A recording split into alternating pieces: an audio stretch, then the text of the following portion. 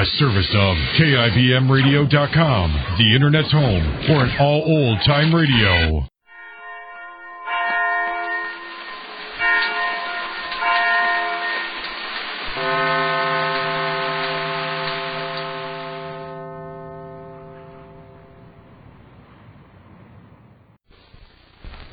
And now, Backstage Wife, the story of Mary Noble and what it means to be the wife of a famous star.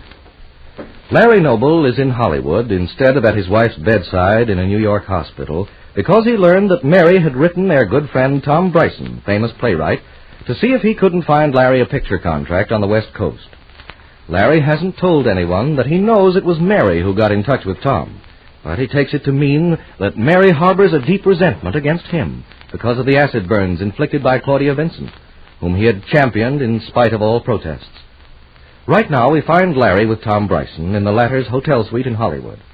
The conversation for some minutes has been noticeably strained, and now Tom says, Oh, look here, Larry, if you think I talked you into something that didn't pan out when I wired you to come out here to Hollywood, well, I wish you'd say so. No, not at all, Tom.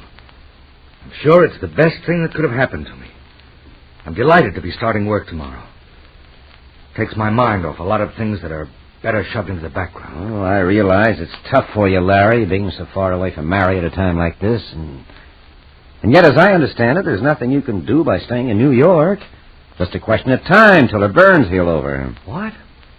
Who told you all that? Well, you did, didn't you? Don't remember saying anything like that, Tom. That's true, isn't it?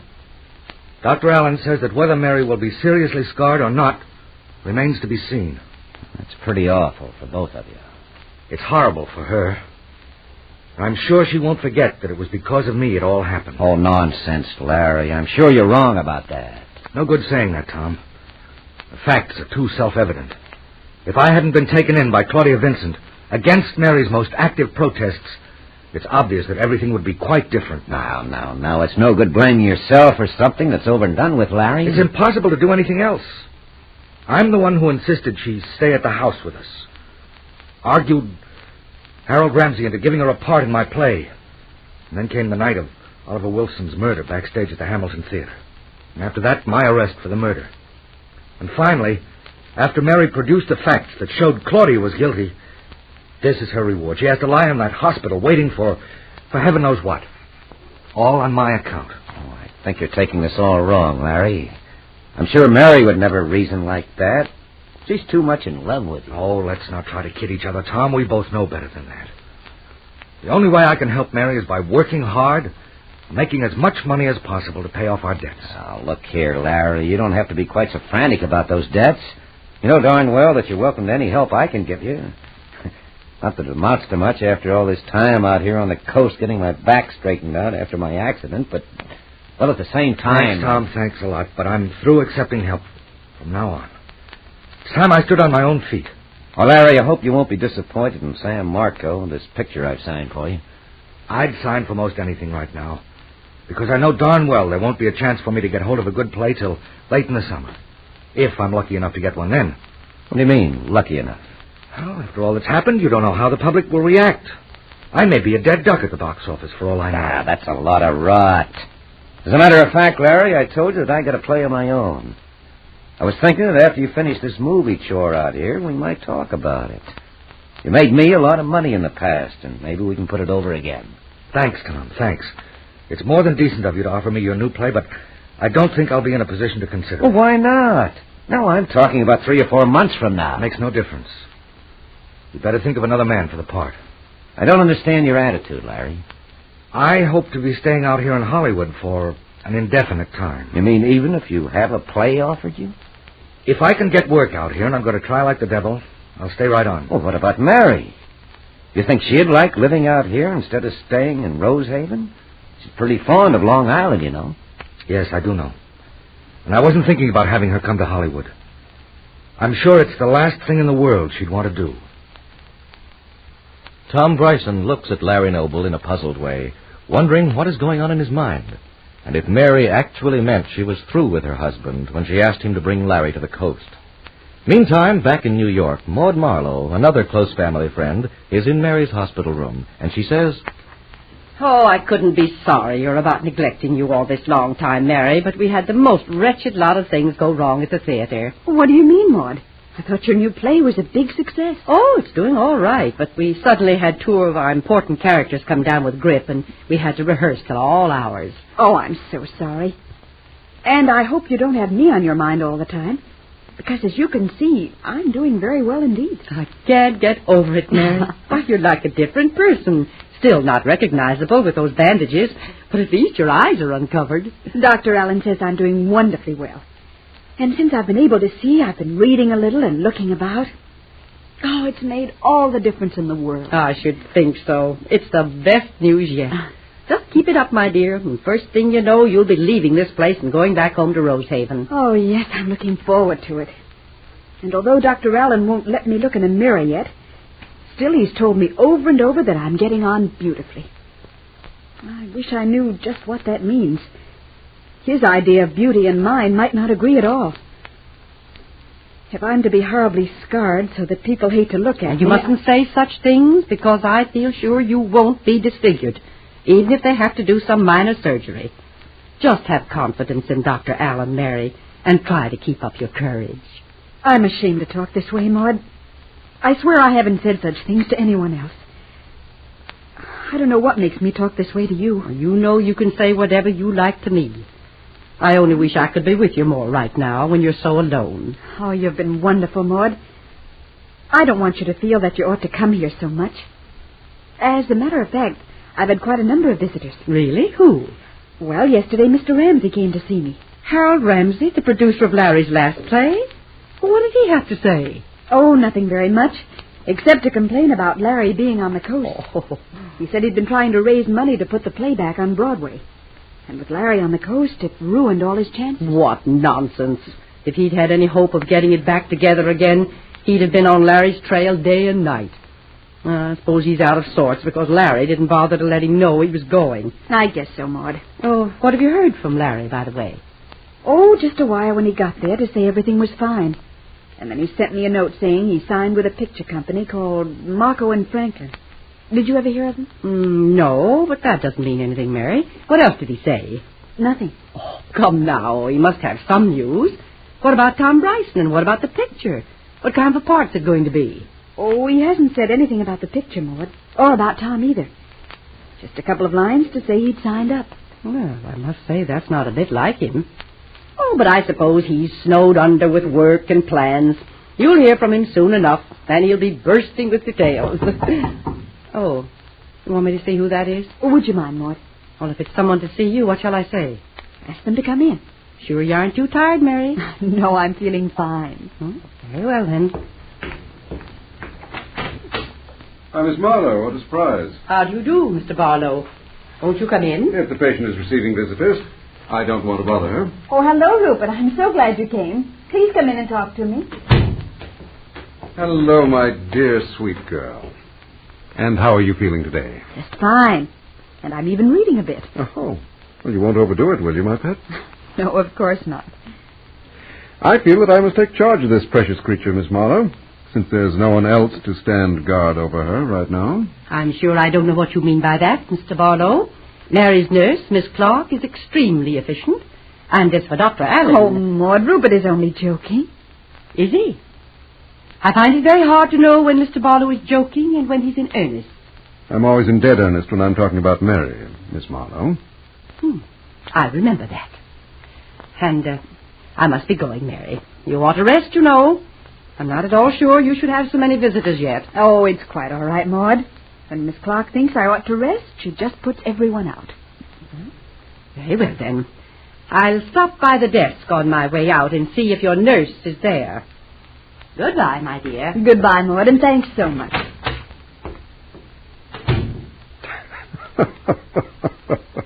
What are you laughing at, Rupert? Oh, that ridiculous old frump, how she loves me. You shouldn't say things like that about Maud Marlowe. She's one of my very dearest friends. Yes, I know. And I never could figure it out. But it really doesn't matter, does it, my dear? As long as you don't let her turn you against everyone else who wants to be your friend, too. Mary Noble is considerably disturbed by Maud Marlowe's obvious show of hostility, as well as by Rupert Barlow's open amusement.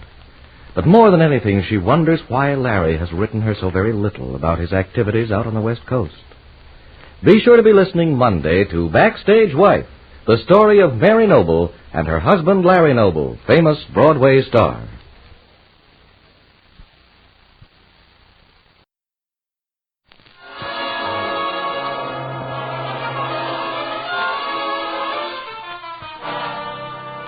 Good evening.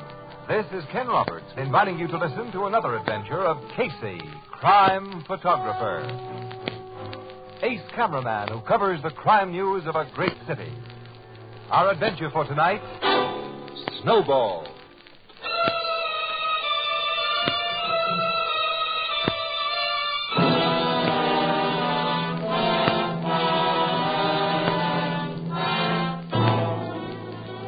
Night, about 10:30.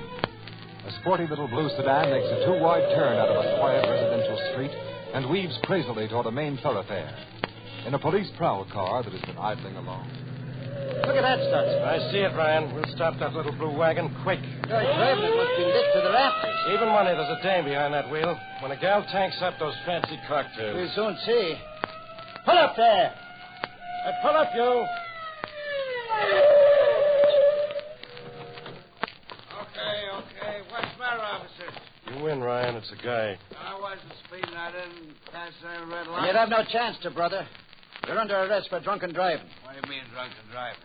It was sober as a judge. We can see how sober you are. And smell. Well, I admit I had a few scotch. Let's see your license and car registration. Well, look, I wasn't so wrong either, Ryan. There's a dame in this back seat. Cover it up with a blanket. What do you mean, Dave? Forget about your girlfriend, mister? I didn't have You're any... drunk. The dame's passed out, Stutzy? Yeah, I'm cold. Hey, she is cold. Huh? Ryan, this woman's dead. Dead? Look at the bruises on her neck. I think she's been strangled. I never saw that woman before. I never saw that woman before.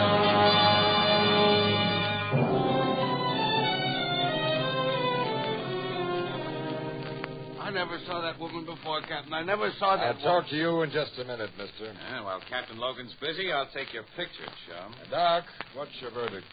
Oh, this woman's been dead about an hour, maybe a little more. I'd say she was strangled about 9:30. Strangler must have had an easy time of it, Doc. That dead gal can't weigh over 100 pounds. Expensive clothes she has on, Casey. I wouldn't know about that, Andy. You think she was killed in this car, Doc, or put here after she was dead? I don't know, Captain. Oh, Sergeant, now that Doc's finished, see if you can find any identification on her. Okay. I swear I had nothing to do with that woman's death, Captain. I've heard their story, mister. Now I'll listen to yours. Now, according to your driver's license, your name is Rasco, right? Yes, George P. Rasco. I'm a respectable The businessman. car numbers on the registration you handed these arresting officers are not those of this car you're driving. Well, that's the reason. That's what happened. My car's the same make, the same model, the same color as this. When I left the party, I made a mistake and got the wrong car. Tell me about the party you left. Well, it was at the Crofts Hall Apartments. A friend of mine lives there, Bob Willis. He invited a bunch of us because his wife is away. What time did you leave this Bob Willis apartment at the Crofts Hall? I was drunk, Captain. I don't know. That sounds like the truth. Remember what you did after you left the party? Well, I just went to my car, I guess, to what I thought was my car. I got in and I started to drive home. You parked your car near the Crofts Hall Apartments? Yes, when I went into Bob Willis.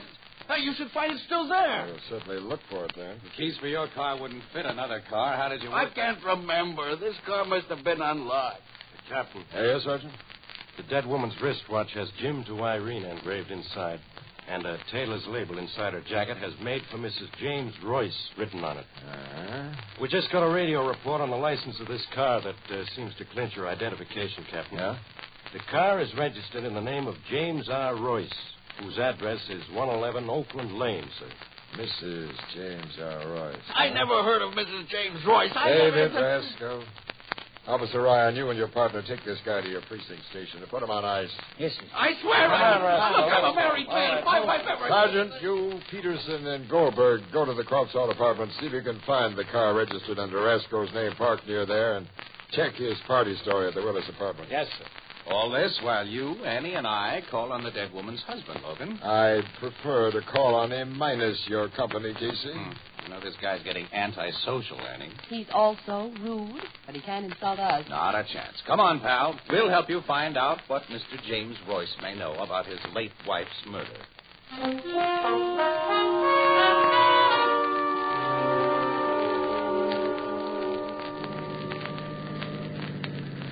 This is the place, 111 Oakland Lane. Neat little house. In a lovely neighborhood. Now we'll see if Mr. James Royce is at home. Doesn't look as though he is, Logan. No light showing in the place. Well, it's after 11, Casey. He's probably in bed. All people aren't night owls like ourselves. Yeah, sometimes forget that, Annie. Yeah, we'll soon find out. That bell should wake him. I'll buzz him again. And longer. I hope he isn't home. I hate this kind of a job, breaking the news of a tragedy. Yeah, me too. You and Casey invited yourselves here, Miss Williams. No. Hey, take your finger off that bell button, Logan, fast. Oh, what? Smell that, smell. No? Here, your nose close to the door jamb. It's gas. Yeah, it's cooking gas. Break the glass panel of this door, Logan. Use your gun, bud. Hurry up. House must be full of it. Reach inside and turn the door. I've got it. Kick out those windows, Casey. Get air in here. I'll fix these. Okay. I'll find the light switch. No, Annie, no. The switch would make a spark and blow us up. The doorbell didn't set this stuff off. I'll use my flashlight to see. That gas will be coming from the kitchen stove. Sure, back this way. Here's the kitchen. Oh, that man. Yes, it's heading the oven. Turn off those burners, Casey, or I see if he's alive. Yeah. Get that kitchen door open, Annie. Get this gas out of here. Quick. My lungs are taking all it. How is the guy, Logan? Finished. Completely. Maybe a full motor. Not a chance, Miss Williams. Guy did a double job on himself. A double job? Yeah, look at this little bottle beside it. Poison. Yeah. A quick shore poison by the label. Well, you can risk throwing a switch now, Casey. Get us some real light in here. Yeah. That's better. Captain Logan, there's a highball glass inside the oven. Yeah. Quarter full. Apparently this guy mixed his poison with a little joy juice after he turned on the gas and drank it and slumped down with his face in the open oven. He was thoughtful of the neighbors. He turned off the pilot light before There's he turned a on wallet the gas. in his hip pocket. Let's see. There's his driver's license. I imagine he... Yep. Our dead guy seems to have been James R. Royce. The husband of that woman who was found. Murder and suicide. You know, suicides usually leave farewell notes. I will look around before I phone the tech squad. Captain, here it is. That big photograph of the woman who was strangled? There's a note on the back of it. Huh? What is it? Printed in red. It was done with that lipstick here on the table. I found the photo. Not short, but not sweet, Logan. I killed her tonight. I find her in my car. Now I'm taking the only way out. No signature. And the note's printed in such big letters, there's no room for a signature. Yeah, that's funny. Printed. With a lipstick. By a man. Couldn't he write? Didn't he own a pencil? Well, it's my guess right now that wrong car Mr. Rasco is going to be in the clear, except for a drunken driving charge. What about you people? Casey! What? We've got you covered on all sides. One phony move and we shoot. Who the heck are you? We're police. You're police. Captain Logan. Your face was turned away from this open door. I couldn't see. I'm Patrolman Spencer, 32nd Precinct. I'll be happy to renew our acquaintance, Spencer, after you tell all the cops with you not to start shooting. Well, there's nobody with me, sir. I surrounded you by myself. Seems your friend Spencer can stretch himself. I guess neighbors heard the racket we made here and phoned the precinct house. Yes, sir. I got the radio report in my prowl cart. What's happened here, sir? There's that guy by the stove. You can help us find out what's happened, Spencer. Yes, sir. Round up the neighbors for a little question bee about Mr. and Mrs. James Royce.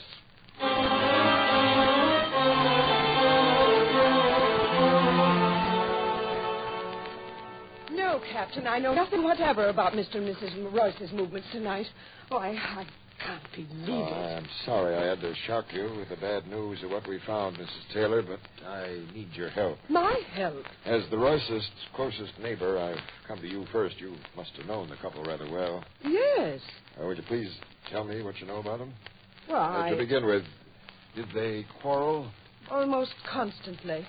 Jim, Mr. Royce, was madly jealous of his wife, Casey. Jealous, huh? And I'm sorry to say she gave him reason. Oh, I don't mean she did anything bad. Irina was simply a pretty, vain little thing who craved masculine attention. But no married woman in this neighborhood has felt really secure since Irena Royce has lived here. You felt insecure, Mrs. Taylor? No, Mr. Casey, I'm a widow. Oh. Now, Mrs. Taylor, in your opinion, could Royce's jealousy have led him to kill his wife and then himself? I've heard him threaten to do what he did tonight. You have? Many times. So have others. Poor Jim had a violent temper, and he often shouted so everyone in this block could hear. Now, what was Royce's job? Where did he work? He was sales manager of the Carlton Judd Manufacturing Company. Carlton Judd. It's a first-class firm, Logan. They make electrical equipment. Casey and I have met Mr. Judd and his wife. What? Have we any? Oh, don't you remember? Last year when we covered the opening of that new slum settlement house on Ivy Street, the Judds had to put up most of the money for it. Wait, I place him now, sure. Big, homely, middle-aged woman and a big, handsome, gray-haired man. Yes, I think I know why you didn't forget him, man. He made quite a play for you. Don't be silly. He's simply a born ladies' man who's naturally nice to every girl he meets. I'll call on the Carlton Judd outfit first thing in the morning. Thanks very much, Mrs. Taylor. Not at all. I'll call on some of the other neighbors now. I think they'll tell you substantially what I have, Captain. Logan. Huh? Your cops can call on the other neighbors. We're going to visit Royce's boss, Carlton Judd. Casey. I've just remembered something you've apparently forgotten, Annie. His address. His address? Yes, Carlton Judd and his wife live in the Crofts Hall Apartments. The Crofts Hall? Where Rascal claims he got in the wrong car with the dead body of Mrs. Royce. Mm-hmm. Interested, Logan? Come on. After I get a report from my cops who are checking Rasco's story about that swanky joint, I may want to talk to Mr. Judd.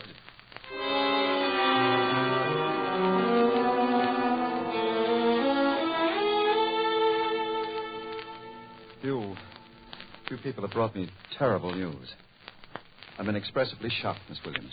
I'm sorry, Mr. Judd. Yeah. James Royce was more than a valued employee, Mr. Casey. He'd become a personal friend, also his wife. Both of them frequently visited Mrs. Judd and myself in this apartment. Why, I'd expected James here this very night. You expected him tonight? Yes, Captain. He was to bring me a contract he expected to close after office hours. When I returned home an hour ago, I wondered why I didn't find it here. Mr. Judd, you said you returned home an hour ago. Well, how long were you out? Why, most of the evening, Mr. Casey. I attended a movie. Oh, with Mrs. Judd? No, I went alone. Mrs. Judd isn't home. Yesterday, she left on a motor trip to California. You have servants, of course, who could have let Royce in while you were at the movies. It so happens I'd given the servants a holiday during my wife's absence. Well, then how could Royce get I'd in? lent poor James a key to this apartment. Royce had a key to yes. the place, huh? I simply can't believe he's dead and had his lovely wife. So was she as lovely as she looked, Mr. Judd? Yes. I considered Mrs. Royce to have been an altogether splendid woman. Well, you knew her. We didn't. Captain, if there's any way I can be of service, please command me. If not, I'd like to be alone. Good night, Miss Williams. But it's really morning, isn't it? Yes, nearly 1 o'clock. Hey, what movie did you see tonight, Mr. Judd? Lost Boundaries of the Empire. I walked home from there and took my time. These apartments are a cinch to get in and out of without being seen. Why do you say that? Just thinking out loud. Are these apartments soundproof? Unfortunately, no. Mrs. Judd and I are often unpleasantly aware of our neighbors in the adjoining apartment. If they weren't now vacationing in Europe, you'd hear one of their radios blasting out dance music. Any further comments or questions concerning my home, Mr. Casey? No. Good night, Mr. Judd. Good night. I shall hold myself at your service, Captain. Thanks, Mr. Judd. And it has been a privilege to see you again, Miss Williams. You're very nice, Mr. Judd. Good night. Good night. Nice. Let's walk down the stairs. You didn't get much out of Mr. Judd, did you, pal? Did you go for that movie alibi of his? You consider that an alibi? Casey, I don't think Mr. Judd knows anything more about those guests than we've just told him. Because you're a sap for his Prince Charming act. Sometimes you talk like a schoolboy, and a backward one. Oh. Well, if you ask me, I think Miss Williams is right. Oh, you've fallen for his personality, too, Logan. I don't fall for personalities. I think this case will be finally written off as murder and suicide by James Royce, and nothing more. Logan, I have a hunch that you're wrong.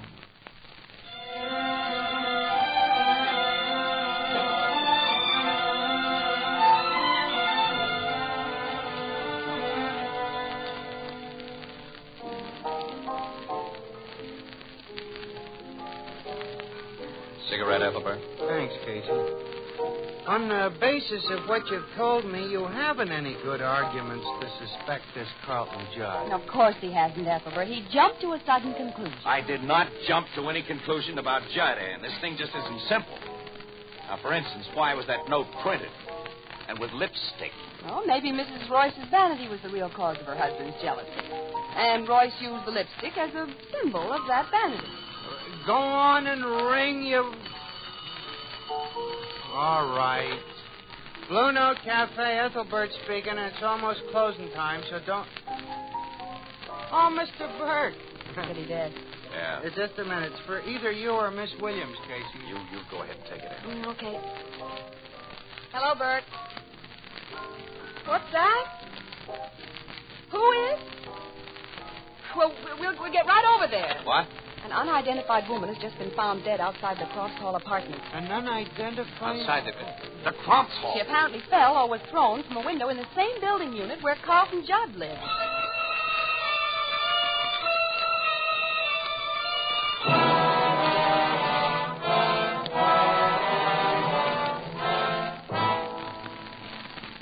The dead woman been identified yet, Logan? Yes, Casey. She's a servant named Mattie Saunders who worked for a Mr. Robert Willis. Robert Willis? Well, that's the man who gave the party where that... Coincidence, isn't it? What have you learned about this Mattie Saunders, Logan? Not much, except she was nosy and a tippler. Nosy? Have you talked to Willis yet? No, I got here only a short time before you did, Miss Williams, and Doc hasn't completed his examination of the body. Doc, how are you coming? Give me another minute, Captain. She's crawling back of these bushes. Yeah, Casey. Where is the Willis apartment? Up on the top floor. You can see its windows up there, all of them wide open. Okay, Captain. Oh, what's the verdict, Doc? That woman's fall was no accident. No? She died between 9:30 and 10 o'clock last evening. Between 9:30 and 10? Yes, Casey. Bone fractures, obviously caused by the fall, occurred a considerable time after the woman was dead. The body was dropped from one of those windows up there to simulate an accident. Definitely, Miss Williams. I'm going up and have a talk with Ron Carrasco's friend, Mr. Robert Willis. Wait a minute, Logan. Wait. I think you'll save a lot of time by paying a visit first to the Carlton Judd apartment. Oh, Casey, Mr. Judd's apartment's on the opposite side of this building. Yeah, this Saunders woman couldn't have been tossed out of one of its windows. They don't face this way. Well, the other apartment on the Judd floor faces this way. And Judd told us the tenants are in Europe. So? Logan, didn't you ever make a snowball and roll it down a hill? You know how it picks up more snow, it gets bigger and bigger until it finally gets out of control? Well, murder can be like that. One killing can lead to another. I think the explanation will be found in Carlton Judd's apartment. Logan, are you going up there with me, or shall I go alone?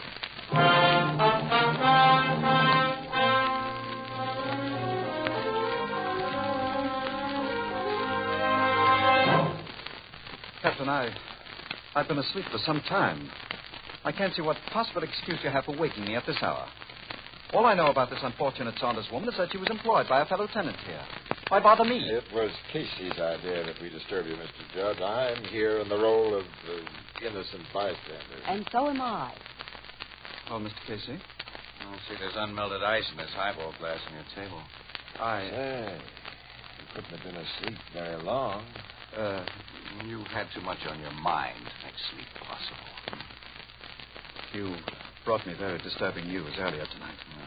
I'm going to disturb you further by telling you a theory I have about the death of Mrs. Royce and her husband. What is this theory? James Royce wasn't the only person who was jealous. Mrs. Royce was strangled to death here in your apartment. You're mad. Mm-hmm. The killer carried the body downstairs to the Royce car and was seen by this maid, Mattie Saunders, who had the reputation of being nosy. Go on. Thank you. I think it was the killer's intention to drive the Royce car containing the body to some out-of-the-way place and wreck it. But the snowball of murder was rolling. It had been picked up. Mattie Saunders, who mustn't be allowed to tell what she'd seen. She was known as a tippler, so the killer probably found it very easy to persuade her to come up to his apartment for a drink. And when she reached there, she was hit on the head.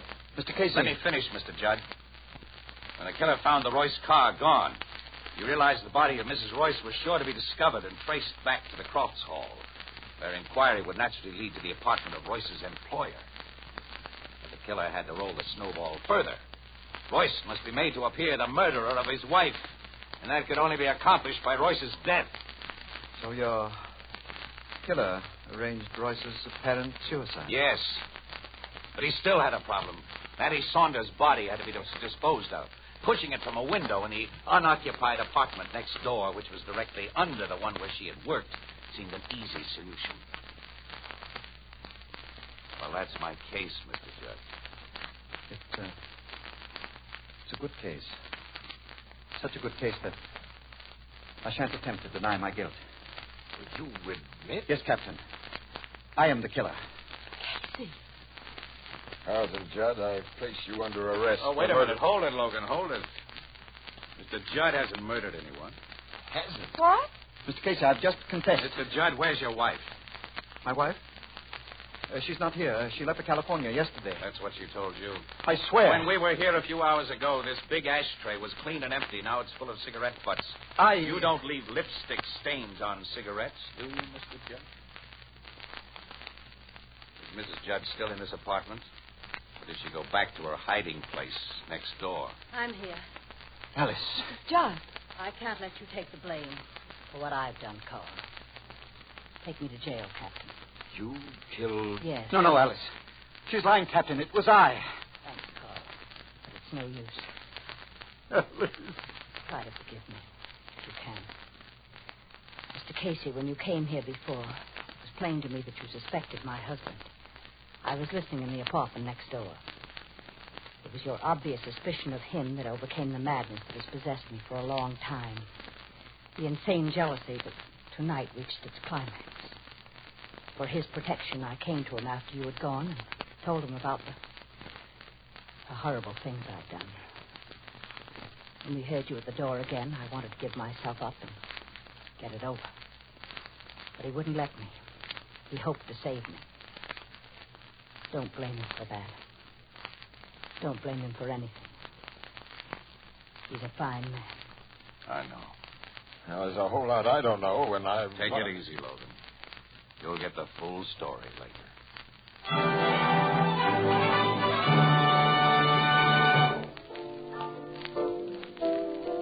This Mrs. Judd gave her husband the idea she was going to California so she could spy on him, Casey, and maybe catch him pulling something? Yeah, Ethelbert. For a long time, she'd been jealous of her husband. And she'd convinced herself that he liked Mrs. Royce much too well. Well, Mrs. Judd hid herself in that empty apartment with her ear to the wall and her eye to the keyhole. And last night, after Royce got those contracts he was supposed to take to Mr. Judd, he had a violent headache. And he sent his wife with him to Judd's apartment instead. Mrs. Royce went there with him and let herself in with a key her husband had given her for just that purpose. And Mrs. Judd jumped to the worst possible conclusion, flew into an insane rage, and never gave Mrs. Royce the slightest opportunity to explain. She simply burst into the room and choked her to death. You know what happened from then on. Yeah, the snowball rolled. What made you finally suspect Mrs. Judd instead of her husband, Casey? That lipstick she used in that suicide setup? No, that wasn't the main thing that made Mr. Judd a difficult suspect in Casey's theory. No, it wasn't, Annie. Oh, what was? You see, the Judd Manufacturing Company makes electrical equipment. After I really started to think, I couldn't see a guy who was familiar with electricity rigging a phony suicide setup with gas. Seems Judd would have known that a faulty doorbell or a switch could throw a spark that'd blast the house to pieces and wreck the whole setup that he'd taken so much pains to leave. I see. Miss Williams, this Casey's a clever guy. Yes, Ethelbert, I agree with you. Come on, Annie. Say something nice for a change. You're quite a guy, Casey. Thanks, kid. What a guy you'd be if you only had Mr. Judd's lovely manners and charm. Ethelbert, I'm almost sorry I didn't frame that mug.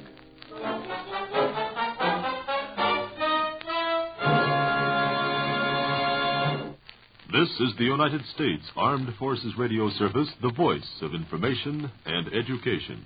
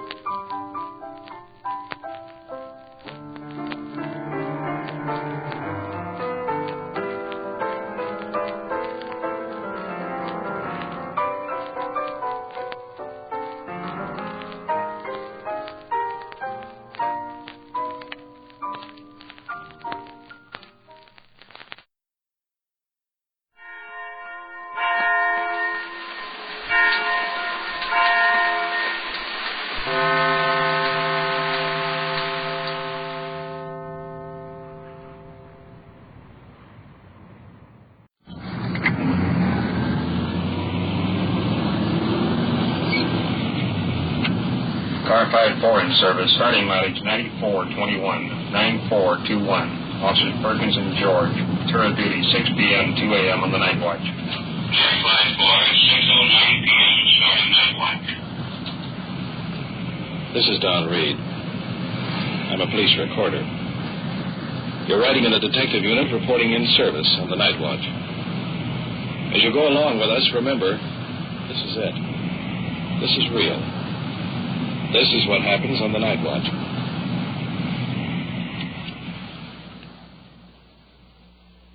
Night Watch, the actual on-the-scene report of your police force in action. There are no actors. There is no script. Every voice, every sound is authentic. The investigations are recorded as they actually occur. Night Watch is presented with the cooperation of the Police Department of Culver City, California. W.N. Hildebrand, Chief. We switch you now to car 54 on patrol and to police recorder Don Reed. It's 6:09 p.m., and we're just starting out patrol on the night watch. By the way, Don, I think we'd better keep in pretty close touch with Control 1 tonight.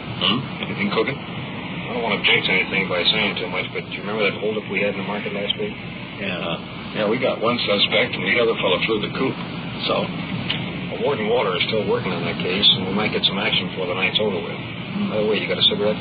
I thought you quit smoking. Well, you know how it is. Control 154. Contact the officer at Dawson Way, holding a shoplifting suspect. 6:11 p.m. 54-10-4. All right, you've just heard that call. I should judge. We're taking off now. I should judge we're just a block or two away, actually, from where this call has been reported. Now, we have nothing further than just what you heard over the air, that a shoplifting suspect is being held, apparently by one of our officers. We're not very far away. We're coming right into a business section. And as soon as we slip along past a few cars, we'll be able to turn onto the boulevard that should produce the scene here. As a matter of fact, we'll have to stop for a boulevard stop, slowing down now and making a turn. Now we're on the street, and it should be in this next block. Isn't that right, Sergeant? Yes, there's the officer right up there. Yeah, all right. Here he is, directly ahead. We're coming into the curb now. I can see the officer standing there. He has a suspect in custody. So let's go along with the officers now.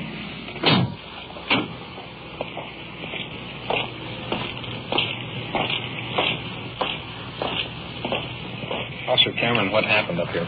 Well, I was walking beat when I walked past Grants. The manager came out and talked to me and says that one of his sales lady observed this woman placing 15 shirts in a paper bag. And when the woman noticed that she was spotted, she immediately placed the shirts back and started out. However, the manager talked to me and pointed out the woman, and I stopped her, and after interrogation, I called you. Is that the woman over there? Yes, it is. Let's go over and talk to her. I can see the shoplifting suspect standing in the archway of this store in custody of another officer, and she's dressed in a short-sleeved sweater with a light blue skirt. As I'm entering this alcove, I have the feeling I'm talking in a tunnel. Well, now, here's the picture. The suspect is unusually nervous and has a strange blank stare, almost as if she were looking at you, but she didn't see you. Now, the sergeant is questioning her about shoplifting 15 shirts. But I can tell by the expression on his face, there's something wrong here. I don't know. That's why I put them back. You ever been arrested before? Yes, I have. I don't know what it was. It said offering or soliciting or what. I don't know, but one or the other. Just one. I noticed that you have some marks on your arms there. What are they from? I fell about 2 weeks ago. What about this scar on this arm over here? I don't know what that scar is. Have you ever used narcotics of any kind? No, I haven't. Have you ever been arrested for narcotics? No, I haven't. No. It's very similar. I notice on this one here, and I notice a little mark up here. That is where I fell. This scar is comparatively new. That's where I picked it. I fell. 2 marks in there in addition to the scar. No, sir, they're not no marks. It's where I fell and scratched my arm on the How about this fence. one right here? I don't know what that is. I guess it's just a pimple like over here on this other one. Well, there's 2 little points right on that one there. It's the The skin of it is there. It's not a pin mark. See there? I think that you're going to have to be held on a narcotics charge. Until we can have this checked.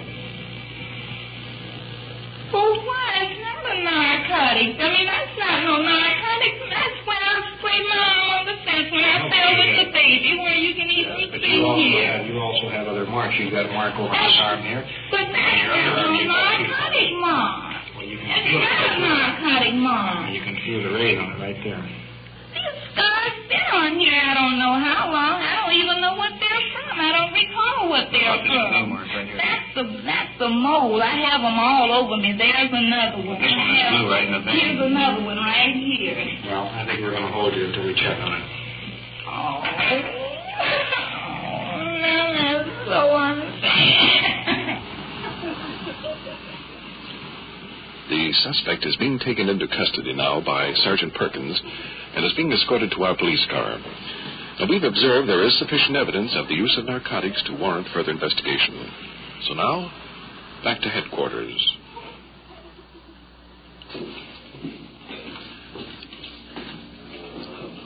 I'm speaking now from the Detective Bureau and Police Headquarters. And Sergeant Perkins has already explained to Lieutenant Conlon, Chief of Detectives, the circumstances regarding the arrest.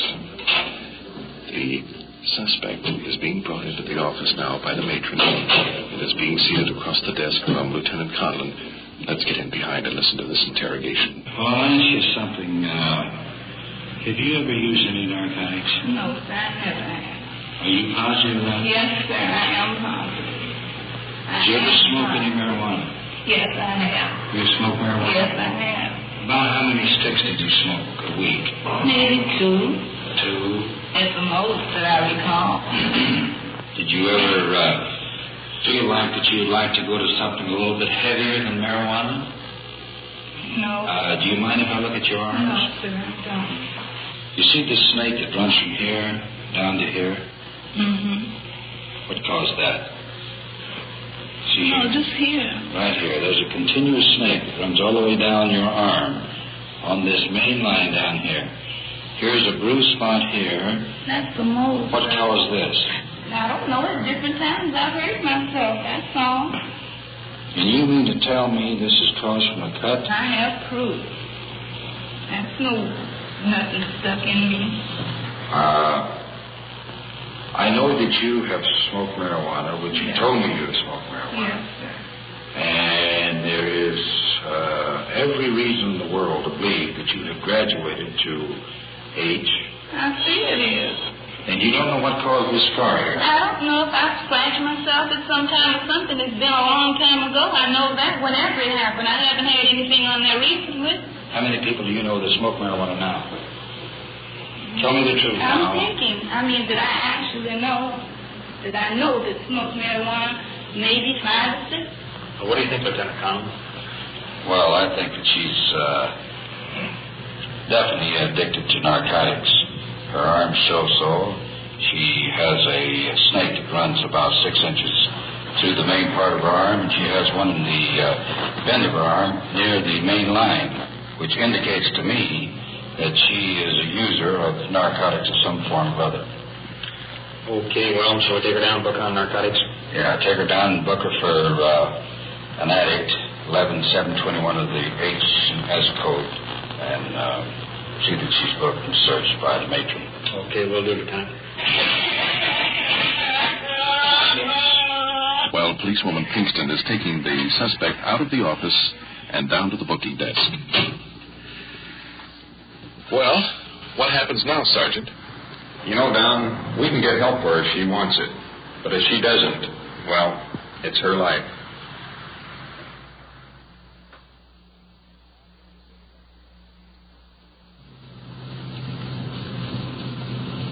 We've been back on patrol for better than 30 minutes.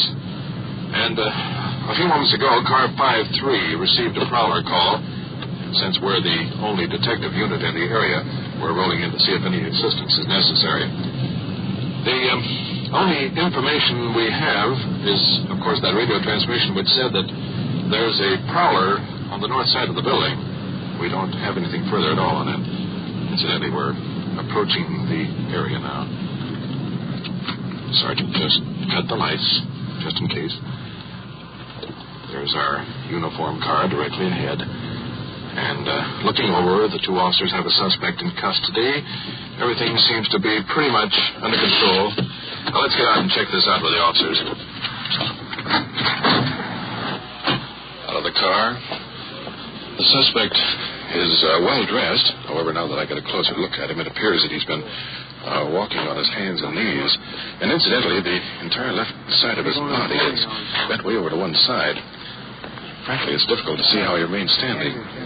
Officer George and his partner are questioning the suspect. Let's move in a little closer. Don't live no place, sir, but I am staying at the hotel. So you live at the hotel now? No, sir, I do not. Tonight I do. Yes, sir. Oh, that's what I mean. Yes, sir. What are you doing around those apartments back there, a couple blocks back? Wandering around behind them. I don't believe I was, sir, but if you say I was, you have it. The situation is obvious. The suspect appears to be under the influence and is listening to the port side, I'd say about 30 degrees. Consequently, when he tried to walk down the street, he wound up going up someone's driveway in the dark, bumping the sides of buildings. Result, a prowler call. What have you been drinking? Scotch and water, sir. How much?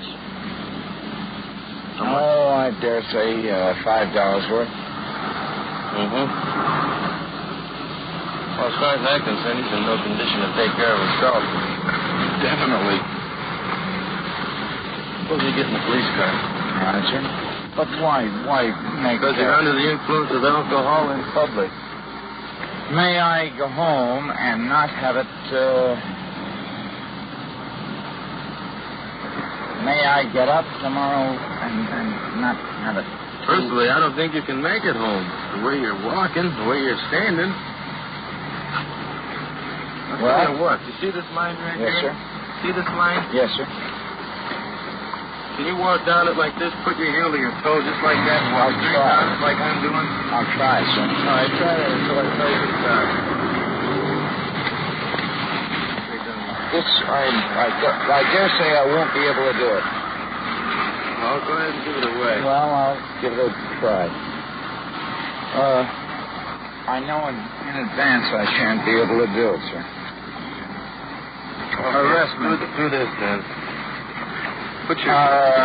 This business, maybe I can do that. But if you're going to arrest me, I'm sorry. Well, we're sorry, too. Suppose you get in the police. That more or less speaks for itself. The suspect is under arrest and is being placed in Unit 5-3. So, let's get back to our car and continue patrol on the night watch.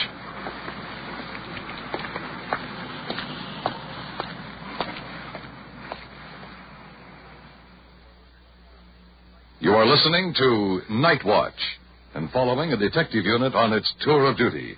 Every voice, every sound is authentic. The investigations are recorded as they actually occur. We'll bring you the final results of tonight's cases at the conclusion of the Night Watch. Defense of our country is not a responsibility just for the military. It's up to every one of us to help. The Air Force has formed the Ground Observer Corps as a nationwide civilian component of the Air Defense Command. Sign up to become a Ground Observer Corps volunteer in your locality. Write or telephone your nearest Civil Defense Center. Now we switch you back to police headquarters and police recorder Don Reed.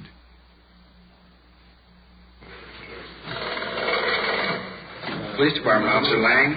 That's it. Yes, just a moment. He's standing right here. Sergeant Perkins, for you. Thanks. Perkins?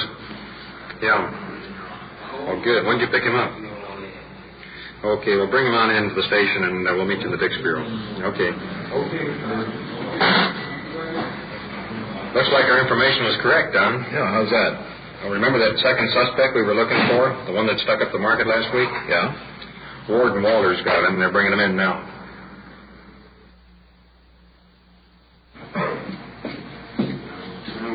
It's 11:40 p.m., almost an hour since we received that phone call. We're located now in the Detective Bureau here at headquarters. In just a few moments, the 211 suspect we were referring to will be brought into the office. Incidentally, 211 in police terminology means armed robbery. It'll be a moment or two, so let me fill you in on the picture. Last week, 2 men held up a market. Fortunately, an alert citizen got the license number of the getaway car. Result, 1 suspect was captured that night. That was last week, you may remember. However, the second suspect, or the older one of the pair, managed to escape arrest when the 2 split up that night.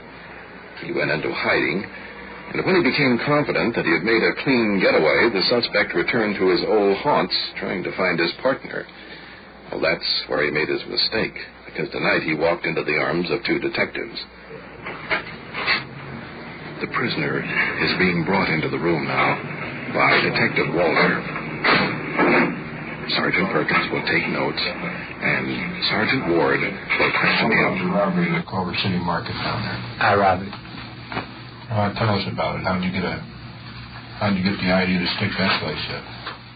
Well, we looked around, and it was a market, with a cash register in the front. And not having any experience, I said, well, that's the place to go right there. Oh, it's easy, Anybody could do it. It's not too good. Fact is, I've been a pretty good man, but I'm not anymore. Now, the way it happened, we went in. I said, you take the money, and I'll watch everybody, So this guy, he gets a jar of peanut butter. Said, how much is that? She told him. He reached in his pocket. Said, you got change for 10? He didn't have a dime. She said, yeah. And she opened the cash register. So I pull out this gun. I said, all right, get the money. She said, quit that. I guess it didn't look much like a gun to her, but it was. Pretty good imitation, at least. I said, here's your head. Open that thing again. You got real mean. Oh, yeah. So she opened it. Of course, I wouldn't shut. But anyway, she opened it, and he took the money, and that's all there is to it. What was the motivating factor of it? I'll tell you exactly the whole story. I'm a robber. I came out of the Veterans Hospital, and I said, well, now, I've got to loaf a while before I go to work. I had a little money. So I went over. They got a son. I said, he's AWL again. 4 times since you saw him. He's been drafted in the Army, and he's been AWL 4 times. Said he's married. He's got a wife here. He's going to have a baby in about 3 weeks. Well, then I met his wife. I said, I'll send her to the hospital. I'll send her. I ain't got no money. I said, you can get out and make some, can't you? You're a great big boy now, 21, in the Army. I thought, that's him. Can't even go to the doctor. Hasn't got a dime. I said, well, look, you're no good. You've never been. He's a, purse snatcher. Snatches purse from women, thing like that. And he's a big husky, too. But anyway, I said, well, why don't you do something and get some money? What can I do? I said, I'll show you. I said, you got a gun? No. I said, I'll go get one. We'll rob somebody. We'll put the girl in the hospital and take care of her. Okay. Said, they won't do no more for you that than they will for robbing women. Got me an old, pretty good imitation of a gun, and went down. And I said, let's go. How we do it? We'll just pick a place. Rob them, that's all there is to it. I ain't never had no experience at all. Now, he claimed he had, but now you'll find that's a lie. He said him and Bulldog, the guy that's in jail for forgery, in prison, rather, said him and Bulldog used to rob these places. You'll find that's a lie. I bet you $10 he never robbed a place before in his life. No, I didn't. But anyway, we went in, robbed the man, took the money, and drove on home. I said, now go in and give your wife the money. Tell her to go to the hospital and so. No, I said, I got to get out of town. They might have got the number of this car. How much money did you get? I don't know. He had it. Now, as it was closed, I'll tell you what, I can tell you within $20 what it was. It was between $180 and $200. Uh-huh. Yeah. Did he keep all that money? Oh, no. We split it up. Split it up. Boy, evenly, 50-50. But there was between 180 and 200. How long did you shop around before you figured that you'd hit this Culver City market? Quite a while. What I mean, we looked over 3 or 4 places. At least 2 that was undecided about. Both of them markets? Yeah. Remember where they were? No, I don't even know where this one was. I could find it again, you know. Uh-huh. But I don't even know where it was. What made you pick this particular place? Any particular reason? No. Now, he picked where he's appointed, you know. And I just picked this one because I was looking for a market. And I picked this one, I guess because I thought it was easy, you know. It looked like it had just, well, it was awfully easy to rob a place. Anybody could do that. That's nothing. You remember going in the market 15 minutes before you stuck the place up? We went in there. It wasn't 15 minutes or something. I'd say half an hour before. Yeah, went in there and he bought some chewing gum. What were you doing then? Sort of casing the place? Sure, looking over. Uh-huh. Well, when you both went in there, you both knew that what was going to happen. Oh, yeah, we went in there to rob it and did rob it. I mean, you discussed it before you went in there. Sure. What if that guy in there would have... But I still went to jail because I was going to tell a man. That's the first time in my life I ever took anything from anybody. And do you know what I can do? I can make your eyeballs bug out. With what? With a gun.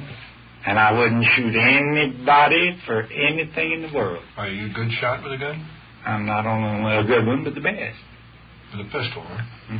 Our rifle. I was 7 years an instructor in the Marines. Teaching that every day, shooting every day. We have a bob and target. If either one of you in service, you know what a bob and target is. It doesn't go up and down like it sounds, but it goes this way. Yeah. You know, it's made of cardboard. A silhouette. Well, each time it turns, every 3 seconds, you see. It's 3 seconds toward you and 3 seconds away. You shoot that one time, then once you're ready, you shoot again. I was working on it range for about a year, and I said to Thomas was world champion at the time. I said, how many times could you hit that on one turn if you wanted to? He said, I don't know. 2 or 3, I guess. I said, let's try it. So we come up, when it turns, bang, bang, bang. Get 3 hits on it, you know. I said, man, practice that, he can get fast. I said, it might help a man sometime. You know, you get down in the jungle. So we start practicing. And Thomas, he said, well, we don't do that in the national matches. You know, in Count Perry, you don't do that. So he didn't fool with it. But I kept on. And I could put one shell in the chamber, 7 in the clip, and on one turn, I'd hit that 7 times straight, and one time it would be turning, one long one, you know. I could hit it 8 times in 3 seconds. So I used to watch, and fellas come up with these blue and gold badges as distinguished, you know. I'd say, after they'd shoot this, that's the last thing you shoot at, see bob and target. One time every 3 seconds, you know. I'd say, if you wanted to, how many times could you hit that on one turn? Well, I don't know, 2 or 3, I guess. Let's try it and see. So I'd tell the man, all right, run it again. He'd run it, and I'd blam, blam, maybe 3, sometimes 4, you know. I said, it seemed to me like a man ought to get that 6, 7 times. No, that's too fast. I'll tell you what I'll do now. I don't know, but I bet you that I can hit it 8 times in 3 seconds. I bet you a dinner at the club. That's a bet. I used to eat dinner every day on some poor sucker, you know, because I practiced it over a year. Well, one day our captain come down. His name was Colony. And he said, what kind of racket you got here? And I said, I don't know what you mean. He said, every day I see you in the club eating. You never pay. I said, I get these suckers, and I bet I can hit that bob and target 8 times in 3 seconds. 8 times? Yes. He said, well, meet another sucker. And I said, I bet you can't do it. I'd like to see it. So I eat off of him, too. What would you have done if that guy in the store would have pulled out a gun? I'd have shot it out of his hand, shot his arm. I could hit his arm easy. I could hit one eye. I told a man one time, and I wasn't lying to him. I said, I'll shoot out your right eye or your left one, and I'll drill you another between them, just whichever you want. Did you have any shells for that gun? No. It wouldn't take a shell. Well, now, wait just a second. You said this man had pulled a gun on you. You'd have shot the gun out of his hand. How could you... Yeah, I'd have hollered bang, bang. Hey, now listen, fellas. I'm going to plead guilty to robbing the man, please. I am. I'm going to plead guilty. I won't make no excuses, and I won't tell nobody I was doing it for somebody else because I wasn't. And everything you told us is... Everything I've told you is true. I'm just going to plead guilty. What about this $3,000 market job that you told this kid that you were in on? Oh, I've never told him in my life. That's what he says. Did you ever stick up any place else? No, never have. Did you ever tell this kid that you stuck up? No. No, he was the one that was sticking up, and I told you. I said, I bet you $10 he'd never stuck up a place in his life. He was green as I was, greener. When you bought this gun, did you have any intention of using it for... That was what I was going to do with it. You fully intended Oh, yeah. Well, you bought the gun after you met this kid or before? After you met him? Yeah. After we planned to rob his place. Someplace, not this one. Just rob a place. Okay, we'll take him back and lock him up for the night then. Right. I'm sorry. Oh, you got some trouble with it. That's all right. We get paid for it.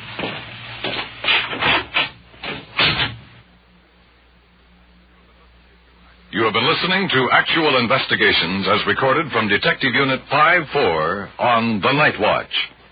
And now back to Police Headquarters and Chief W.N. Hildebrand. In the case tonight of the woman arrested on the charge of shoplifting and suspicion of being a narcotic addict, the department store manager dropped the shoplifting complaint in view of the seriousness of the narcotic charge, and in order to help this department obtain the proper treatment for her. The last case heard tonight cleared our records of the market holdup, with both suspects admitting their participation in the armed robbery. I might mention at this time the penalty for this crime is a minimum of 5 years in the state prison. One of the keys to the quick solution of this case was an alert citizen taking the license number of a suspicious car. Given this information, our Detective Bureau, under Lieutenant Bob Conlon, followed the trail for over a week before finally locating and arresting the second suspect. Our city presents a difficult problem of police work because of our geographical location. We are located in the heart of a large metropolitan area. My department is cooperating to bring you the on-the-scene action of the Night Watch to show you the important part that you as a citizen can play in keeping your police department an effective organization. If through this program we can further that cause, then our efforts will be well rewarded. Thank you, Chief Hildebrand. You have just heard on-the-scene reports of your police force in action. Every voice, every sound has been real. Night Watch, brought to you through the cooperation of your police department of Culver City, California, is produced by Sterling Tracy and Jim Hadlock, with technical advice by Sergeant Ron Perkins, and described in the field by police recorder Don Reed.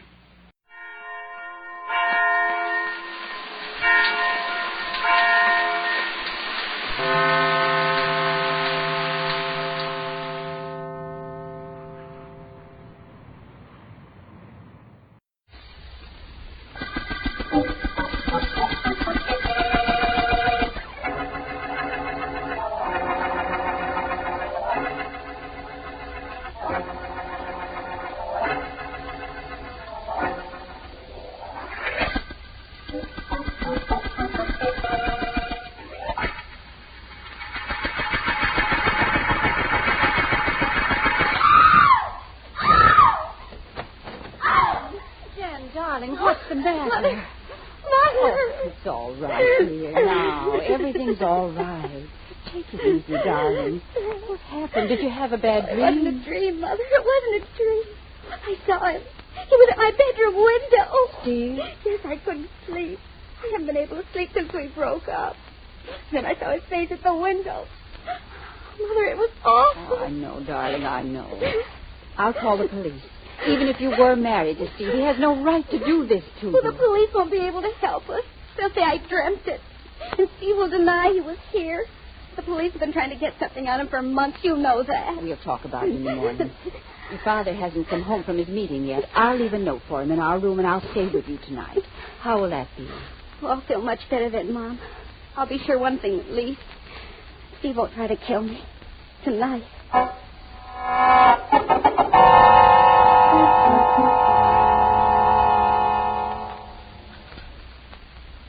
She's sleeping now, David, but she was restless all night. What do you think we ought to do? I don't know, but I'm going to do something, I'll tell you that. Eat your breakfast, David. I don't want any breakfast. I want to do something to make sure Steve doesn't bother Jan again. And I'm going to do it. I told Jan last night, and I'll tell you now, David. The police will take care of him. When? After he kills Jan and makes a nervous wreck of her? Oh, no, Helen.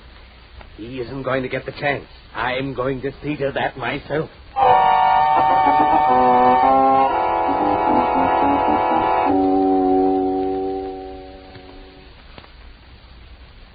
Red queen and a black king, Steve. I know. I see it. Okay. I thought maybe you missed it. Why does a guy play solitaire, anyhow?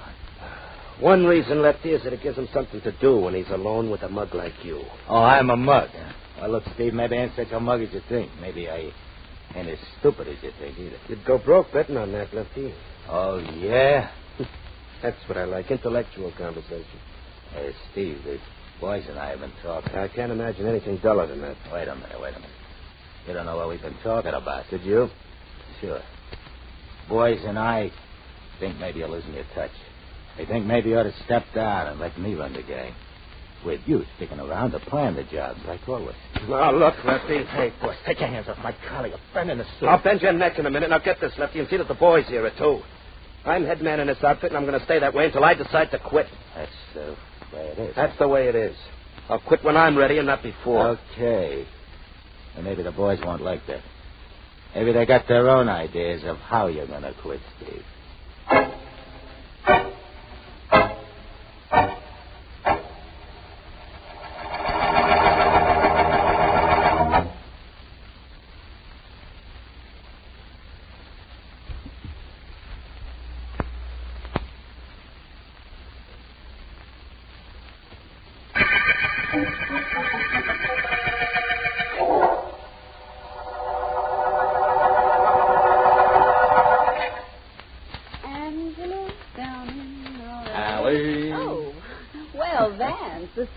Investigator. I didn't know you crooned. I didn't know you were typing the lyrics of the song, Ellen. Oh, I'm not. I'm writing up the details of your last investigation, the tip-top murder case. And singing helps me type. If you ever want to get your typing finished, I suggest you sing something a little faster. Now, you didn't come out of your private office just to increase my musical tempo, did you, Vance? No, I just wondered if the district attorney had called before I came in this morning. Nope. No word from Mr. Markham. If there had been, I'd have told you. I thought perhaps you might have been too busy trying to remember the last line of the lyrics of that song you were singing. Vance, nobody has to worry about the last line of anything when you're around. Oh. Yes? Is there something I can do for you? Not unless you're Philo Vance. I'm Vance. What is it? Oh, hello, Vance. I'm Steve Cayley. I want to talk to you. Can we go into your private office? Come on. I don't want to be disturbed for a few minutes, Ellen. Right, Vance. Come in and sit down, Cayley. Thanks. You've heard of me, Vance? Never, in a very complimentary fashion. That was good for my business. Was good? That's right. I want to quit.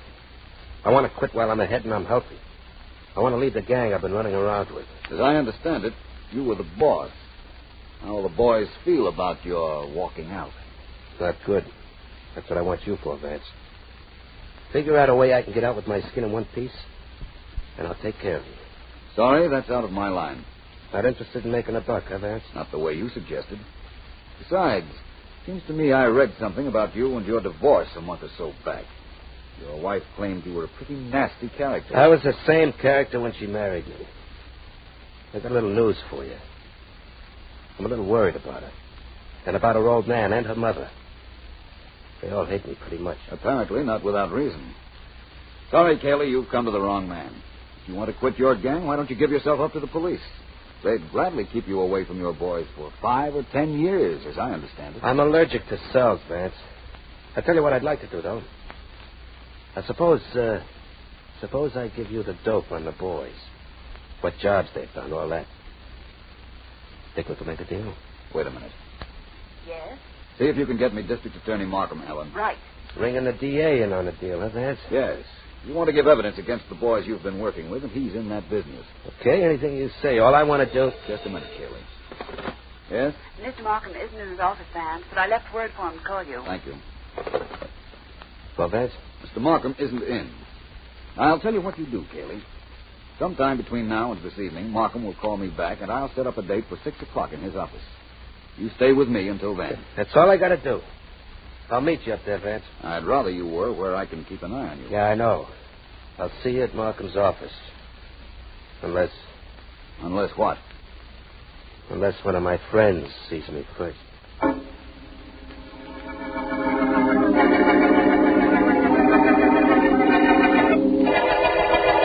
Your friend is late, Vance. Steve Cayley isn't my friend, Markham. I doubt whether he's anybody's friend. But you're right about one thing. He is late. He's supposed to meet me here in your office at 6. It's 6:20 now. Maybe he got cold feet. He seemed to be worried about the rest of him being cold in the event he met one of his enemies. But I don't... Excuse me. Of course. District Attorney Markham speaking. Hello, Markham. This is Douglas in Homicide. Are you busy? A little. I'm here in my office with Philo Vance. Well, how would you like to come up and look at a brand new murder victim? Oh, it's hardly my idea of fun, Douglas. What's happened? Got a corpse up here at 300 Roslyn Drive. I think maybe you ought to come up. I will as soon as I get through here. Vance and I are waiting for a man named Steve Cayley, and after he arrives, I'll meet you up there. You're waiting for Steve Cayley, huh? Well, Markham, you're liable to have a long wait. The corpse I was telling you about once answered to the name of Steve Cayley.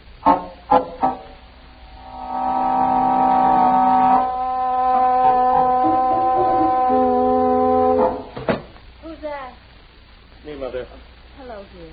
You're late coming home. Stop off somewhere? Yeah. Where? Don't bother me. David. I'm sorry, Mother. I didn't mean that. No, where's Jan? I don't know. She's out, too. I thought she might have stopped by at your office for you. She might have. I wasn't there. Where were you? Nowhere. Just walking. Deciding what to do about Steve Cayley. You mustn't do anything about him, David. He's caused us so much trouble already. Don't make things any worse. Promise me you won't. All right, Mother. But it's a little late for me to be promising anything where Steve Cayley is concerned.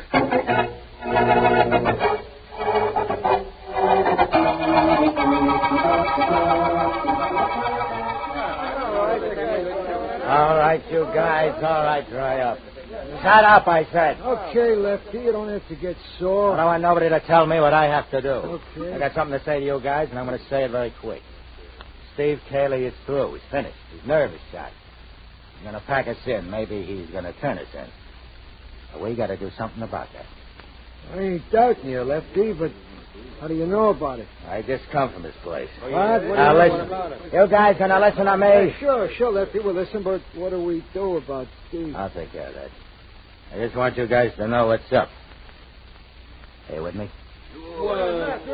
Okay, so you know how we feel, Lefty. Now, who does the job on Steve? Well, I just wanted to find out how you guys felt before I broke this to you. None of you guys has to worry about knocking off Steve. That's been taken care of already.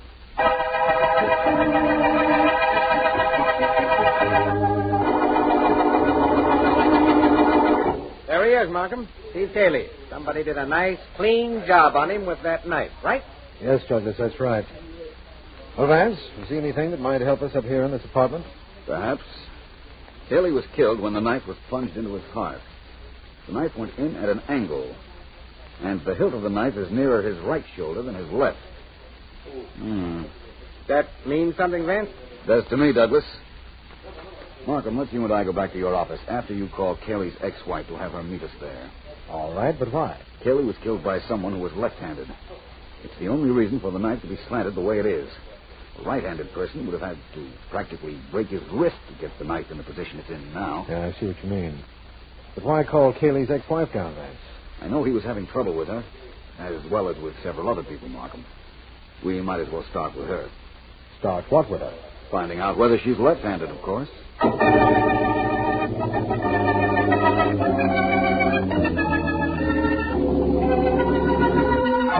Miss Clark, you're using your maiden name now, of course. Yes, Mr. Markham. Miss Clark, your ex-husband was killed by a person we believe to be left-handed.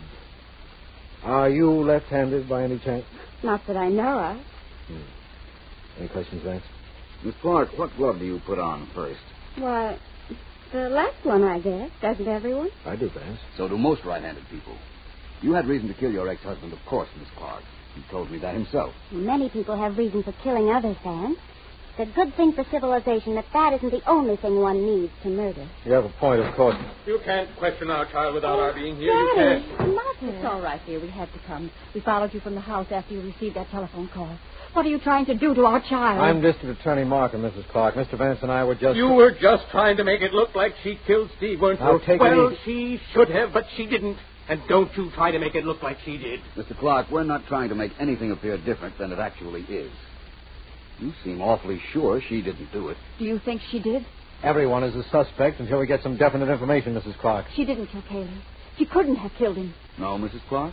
Why not? Because I did. Mother. Don't believe her. She had nothing to do with his death. I killed him. I killed him myself. Did you, Mr. Clark? How? Oh? Well, I shot him.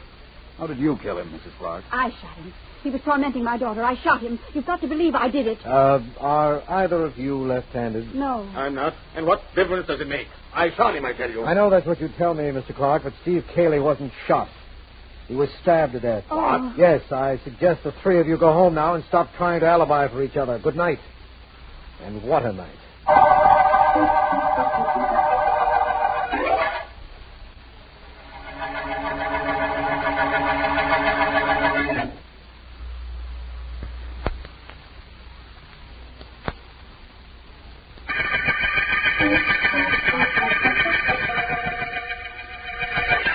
This is District Attorney Markham. A left-handed murder case opened with the killing of gang boss Steve Cayley. Philo Vance is sure a left-handed killer did the job. And our suspects include Cayley's ex-wife, Jan Clark, and her father and mother, although none of them admits to being left-handed.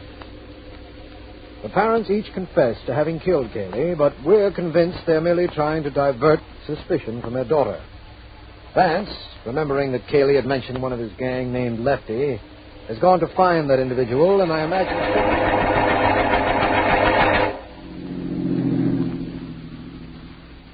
Look, Lefty, you sure you got this thing figured out right? Sure. Sure, I'm sure. Look, you see that traffic light? Well? It's got to turn red, ain't it? And when it turns red, a car's got to stop, don't it? Sure. Well, there ain't much traffic up here. When a classic car pulls up to stop for the light, you get up on one side of it, I get on the other. We count the driver, we take the car. We need a classic car for the big job I got in mind. Okay, if you say so. I don't argue with my new boss. So he's the new boss, eh? That means he's Lefty. Who are you?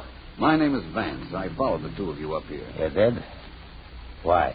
Steve Cayley mentioned you when he came to see me just before he was killed. He told me where I could find you. I went there just in time to see you leaving, so I followed you. So you found us. Hooray. Lefty, I'm taking you down to see District Attorney Markham. We've got some questions to ask you. We think... I figure you don't like questions, Lefty. That's the reason I count them with my gun. You practically broke his skull. Good for him. Leave him here. Let's beat it fast.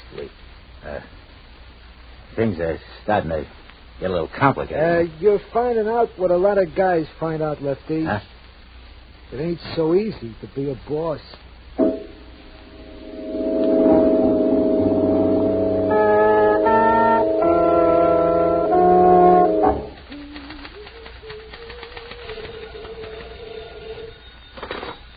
Philo Vance's office, Miss Deering speaking. Ellen, this is Markham. The district attorney. I give up. I did it. You've got me, partner. Ellen, this is serious. Something's happened to Vance. No. I've just got the report. A man was picked up on the corner of Fort Wayne Drive an hour ago and rushed to the Mercy Hospital. What? He's been hit on the head. What makes you think it's Vance? The description and identifying cards in his pocket. I'm positive it's Vance, Ellen. I'm on my way up there right now. So am I. Thanks for calling me. I'll get there right away. I'll meet you there. I'd like to get my hands on whoever it was that hit Vance. Believe me, I would. You'd like to get your hands on him. I'd like to get my nails in him. I'll meet you at the hospital in 20 minutes.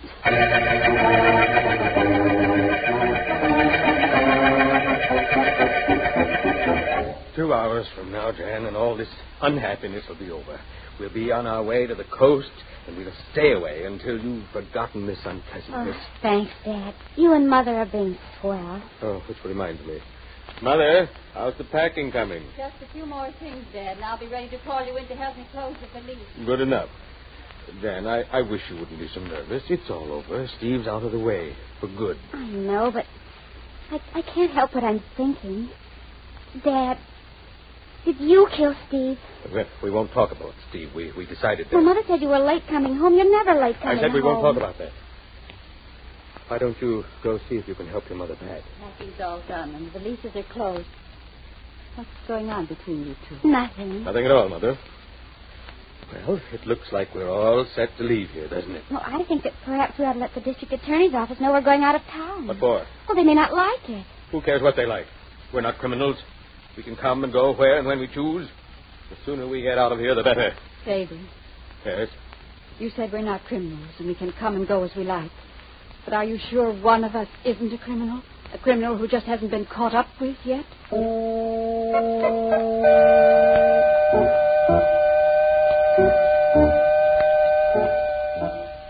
How does your head feel now, Vance? Not good enough to listen to you do a chorus of Sally in our alley. I'll tell you that. Nice of you to come up, Ellen. You too, Markham. We're certainly sorry to see you in this hospital, Vance. I assure you it's much more comfortable lying here than it was on the street corner. Though if the truth is known, I don't remember much about lying on that corner. Take my word for it. The pavement was hard. Take my word for it, that smack on my head was harder. You sent anybody out to get this lefty person, Markham? I sent Douglas. He's Sergeant Heath's best man, Vance. He'll bring him in, don't worry. And I'm very anxious to talk to him for two reasons. One of them is the fact that he's responsible for your being in the hospital, and the other is that name of his, Lefty. I know what you're thinking, Markham. Lefty and a left-handed murderer. Is that it? With the motive he has, yes. But supposing it turns out not to be Lefty, Vance? I have an idea. Please let it have something to do with me for a change. It has. You're going to leave here. Me and my big mouth. What do you want me to do, Vance? Get the Clark family up here, Markham. Father, mother, and daughter. I want to see them all in this room. Suspects can come up, but I've got to go. What's the use of being honest? You can stay, Ellen. I was only teasing. Oh. Markham, you get the Clarks here and see that the heat in this room is turned on as high as it will go. I'll try and solve this case from a hospital bed. Vance, you've said an awful lot of things that have confused me on an awful lot of occasions, but that last statement of yours makes me wonder just how hard you did get hit on your head. Worried, Markham? Yes, I am. You do as I ask, and you aren't the one who should be worried about me, my friend. It should be either mother, father, or daughter Clark.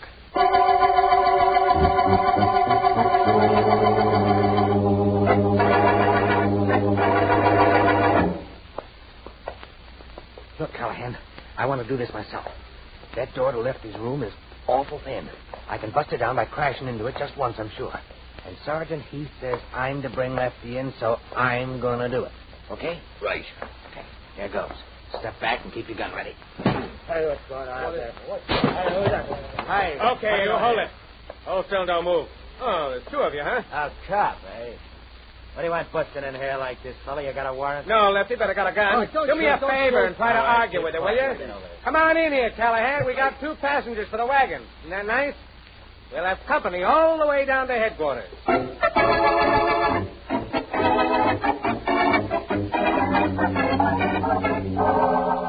It's terribly warm in this hospital room, Vance. Are you sure you're comfortable? Yes, Miss Clark. But thank you for being so solicitous. I hope Mr. Markham's call didn't interfere with your plans. Didn't interfere? Of course it did. We were leaving town. It probably made us miss our train. The last I heard, there were other trains. Your information is still correct, Ellen. Mrs. Clark, if somebody threatened the safety, perhaps even the sanity of your daughter, you'd take steps to prevent that from happening, wouldn't you? Of course I would. And so would I, Vance. I'm sure you would, Mr. Clark. And I'm sure that Steve Cayley was a constant threat to your daughter. Look, we've already confessed to killing Steve. But neither you nor the district attorney would believe us. Of course we wouldn't. You both said you shot him, and Cayley was stabbed. Vance, we're not getting anywhere. I imagine that's so. Oh, all right. The Clarks can leave if they like, Markham. I guess a case can't be solved from a hospital bed after all. I'll help you out with your coat, Miss Clark. Thank you. I'll be ready for it in a second, as soon as I find my gloves. I'll help you look for them. Well, they're not under the bed. Well, I'm sure they were on this chair. I remember putting them right there on top of my coat. Oh, here they are. They must have fallen on the floor. Well, we still might be able to make the train if we leave right now. Goodbye, Mr. Vance. I'd like to shake hands with you and wish you a speedy recovery. Thank you, Mrs. Clark. Well, Mr. Clark, want to shake hands with me? No. I will. No hard feelings, Mr. Vance. Pardon my glove. That's quite all right, Miss Clark. Where's your other glove? Right here in my hand. Why? I just wanted to be sure you had it. Because I'm very sure we have you as Steve Cayley's murderer.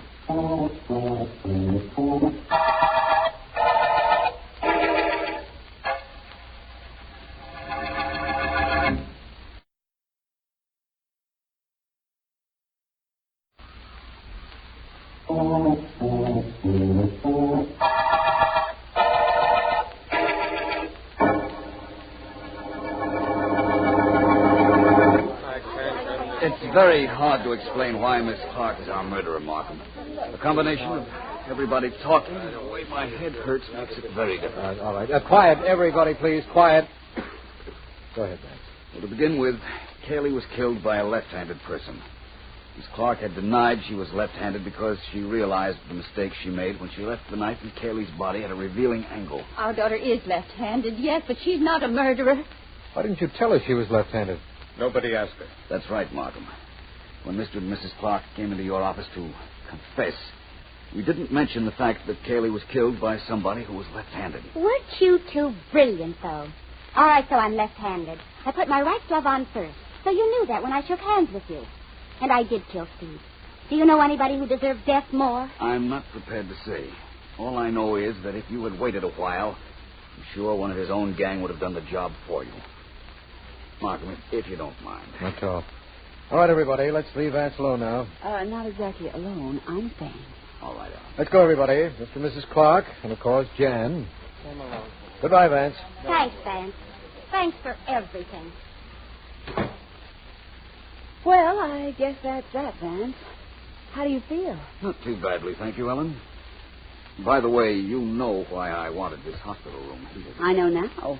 You wanted to make sure the Clarks would take off their coats and their gloves. That's right. I stalled for a while with unimportant talk to make sure the heat of the room would get them to take off their coats and gloves by themselves, without any suggestion from me that might put them on their guard. You mean put Jan on her guard, don't you? I didn't know which of the Clarks was guilty, Ellen. In fact, I didn't know if any of them were. I had to make sure one of them showed they were left-handed before I could do anything at all. You did plenty, Vance. If you don't believe me, ask Jan Clark. But getting back to Markham's office a minute, what was all that confessing business up there? Mr. and Mrs. Clark wanted to keep suspicion off their daughter, even though they didn't know at the time that she had killed Cayley. Oh. Chances are she tried to get them to murder her ex-husband, making up stories about how Cayley was annoying her. Well, I guess they didn't act quickly enough to suit her. Uh-huh. By the way, you know, of course, that it could have been Cayley's gang stooge, Lefty, who knocked off the big boss. It might have been Lefty, of course, but not in view of what happened here a little while ago. You mean Jan's confession? Mm-hmm. Well, you've got something there. And I guess Markham will be able to get plenty on Lefty and the rest of Cayley's gang. No question about that. Well, as they say in books, this all came out fine in the end. In the end and at the end of the left-handed murder case.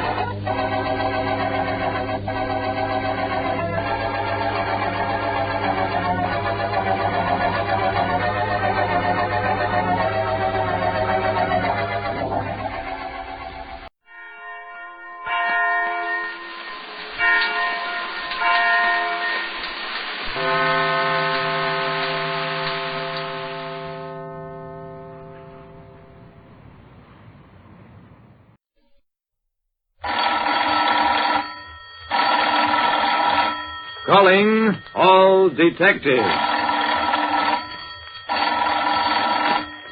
Suppose you visited a restaurant, found no menu, no waiters, no customers. Yet you knew it made fabulous profits. What kind of a racket would you look for? That is the problem on this page from my casebook. The casebook of Jerry Browning, private detective.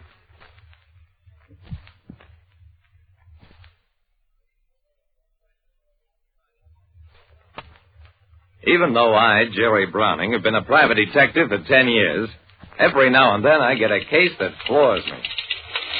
Banking Associates Incorporated is a loan company so big that it specializes in lending money only to people who don't need it.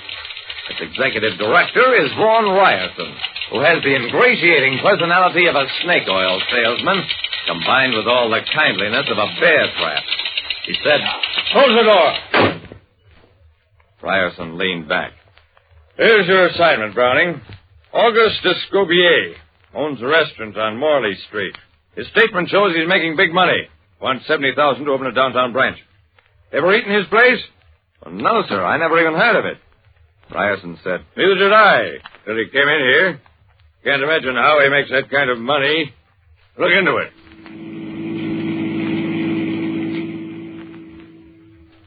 Escobier's restaurant was in an outlying section, the first floor of a modest brownstone house.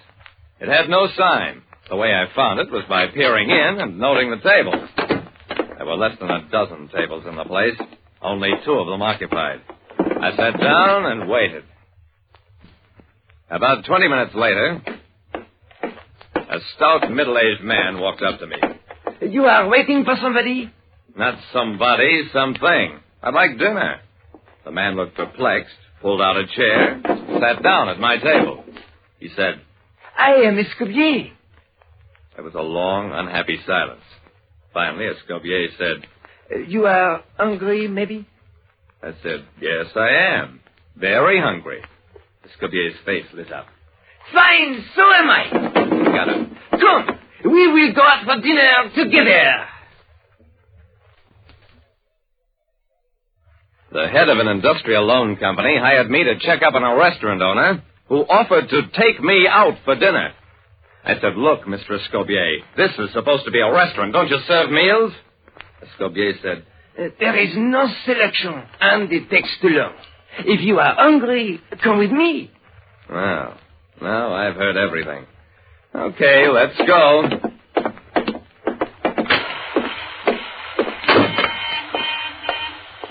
A tall, important-looking man got out of a sporty-looking convertible that was pulled up in front of the building just as we reached the sidewalk.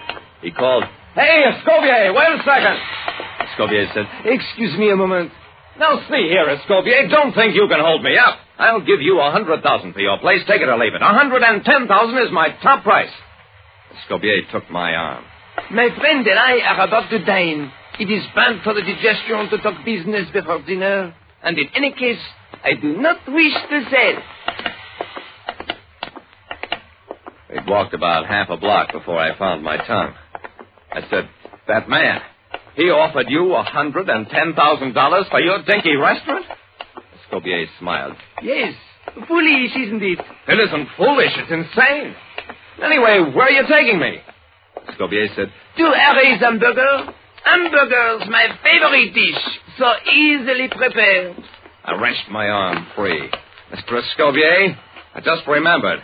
I've got important business to attend to. The next morning, I made my report to Ryerson. I said, Escobier's place must be a front for some other kind of business. Well, I can't imagine what.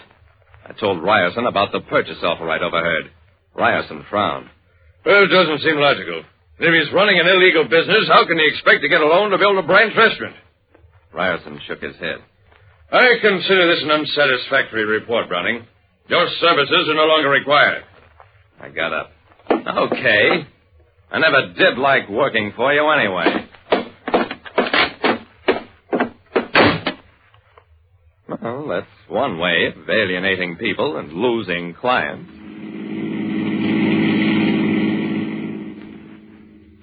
I went back to my office, got out the folder labeled Banking Associates Incorporated, and flung it into the wastebasket. And I sat down and brooded.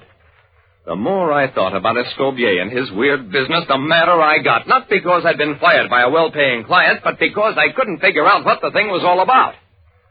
Finally, I picked up the phone, dialed a number. Hello, Madge. Jerry Browning. How would you like to have dinner with me tonight? You would? Fine. I'll pick you up about 7. And if we wind up with hamburgers, don't be too surprised.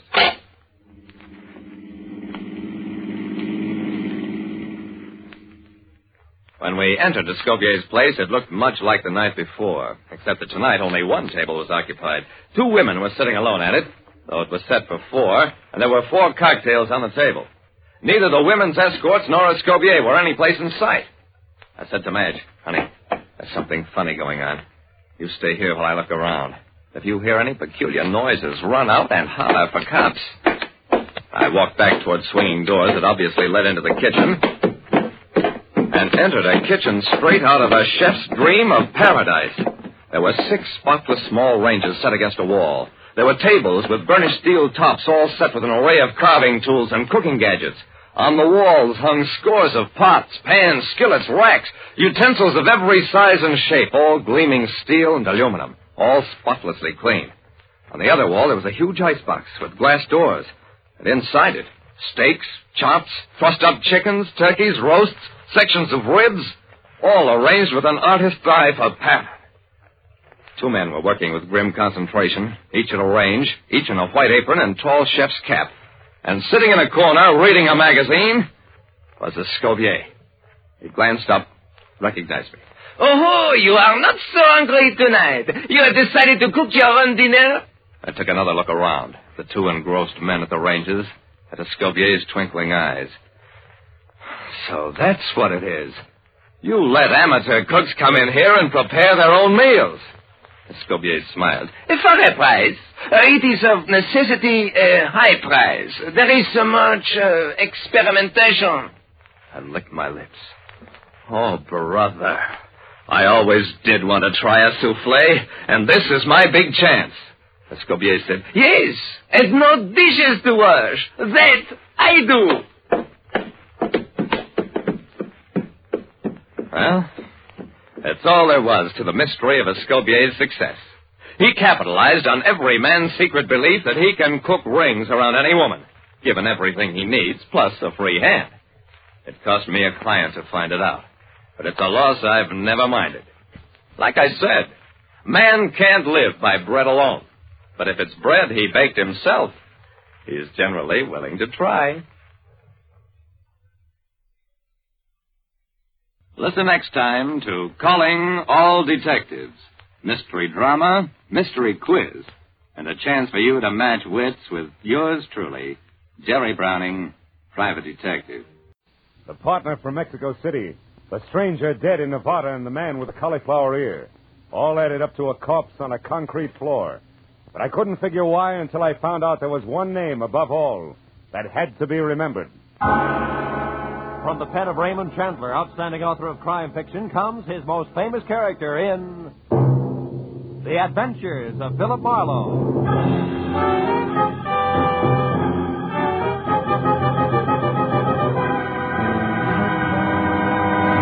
Now, with Gerald Moore, starred as Philip Marlowe, we bring you tonight's exciting story, The Name to Remember.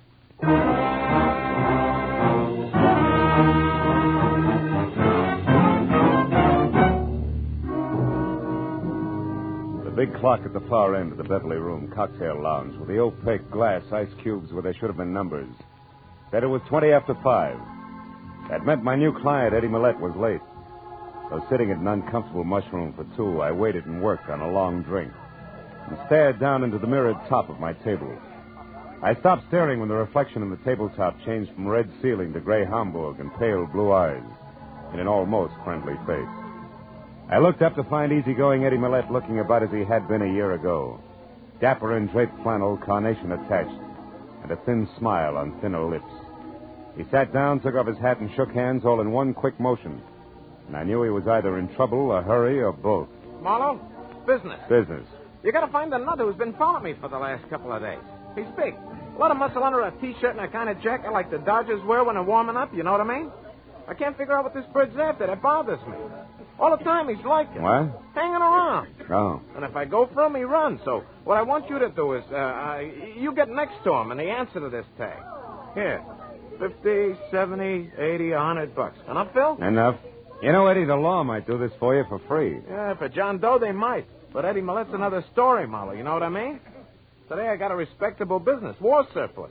But the cops, they only remember me as a guy who once did time for being careless with other people's dough. Yeah. Besides, I'm in a hurry. My two partners, Lou Tripp and Ruth Dunn. She's also my girl. They're coming back to town tonight. I'd like to spend some time with both of them, without interruption. What do you mean, girl, Eddie? You and that pretty wife I've heard about split up? Yeah, I'm suing for divorce right now. Tina and I never should have been, Marlowe. Yeah, I need someone who's softer, more honest and understanding. Know what I mean? Now take this here, Ruth. Can I help you, sir? Huh? Oh, yeah, Scotch. No buzz. Make it a double. Very well, sir. This Ruth Marlowe, she's different. Good head for business, sweet kid at the same time. Like, for instance, the letter I got from her today. She and Lou were both in Mexico City. She's got all the dope on the deal we're working on, plus the fact she's worrying about me. Now, that should bring us right back to T-shirt. Remember, where do I start, Eddie? That's the only place I know of, Marlowe. Yesterday, I kind of turned the tables on this guy. Trailed him down to the corner of Wilshire and Western. But he got away in the middle of a lot of traffic, you know what I mean? In a car? Huh? Car. Oh, no, we were both walking. No. Now, I figured from his bill and that T-shirt, he could work on one of these health clubs around here. You find out, then come to my place on Hoover before 8, huh? By the way, he's got black curly hair and one ear's all banged up, cauliflower-like. Right one. Anything else? No, Eddie, I'll see you. Know what I mean? Huh?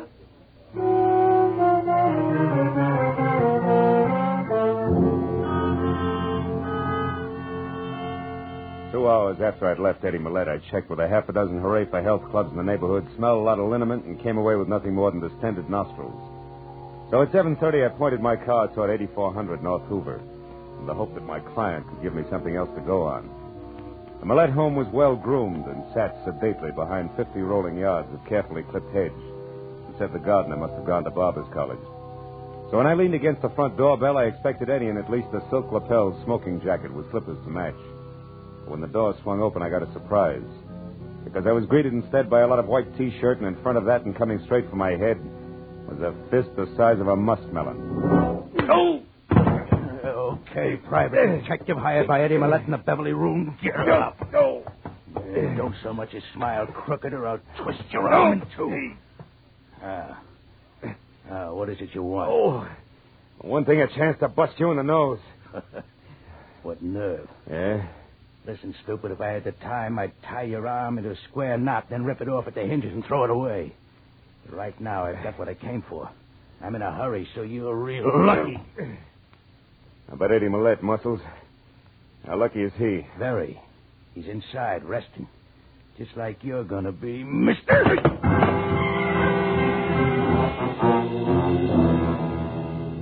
By the time I got back to my feet and had my right arm unscrewed to where I could reach across my chest and my shoulder holster, a T-shirt was gone.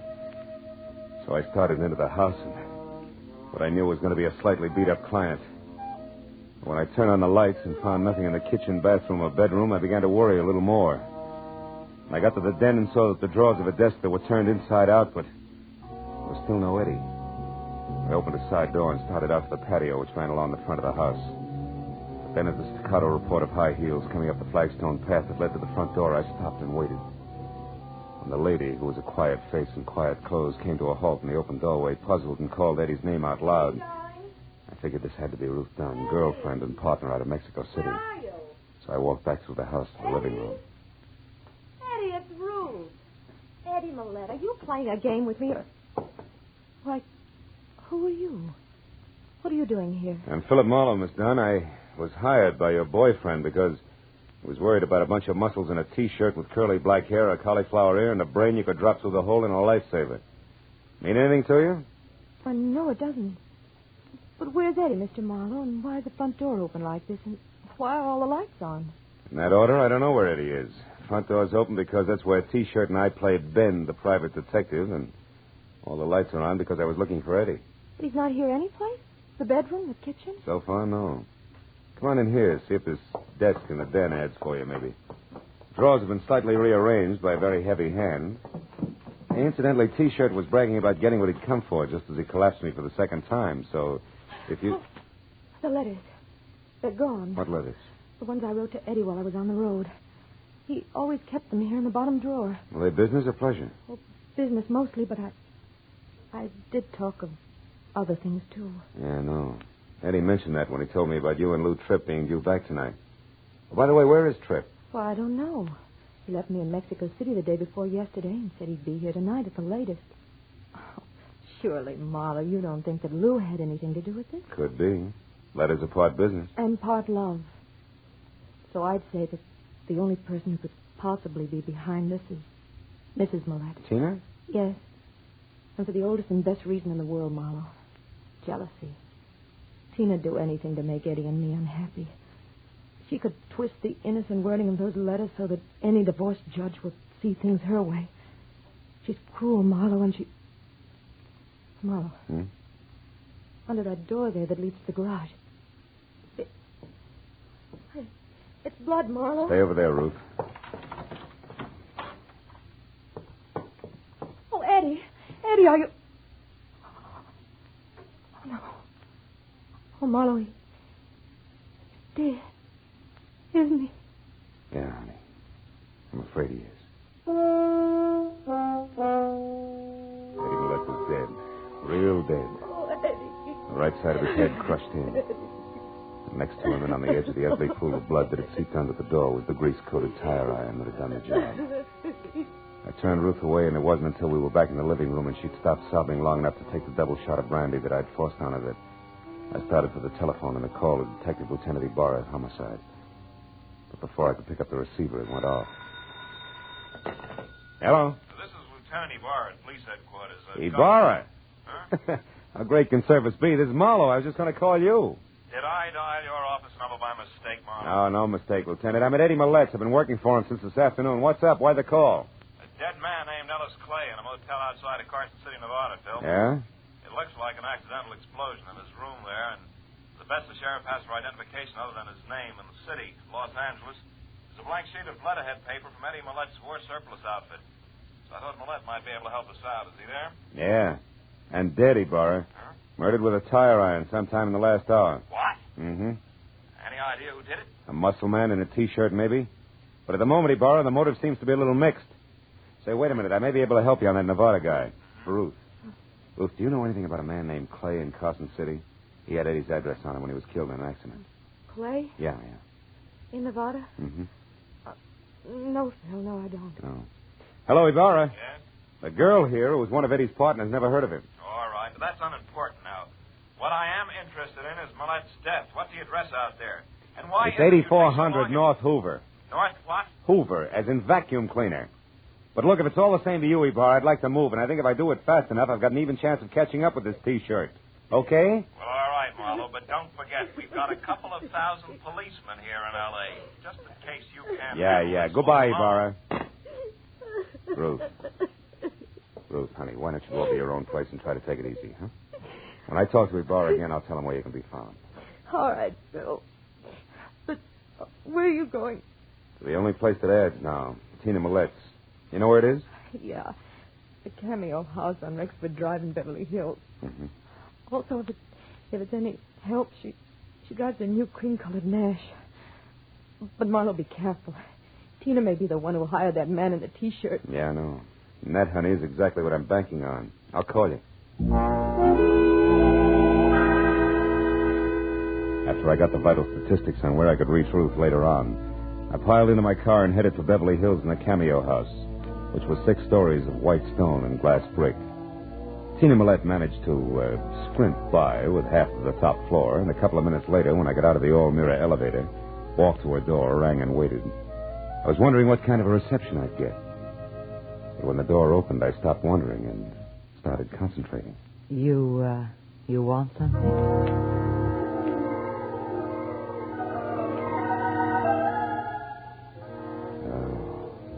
In something the texture of spun smoke rings. It stood 5 feet 6 inches over the threshold and must have weighed in at close to 120. With every inch a thing of beauty, and every pound just in the right place. I asked you if you wanted something. Do you? Mm-hmm. Yeah, the name's Philip Marlowe, Mrs. Millette. I'm a private detective your husband hired this afternoon. Why don't you let me in like a good little girl, huh? Because that's something I'm not. Now get out of here before I call the police. Well, probably on their way up here right now. Oh? Your husband's dead, Mrs. Millette. He was murdered. Eddie murdered? Yeah. Now, do you still mind if I come in? No, of course not. I don't know what to say. Oh, that's a trite line. What was that? I said you're acting and doing a bum job of it. Why, I ought to slap your face. I'll call your boy with the muscles and have him go back to work on my arm for a while. What are you talking about? The lad in the white T-shirt who killed Eddie and then stole a bunch of letters that were going to help you lie your way through a countersuit for divorce. Would leave Eddie both broke and embarrassed. You don't make sense, bright boy. No? First of all, I don't know who you're talking about. And second, if I were going to file such a countersuit, why would I want my husband killed first? Maybe you didn't. We all make mistakes, Mrs. Millette. Which is only one man's opinion. So why don't I just pick up my coat here and let the perfect gentleman escort me to the nearest police station? All right, it's a date. I see you bowl quite a bit, Tina. Good enough to win that cup there from the Maplewood Alleys on Wilshire near Weston. Eddie figured a health club, and I went right along. Never thought about the bowling alley near there, and Yes, Marlowe? You were saying something? Yes, I was, but the little gun in your hand made me lose my place. Marlowe, I don't believe that Eddie's dead. Nor do I believe that you work for him at all. For my money, you're just a not-so-smart boy who was hired by that hussy Ruth Dunn. She's going to need an army of private detectives before I get through, and I mean that. Now back up through those doors and get out onto the fire escape.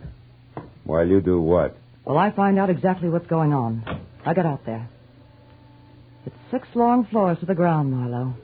And I hope with the first step you take that you trip, fall all the way, and break your neck. Goodbye, private detective.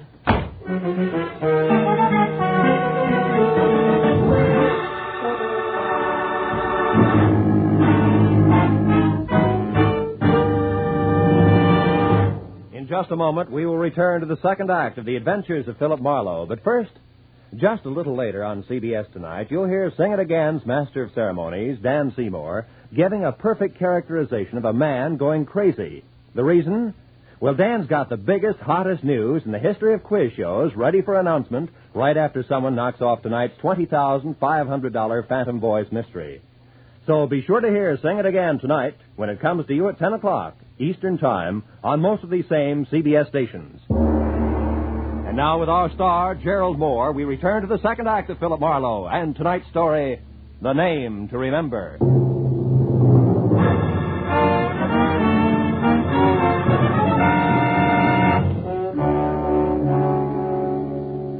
When Tina Millette prodded me out onto the fire escape through a pair of French doors, slammed them shut, and snapped the lock, there was a cold look in her smoky eyes and an unwavering potential about the snub-nosed gun clenched in her hand and pointed straight at my belt buckle that melted all the gambler out of me fast. So I watched quietly as she backed across the room to the hall door and out.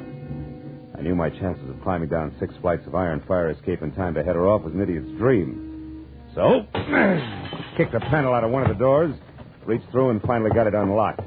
And I went back inside to the phone. Since the vixen was on the prowl with a gun in her fist, I figured the least I could do was pass the word along. Hello? Ruth, this is Marlowe. Oh, Phil. Have you found the letters? Not yet, but never mind that now. You got something more important to worry about because your guess on Eddie's ex-wife, Tina, was right on the button. You mean she's the one who's really after the letters? Yeah, that muscle man in the T-shirt is just doing a heavy work for her. And I've got a good idea that he's connected with the Maplewood bowling alley on Wilshire. Where are you now, Phil? In Tina's apartment, alone. I just lost a small debate with her. And get this, Ruth. She hates you, and she's the type who hates hard. Yeah. When she left here, she had a gun, and the chances are at least 50-50 that she's coming your way. So keep your doors locked and stay away from windows, savvy? Yeah, okay, Phil. Oh, one more thing before I shove off. Has Millette's partner, Lou Tripp, shown yet? No. At least he hasn't called me. Uh-huh. But where are you going, Phil? That bowling alley on Wilshire. Only this time I'm swinging first.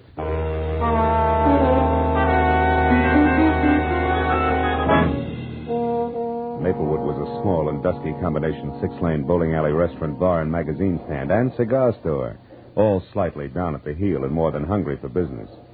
Only 2 alleys were in use, and a lanky postgraduate delinquent with a mouthful of gum and a complexion one tone greener than his eyeshade was the only houseman in sight.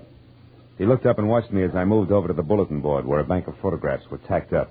picturing the champions of the local league. Sure enough, there in the top row and holding a bowling ball that had more expression than his face was the pile of muscles in a T-shirt, which the caption tagged as one Sid Sawyer. So I walked over to the counter where the houseman sat and made like a one-man fan club. What's your problem, Mac? I see Sid's up there with the champs. Is he around tonight? I wouldn't know. Where can I get in touch with him? I wouldn't have the faintest idea, Mac. He works here, doesn't he? Yeah, off and on. But you don't know where he lives or what his phone number is, huh? Well, you're just beginning to get the idea. Come here, you. Cut it out, will you? Take your hands off You get the idea and get it fast unless you want your teeth crammed down your throat. Where does Sawyer live? Now, wait a minute, mister. Take it easy. I'll tell you. He's got a room over on Shadow Street, 6340. Upstairs. He don't have no phone. All right, that's better. Is he there now? I think so. But, gee, I don't know why everybody is so interested in Sid Sawyer all of a sudden. Who else is interested? Some babe called a couple of minutes ago. An old friend, she said. That's the reason I give you the store. Yeah? Honest. You see, Sid don't like to be interrupted when he's entertaining old friends. Is that so? Well, this is one party that's going to get crowded whether he likes it or not. 6340 Shadow Street was a top-heavy stale gingerbread house, left over from the days when Los Angeles was a stopover between Spanish missions. I got out of my car and started across the street toward the door when I saw Tina Millette's cream-colored sedan sticking out through a tangle of overgrown brush in the driveway, which meant I was still in time for the big reunion. So I went inside and up the steps to Sawyer's door. There was a light on and movement, but no voices. I slipped my gun out of its holster, knocked lightly, and stepped back. The knob turned slowly, and the door cracked open. I kicked hard. Hey, don't move, Muscles. I'm returning your visit. Where's Tina? Who's Tina? Look, her car's outside in the driveway. She's here after the letters, isn't she? What letters? You're nuts. I don't know what you're talking about. And these suitcases, you wouldn't be skipping town, would you? Listen, Shamus, you're barking up the wrong tree. I don't know anything, get me? Yeah? Okay, Sawyer, if you insist, we'll do it the hard way. That squares us for that arm-twisting job you gave me. Now we'll start all over again even. Get up. Come on. Quit hitting me with that gun. I don't enjoy doing it, so the faster you talk, the sooner I'll stop. Where's Tina? I don't know what you do. Now make it straight. I haven't got all night. All right. No more. That's better. She came and picked up the letters, and she left again. 5 minutes before you got here. 5 minutes, you're lying. Take a look out that window and tell me why your car's still outside. I don't know what... Where? I don't see it. In the driveway next door. Holy smoke, it's gone. All right, Sawyer, that means I can spare 30 seconds for the rest of the story, so make it fast. She told you little Eddie Millette is dead. That's why you're blowing town, isn't it? No. Now, wait a minute, Marlowe. I never killed him. I just knocked him down. Sure, on a concrete floor with a tire iron. No, I Skip can't... it. Those letters you got were written by Ruth Dunn. Was Tina heading for Ruth when she left here? I don't know. Come on, Sawyer, I'm running out of time. Won't do you any good to try to protect Tina now. No. We'll see about that, Marlowe. Why, you... I hope Tina was worth a broken jaw. Good night, Muscles. I took a close look at Sawyer to be sure he was down for the long count. Then I stepped out the door and into a whispering circle of wide-eyed neighbors who had heard the fight and had already called the police. I flashed my identification, issued a battle order to the three huskiest ones, and then ran down the stairs to my car. I made it from Shadow Street to Ruth's bungalow on Normandy in something under 5 minutes, but still not fast enough. Because when I ground to a stop in front of the place, I saw that same cream-colored sedan already there, close to a side door. I belted up the walk and was halfway to the house when I heard it. It made me sick. I went up to a front window where the only light was burning and looked in. The room had been torn up, and in the middle of it all, face down on the tangled carpet, was Tina Millette. And it was Ruth who was slumped in a chair, her face buried in her arms and sobbing hysterically. And still dangling from her hand was Tina's snub-nosed revolver. She looked up as I walked in. Phil. I killed her, Phil. I know. Come on, baby. Take it easy. It's going to be all right. Oh, she had this gun. She was crazy, Phil. She was going to kill me. I don't know what happened. I struggled with her, and then I realized I had the gun in my hand.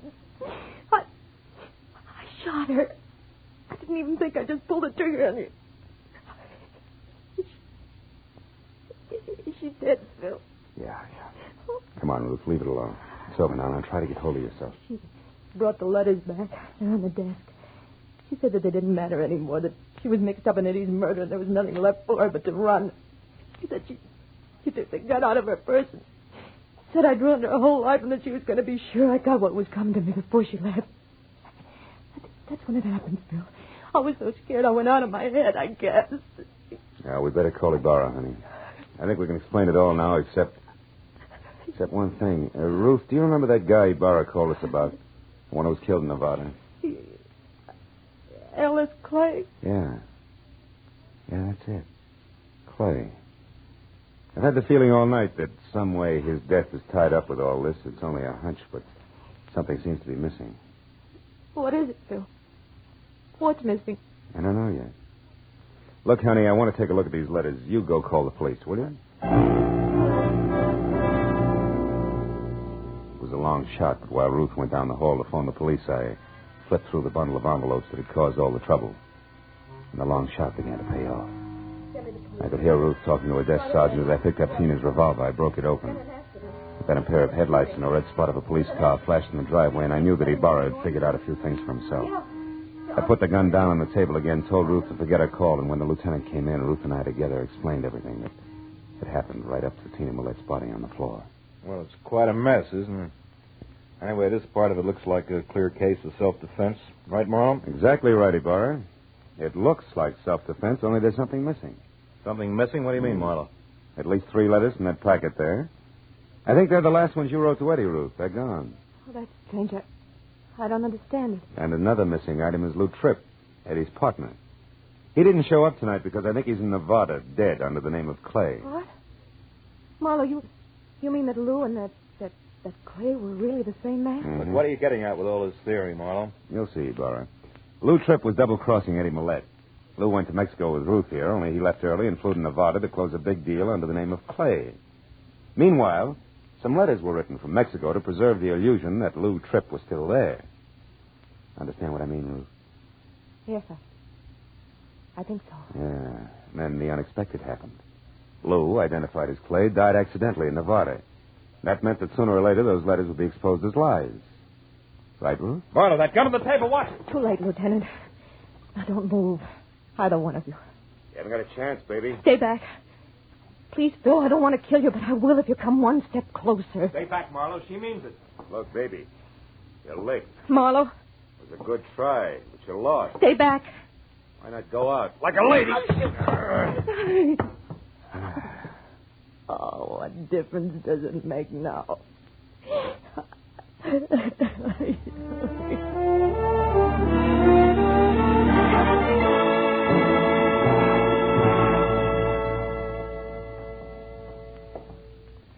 Well, Marlowe, when she cracked, she really went to pieces and told the whole story. Yeah? Yeah, she and Lou Tripp were working together all right. When he died in Nevada, the lie she told in those letters put her in a tight jam with Eddie, see? So when she found Eddie unconscious in his garage, she finished him. But when she went for the letters, Sid Sawyer scared her off. Is that it? Mm-hmm. Ah.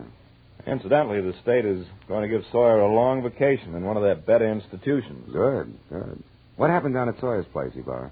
You know, Ruth had a lot of nerve, Marlowe. Yeah. She found Tina Millette's car at Sawyer's, so she waited in the back seat until Tina came out with the letters. Then she sapped her, drove the car to her house, and faked that slick self-defense setup. And she still doesn't know where she made the mistake that caught her. Hey, where was it, Phil? Well, she was being real cagey, Ibarra. She decided it was too dangerous to write the name Clay down anyplace, so she made it a name to remember. And she did. But too well. What do you mean, Phil? Well, when I asked her for it, the first name Ellis popped out, too. Mm-hmm. There was no legitimate way for her to know that you gave me the full name over the phone, but I only gave her Clay. That was an opening, but I needed proof. Mm-hmm. So you needled her until she made a break. Mm. Then you walked into the gun she'd grabbed. You take some long chances, Phil.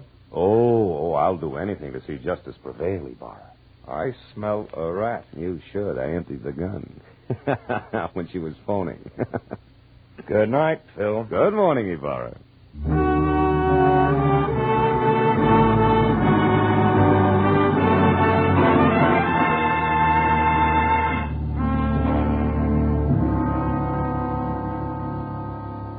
When I left police headquarters and walked to my car.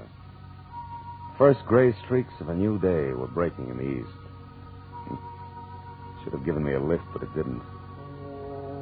And now it was time for me to go home and go to bed, but instead I sat in my car with the door open and smoked a cigarette while I watched the dawn come up. I couldn't help thinking what an odd trick nature plays on us. Some of her most beautiful creatures are her most deadly. For instance, Ruth. How soft and sweet and lovely she was. And how hard she could swing a tire iron.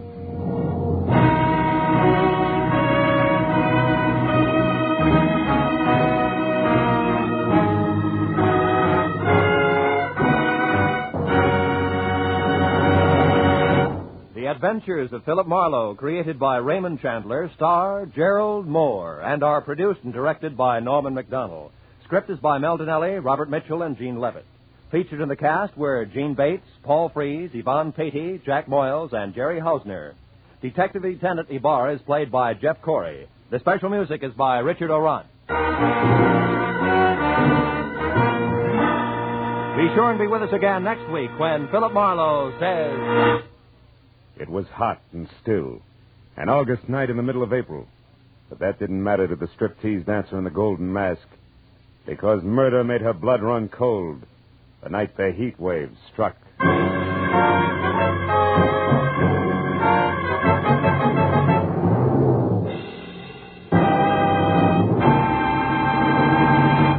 There'll be more dramatic excitement of the chase tomorrow on CBS's two Sunday shows, Broadway is My Beat and The Adventures of Sam Spade.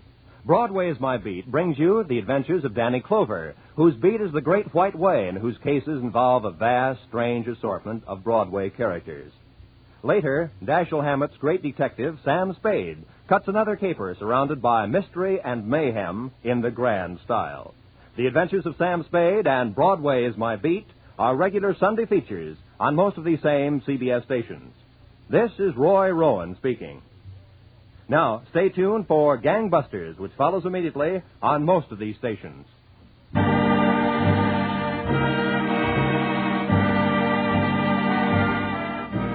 This is CBS, the Columbia Broadcasting System.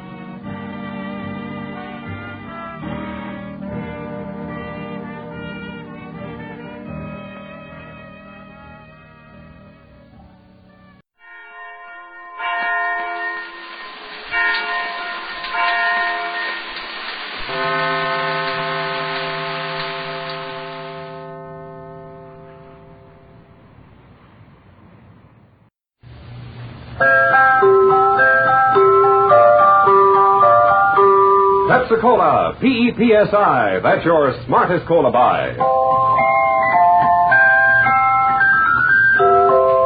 Pepsi-Cola presents Counterspy.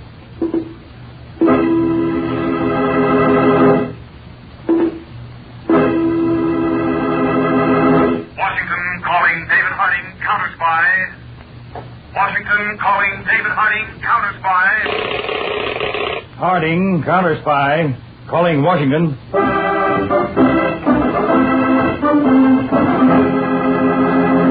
United States Counterspies, especially appointed to investigate and combat the enemies of our country, both at home and abroad. Tonight, the case of the Blackmailed Hijacker, a counter-spy report to the American people. Brought to you each Tuesday and Thursday by Pepsi-Cola. Pepsi-Cola, hits the spot, 2 full glasses, that's a lot. That's right, you heard what they said. 2 full glasses of sparkling Pepsi from one big 12-ounce bottle. You're getting an extra glassful. And what a delicious glassful. The most refreshing, delightful cola that ever tickled your taste. You can't top Pepsi's tangy flavor. And that big, big bottle saves you money, goes twice as far. Pepsi is America's big, big favorite. And America's biggest cola value. So why take less when Pepsi's best? Whenever you reach for refreshment, remember, why take less when Pepsi's best? And now, to Counterspy.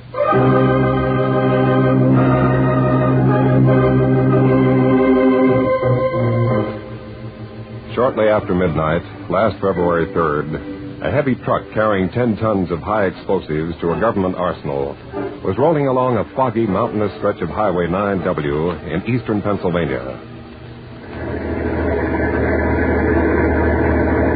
The driver, Larry Mason, held the wheel tightly.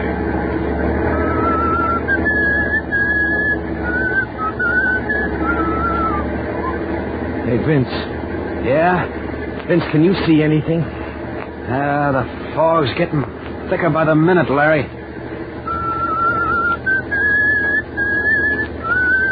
For the love of Mike, Larry, if you got a whistle, at least change that tune. You know, we should have stopped before we hit this road, Vince. With that 10 tons of nitro we got in the back, one slip and my wife cashes in my insurance. Hey, Larry, up ahead. Yeah, looks like a car skidded right across the road. Slow it down. And how? I don't see the driver. Do you, Vince? No. Well, we better get out and take a look. Maybe we can help the guy. Yeah. I'll get out on your side, too. Okay, you two. Hold everything. Guy with a gun. Hey, what is this? Get away from that truck. This is a hijack, sweetheart. And this is the trick I learned in the Army. Oh, kick me, will ya? Vince, look out.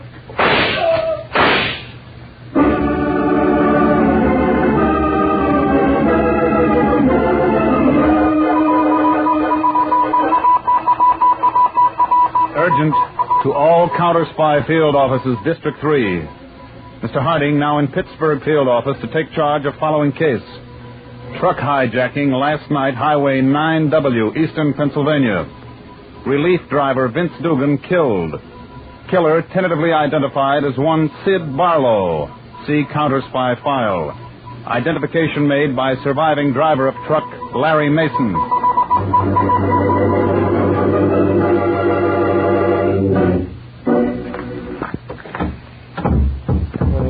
Lock the door for you, Carol? Oh, no, Larry. I'm only going to the supermarket. I'll be right back. Okay.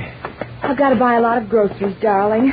It's got time to help me carry them back. Well, kiddo, I'm due downtown at the Counterspy field office to see David Harding. I wish you'd let me go with you. No, I don't want you to have anything to do with Larry. murders and ex-convicts. Hey, Larry Mason. Oh, hello, Steve.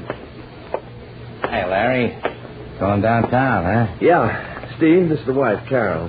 Honey, it's Steve Kramer, chief truck dispatcher down at the company for 6 or 7 years. Oh, Mrs. Mason, Larry hadn't ought to keep you to himself.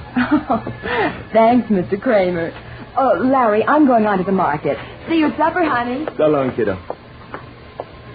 Lucky you, Larry. Don't I know it. Going downtown, too, Steve? I'm kind of in a hurry.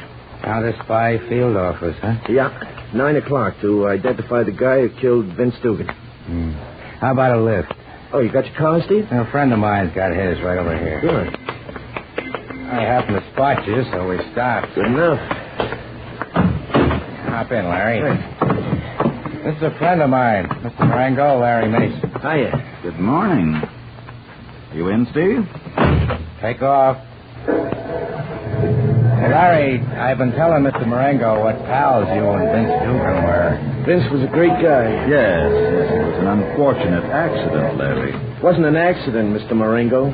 That rotten dog just shot Vince down. I understand the Counterspy's already picked up the guy who killed Vince from the description you gave him. Yeah. Character named Sid Barlow. All they need now is for you to pick the guy out of the lineup. I'll never forget that killer's face. I'll pick him out all right. Larry, maybe you won't pick Barlow out.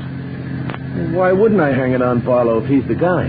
Tell him, Steve. Larry, 3 years ago, a con got out of the state jug in Ohio after a stretch for manslaughter.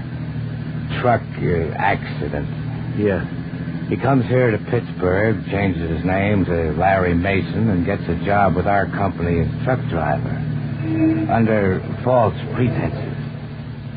How did you know? Also, Larry, last year you married a very lovely girl. I'll say. But, of course, you didn't tell Carol about your prison term, did you? Now, listen. What Carol doesn't know won't hurt her, eh, Larry? Carol doesn't have to know. Does she, Steve? Oh, Mr. Marengo, nobody has to know. That's up to Larry. So that's the setup. Ah, Steve, it's 8:45. We'll drive Larry down to the Counterspy field office. Mr. Harding will be waiting for him.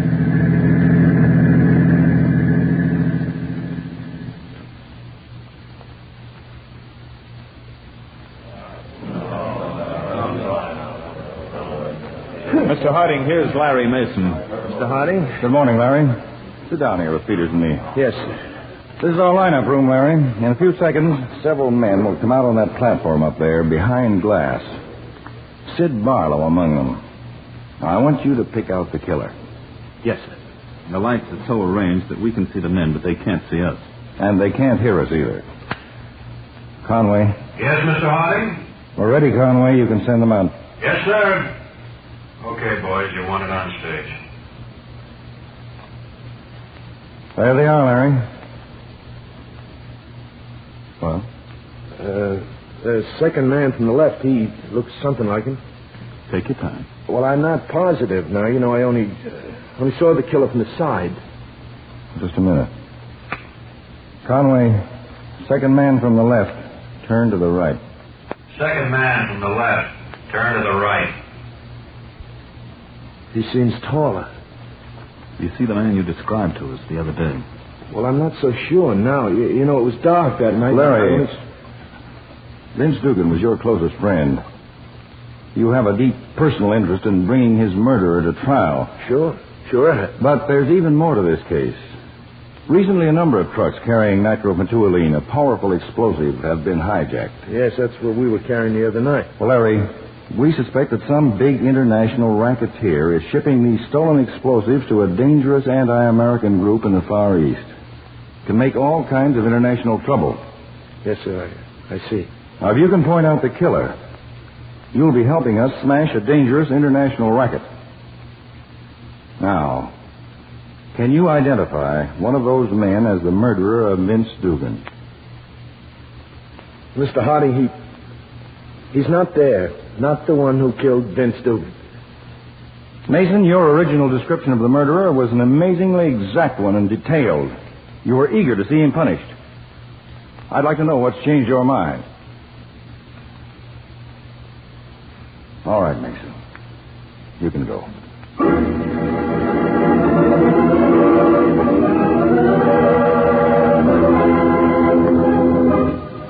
Yeah, Larry, this is Steve.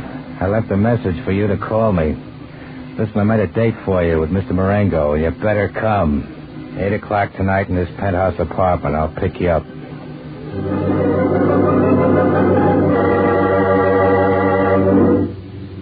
Larry, I want to thank you for not identifying Barlow yesterday at the Counterspy field office. Keep your thanks, Marengo. Larry, that's no way to act, Mr. Marengo. Well, there's nothing to talk about, Steve. You two got what you wanted, and that was the deal. Yes, Larry, that was that deal.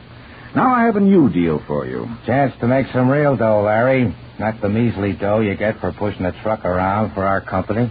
I'm satisfied. Nothing so stubborn as a reformed convict, eh, Steve? Larry, I'm scheduling you to take a load of explosives for the company tomorrow night to another arsenal at Bay City, alone.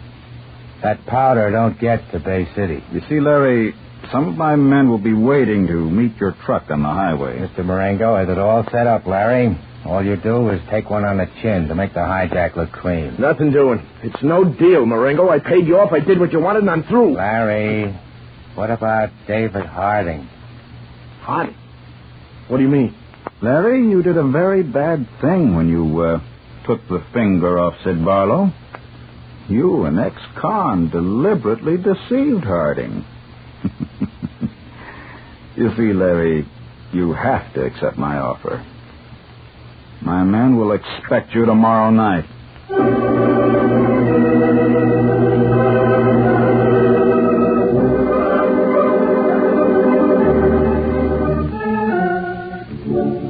What's the setup, Peters? Larry Mason's taking a load of explosives to the Bay City Arsenal tonight, Dave, alone. Oh, it's a perfect situation for Mason to allow himself to be hijacked. But do we allow it, Dave? Tell you what, we'll set up observation posts all along Mason's route. Now, besides, you tail him in a car. Take at least 3 more men, armed for a capture if necessary. I'll keep in touch with all of you from the communications room.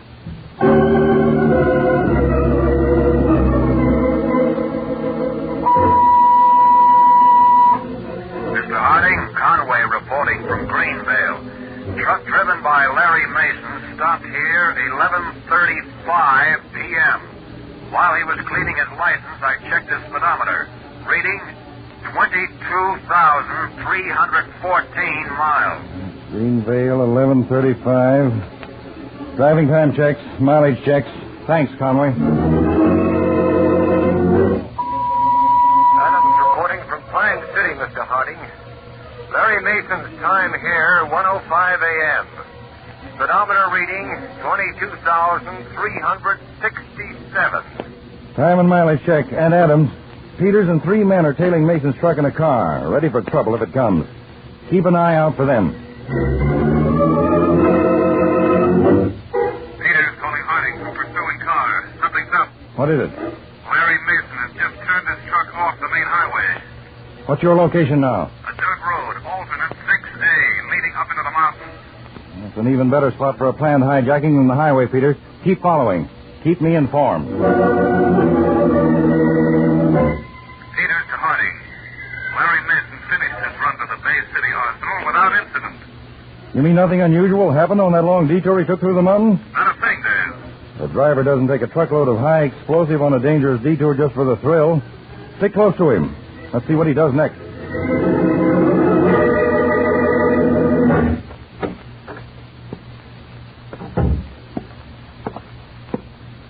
Dave. Hey, Dave, wake up. Oh, Peters, I guess I dozed off in my chair waiting all night for you to call again. Hey, what are you doing back here in Pittsburgh? I tailed Mason all the way back from Bay City. No trouble. Admittedly, it looked like a hijack setup at first, but nothing happened. He came back, left his truck in the main garage, and went home. Larry Mason is a very puzzling young man. You'll have to find some way of unpuzzling him.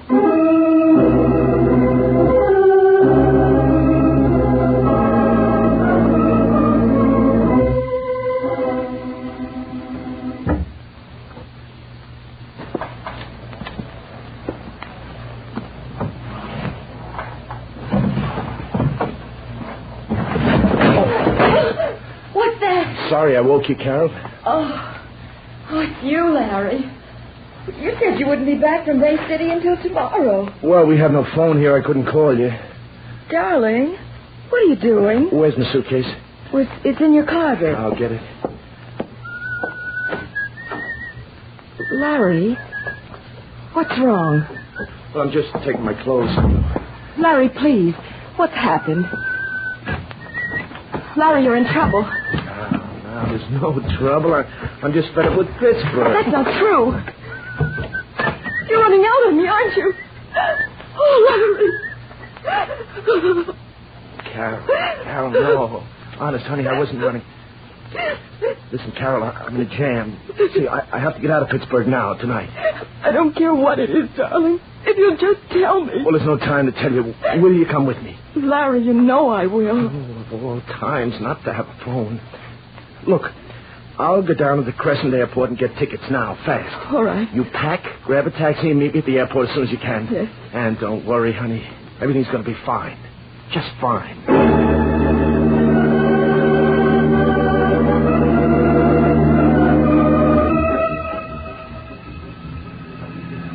Taxi!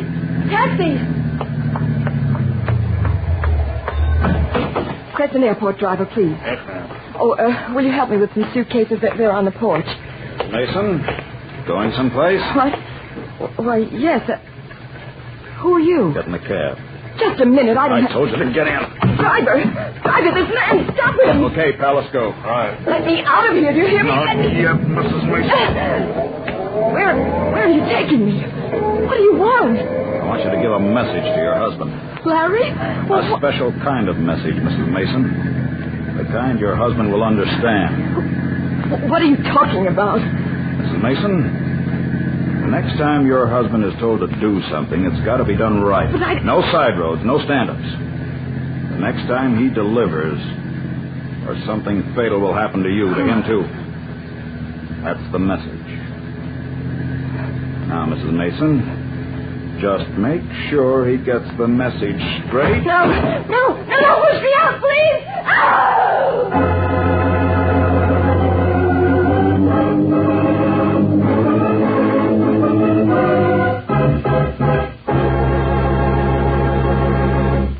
Back to Counterspy in a moment. But first, Pepsi-Cola, it's a spot. 2 full glasses, that's a lot. Lots more value, lots more zest. Why take less when Pepsi's best? More and more, among fellows and girls, among mothers and dads, you hear that sane and sensible question, why take less when Pepsi is best?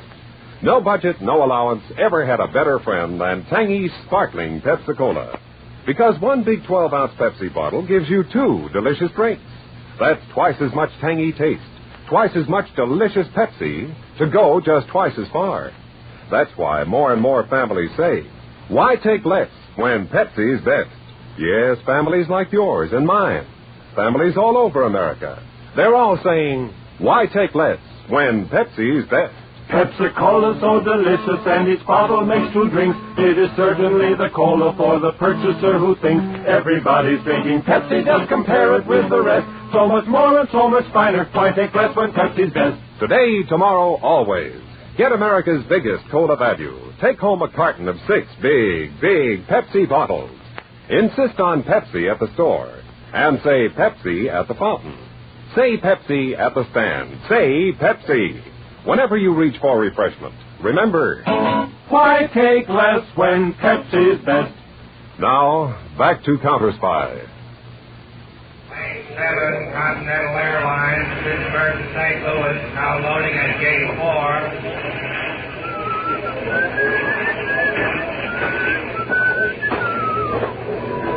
Hello, Larry. Oh, Mr. Peters. Mr. Harding's in that car over there. He wants to talk with you. Well, I'm sorry. I'm in a hurry. Larry, Mr. Harding said he wanted to talk to you.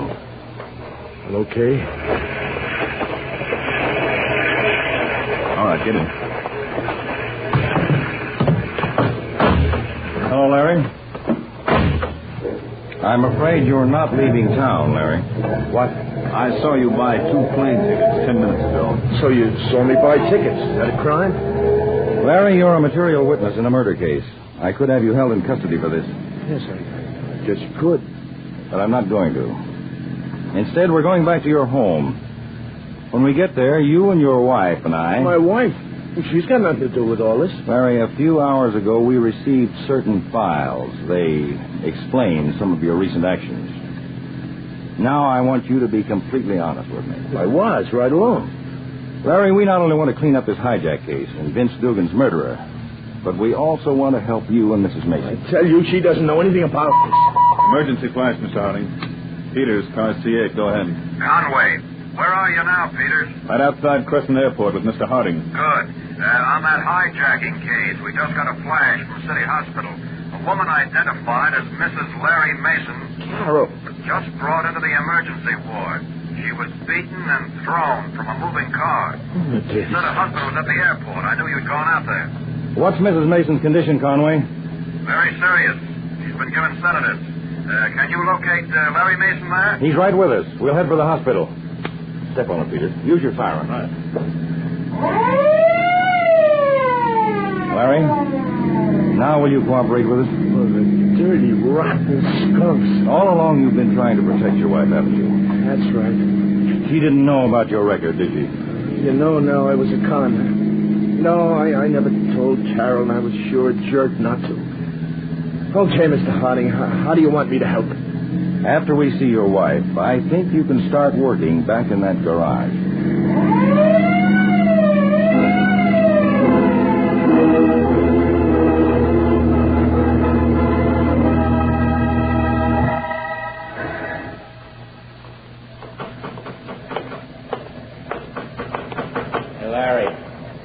Talk to you.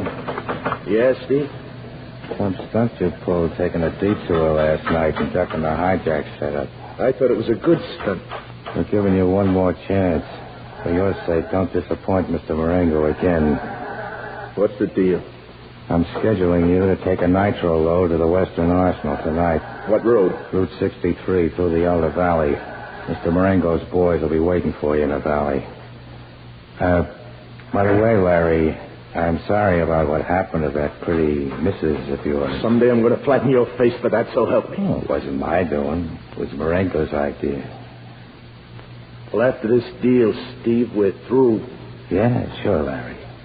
Tonight you meet the boys in the Elder Valley, and then we're through.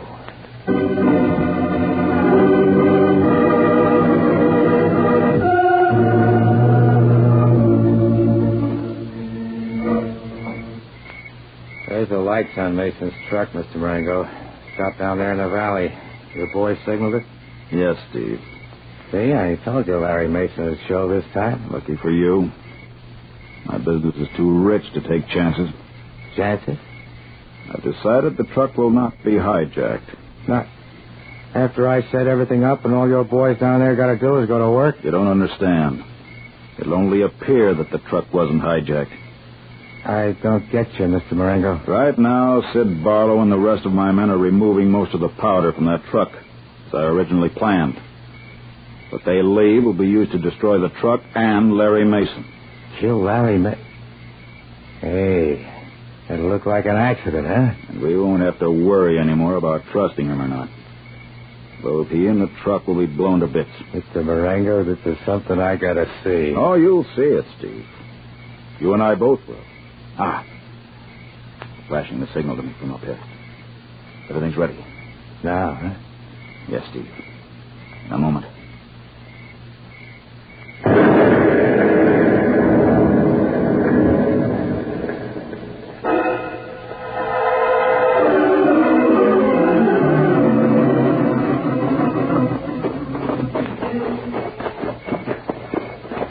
We shouldn't go near that exploded truck, Mr. Marengo. Those other cars come along. Then we just act like horrified witnesses. Here's the road. And here's what's left of the truck. Careful. Huh? Not all of the explosives may have gone up at once. See, there's still some flames. Some flames there, but not much truck. A very powerful explosive. Is it not, Steve? I'll say. Hey, are your boys supposed to be close by with the other cans of explosive? Yes. Yes, but Barlow should be at this spot to report to me. Why isn't he here? Hey, take another look at the wreckage. What's the matter? Here's where the driver's cab was. Only where's Larry? Where's his body? Peculiar, Steve. Very peculiar. First your boys, no sign of them. Then no sign of Larry. Don't understand it. You sure nothing could have gone wrong? My orders were clear. Hijack the truck, remove most of the explosive, blow up the truck, and Larry Mason with the rest. Yeah, but if Larry's dead, where is he? Steve, I'm over here. Franco, did you hear that? This is Larry. What? Impossible. I know his voice. He's alive. Over behind those trees. Get your gun out. I got it. I'll try to get him to show himself. When he does, shoot. Leave it to me. Larry? What do you want, Marengo? We want to talk to you. Come out. I'm hurt. I can't move. You got to go here. Come on, Steve. Where are you exactly, Larry? You'll find out, but not till Steve puts away his gun. Not a chance. No, Steve. Do it. We can get it out again quickly when we get closer.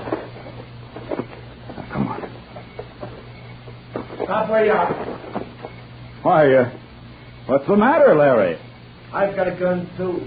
Stay where you are, right in that patch of moonlight where I can see you plainly. Now, first, we're going to get a couple of things straight. What's he trying to do? Quiet. What is it, Larry? You've got to remember, I know that Sid Barlow murdered Vince Dugan. Yes, but what of it? And I know you and Steve got sore because I was spoiling your hijack racket.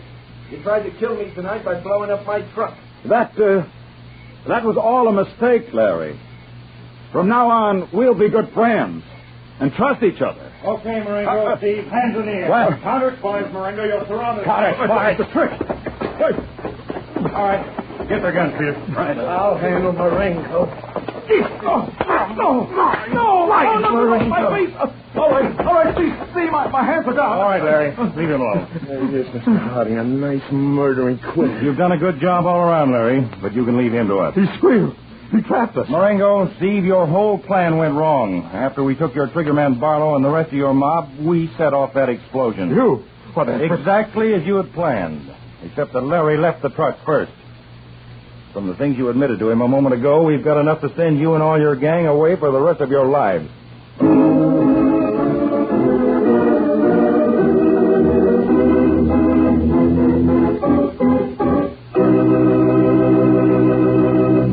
When your friends drop in, be generous, but be thrifty, too. Serve plenty of delicious Pepsi-Cola.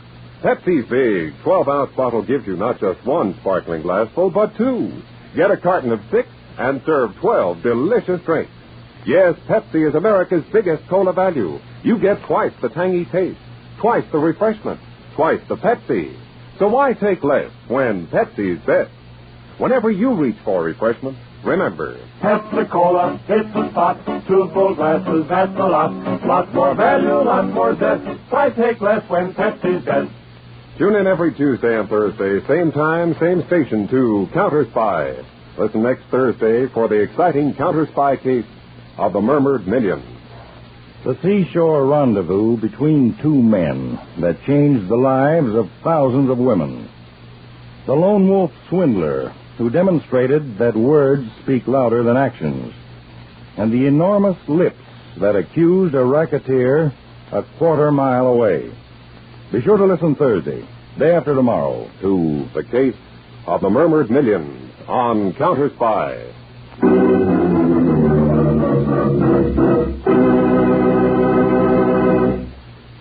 Tonight's Counterspy program originated in New York and featured Don McLaughlin and Mandel Kramer with music by Rosa Rio. Counterspy is a Phillips H. Lord production for Pepsi-Cola. Enjoy some Pepsi ice cold tonight.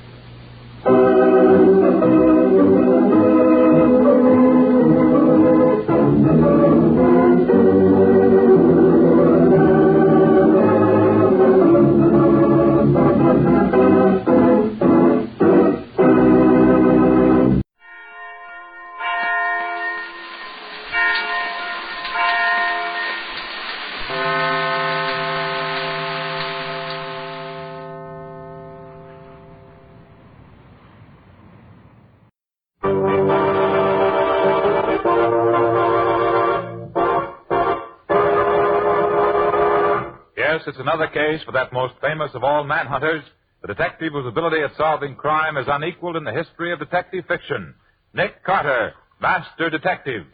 Tonight's curious adventure, a special Christmas story. Nick Carter's Christmas Adventure, or the mystery of the reluctant contributor.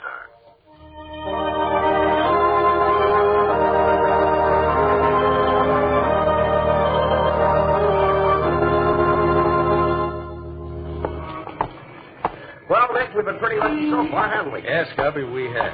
Which is another way of saying that folks are usually willing to contribute to your settlement house Christmas party every year, Nick. You know, Scubby, I was just thinking about this last name on our list. Yeah? Rasper. I don't know him personally. You? No, I don't, but somebody must have thought he was rich enough or interested enough in the work to make a substantial contribution. Oh, here's the... Hey, Nick, what's that address again? 576 Milton Avenue. Yeah. Yes, that's right. And there's his name on the door plate. Well, let's take a look, Scubby. Well, gosh, this doesn't make sense, Nick. A guy with dough doesn't hide away in a place like this. Well, knock on the door anyhow.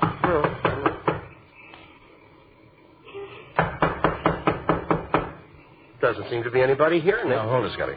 I hear someone coming. Oh. Who is it? I'm Nicholas Carter. May I speak to Mr. Rasper, please? Nick Carter, eh? Yes. And this is my assistant, Scubby Wilson. How do you do? You, Mr. Rasper? Yes. Well, come in. It's cold out there. You're letting all the heat out. Oh, beg your pardon. Come on, Scubby. Yeah, I'm in, Nick. I'm in. Well, what did you want? Well, Mr. Rasper, I've come to see if you would care to make a contribution to my Christmas party fund. I never make contributions. Oh, but you didn't let Nick finish, sir. The fund provides food and extra clothing for the needy and deserving The children. charity department's still working, isn't it? Well, of course, Mr. Rasper, but my object is to provide an inspiration for the young people who are underprivileged. People who haven't got any money are always trying to get it from those who have. Then you aren't interested in seeing that the children of the Lincoln Hall district are helped to a little happiness on Christmas Day? No, I'm not. Christmas is old-fashioned. I don't believe in it. It's a waste of money and time. Good day.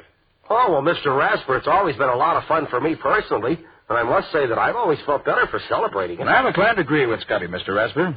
Christmas has always been a bright spot in my life, and I feel sure that if you knew the good it has done throughout the world, it'd make you change your mind. Rubbish. Well, in any case, a Merry Christmas to you. Good day to you. Merry Christmas, indeed. It's a lot of nonsense.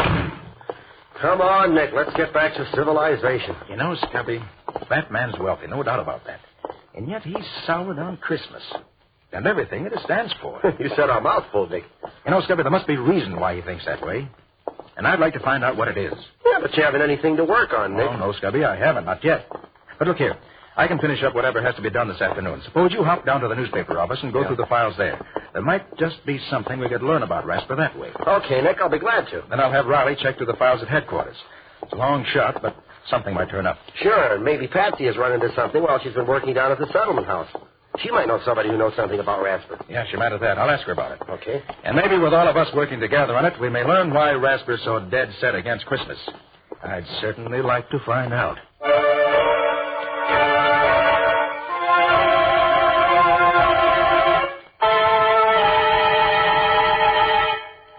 Hello, is that you, Nick? Riley talking. I've been through my files here, and I can't find anything charged against a man named Ben Rasper. No, he was licensed to do business with a man named Howard Lowe, but Lowe died some years ago. Otherwise, Rasper's just a successful businessman. Yeah, that's right. I'll tell you what, though, Nick. There's an old fellow named Fred Anderson who used to be on the force who knows Rasper. Sure. You can find him at Lincoln Hall, where you're giving the party. He's the watchman there now. Okay, Nick, that's all right. See you tomorrow.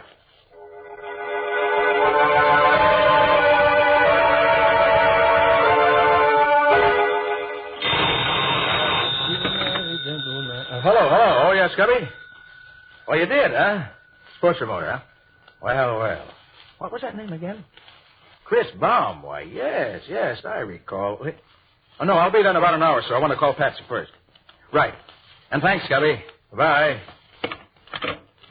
Jingle bells, jingle all the way. Oh, what fun it is to ride in a horse open sleigh. Jingle bells, jingle all the way. Oh, what... Hey, Patsy. How's everything, huh? Oh, fine. I'm coming down to the hall. Is there anything you want me to bring along? Uh-huh. Why, sure, I can do that. But will that be enough, though? Okay. Yeah, Scubby just called. Oh, he found out something about Rasper. What? You did, too? How old is he? Named Jimmy, huh? And he's coming to our party? Oh, fine, Patsy. Okay, I'll see you in a little while. Bye.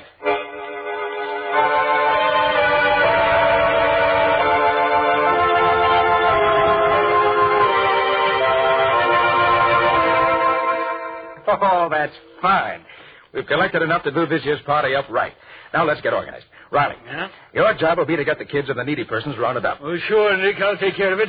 I got your list and the list from the social worker and from the church down there. And there are plenty of others who'll need a lift this year, believe me. I know it, Riley, and I'll depend on you. Scubby, it's your job to see that the tree and decorations and gifts are taken care of. Don't worry, Nick. Decorating is my middle name. I'll make Lincoln Hall look like $1 million in cash. Good boy. And Patsy, you'll see to it that there's plenty to eat and drink for the party, so I won't have to worry about that. I'll take care of the bills, and you have the letters of credit the stores gave us. You know how to do that. Sure thing, Nick. I've been through it with you often enough before. I ought to know what you want by this time. What are you going to be doing, Nick? Me? Well, Riley, I'm going to do a little detecting. I'm going to look into those tips you, Patsy, and Scubby gave me about those people who know Ben Rasper. And by the time I'm through, I hope to find out why it is that he hates Christmas the way he does. And then, maybe I'll be able to do something about it.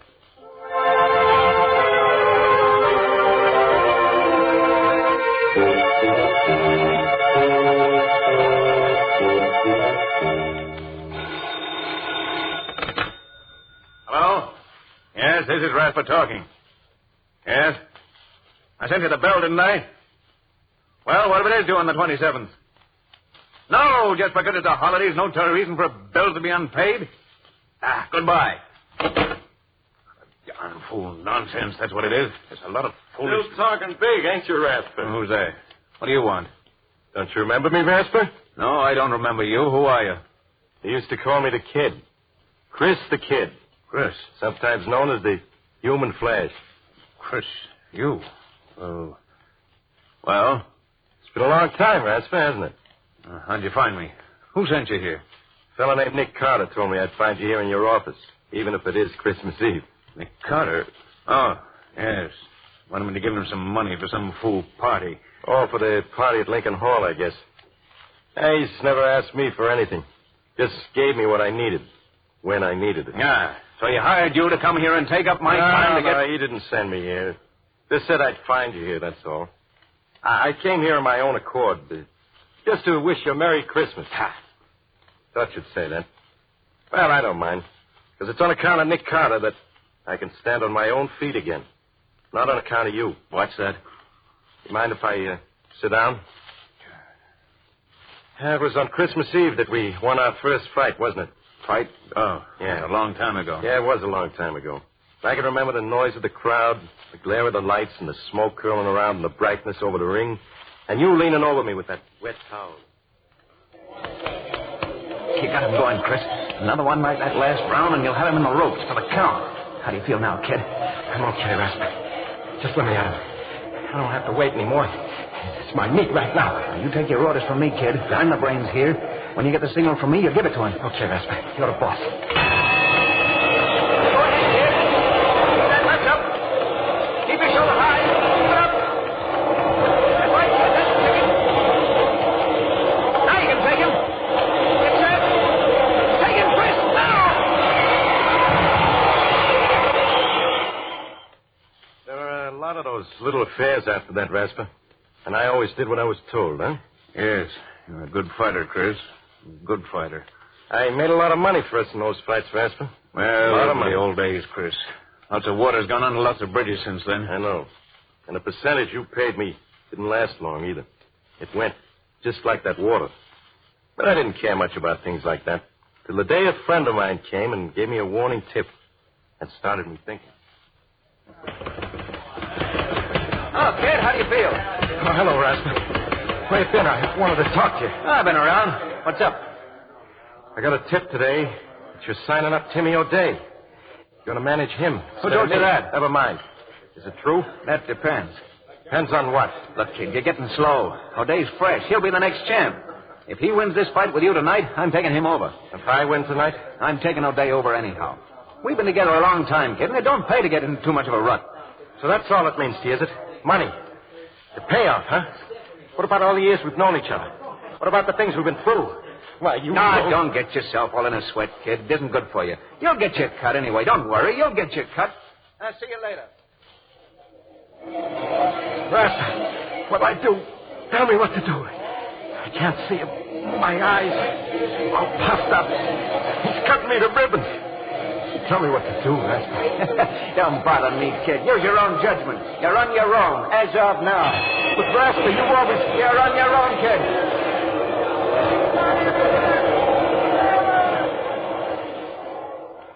I can still see you sitting there in the ring corner, laughing at me. But that was the last thing I saw for a long time. O'Day saw tonight. You must have coached him pretty thorough about my style. And then you really cashed in. Well, I haven't got much myself, but I'm still able to wish you a Merry Christmas, Rasper. Although I don't think you'll ever have one. Chris, I got some things to do, Rasper. Carter asked me to pick up some things for the party at Lincoln Hall tomorrow. We always have a swell time at Carter's Christmas parties. Too bad you can't enjoy anything like that anymore. Well, as I said before, Rasper, Merry Christmas.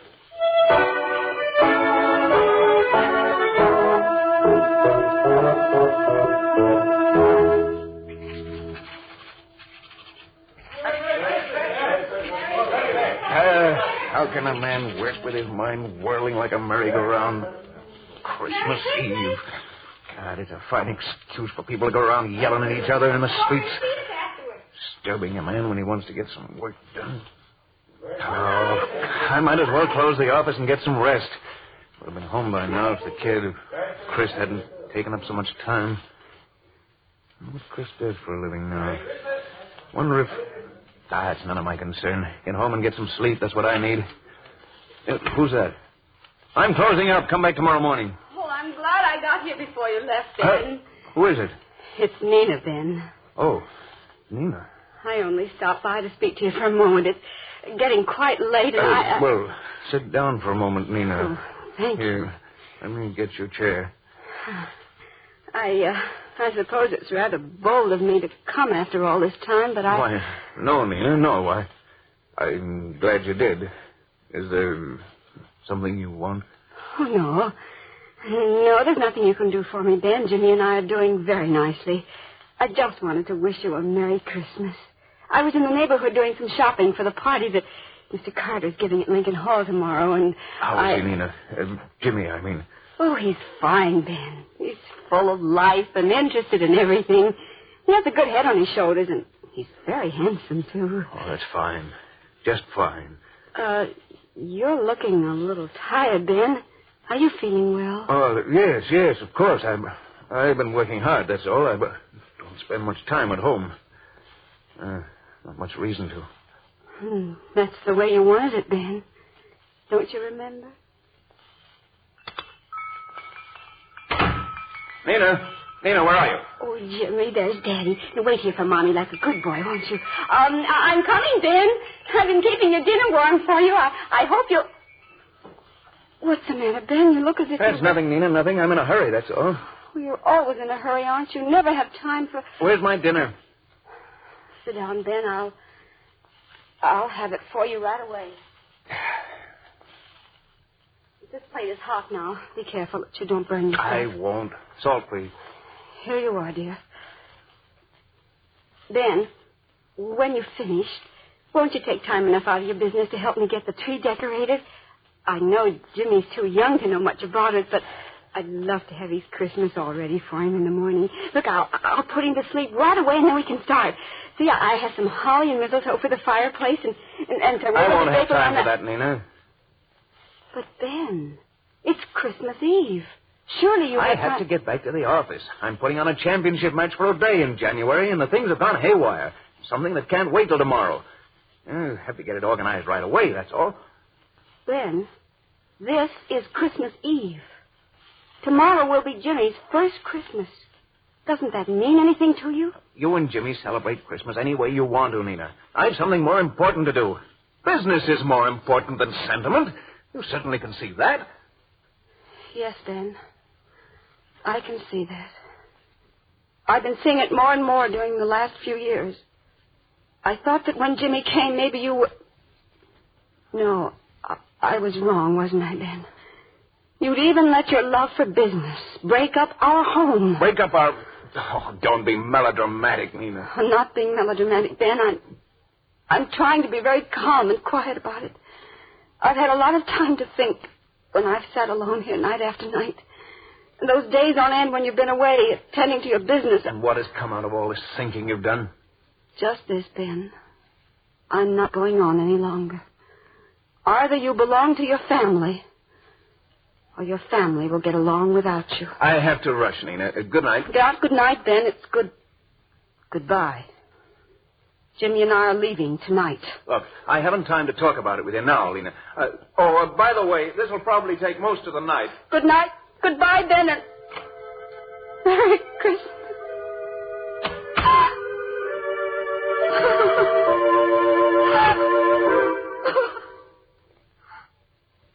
I never had much of a chance to make it up to you, Nina.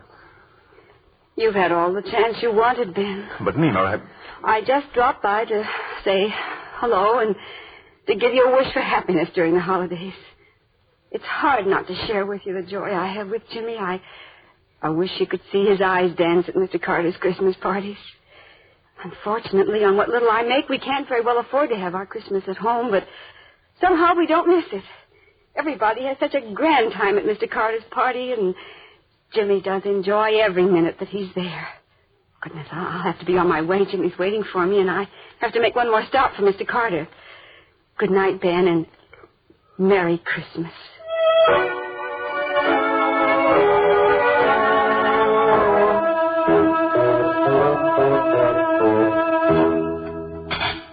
This stuff doesn't taste like anything. Nothing at all. I can't understand what's got into me. It's good food, fixed the same as it always is. It just doesn't taste right, that's all. What's that? Someone at the door this time of the night? I'm coming.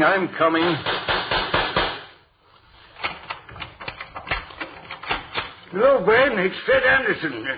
Glad I found you at home. I'm always at home this time of night. Yes, I suppose you are, Ben. Can I come in? Of course. I brought your package, Ben. Nick Carter sent me around with it. Said you'd probably be here alone tomorrow and he'd like you to have it. Carter? What's Carter sending me? You might open it and see, Ben. I'm no mind reader. Can't see any reason why Carter would want to...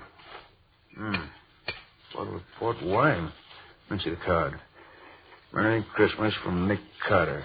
What's the idea? You know anything about this, Fred? No, but Nick Carter's a funny duck.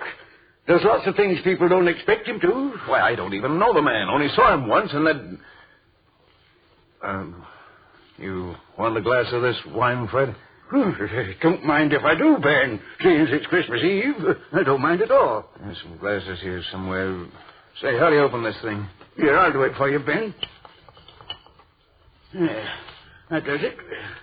Now, go ahead, you open it. Yes? Oh, yes, all right.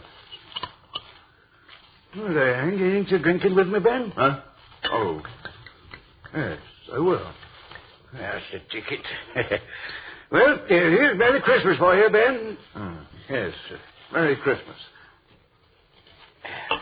Well, how have you been keeping yourself, Fred? Oh, I've been sort of working around Lincoln Hall since I was retired from the force. I see. You know, while I was coming here tonight, I was thinking about those old days when I walked a beat.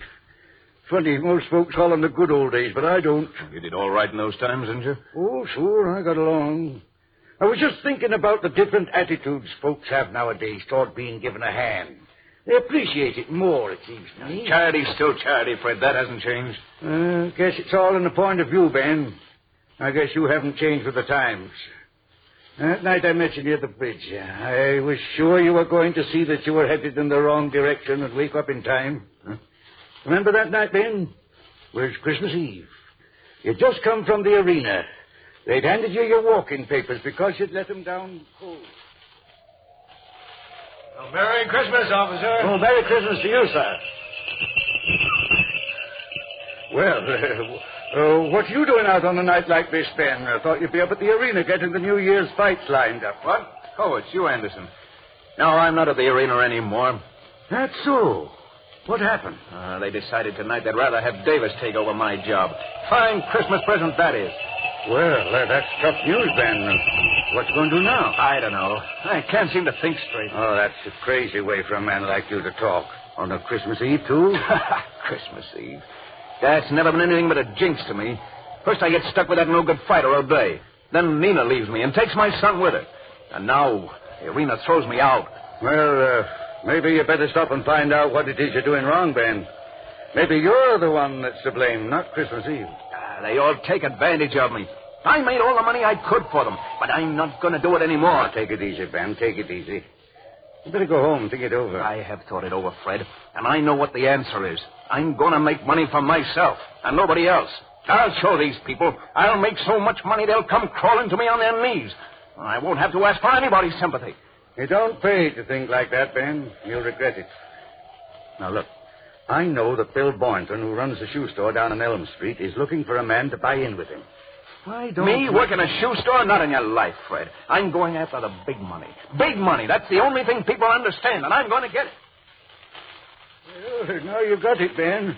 You're one of the richest men in town. And what's it got you? Why, I don't know. Ben, it's too bad you don't get around and see what nice people there are in the world.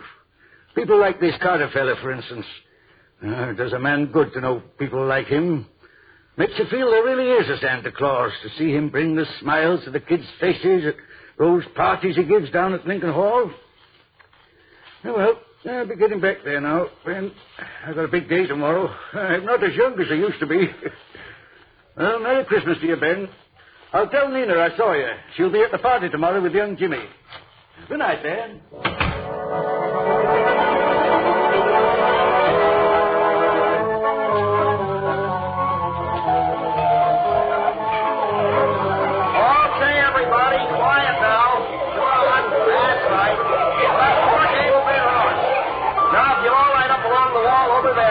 Around here by the tree. Lieutenant Riley will hand you your gift. Then you go around to the tables there and get your refreshment. Come on now, line up. That's it. That's the ticket. Now, march around here. Come on. Take your time now.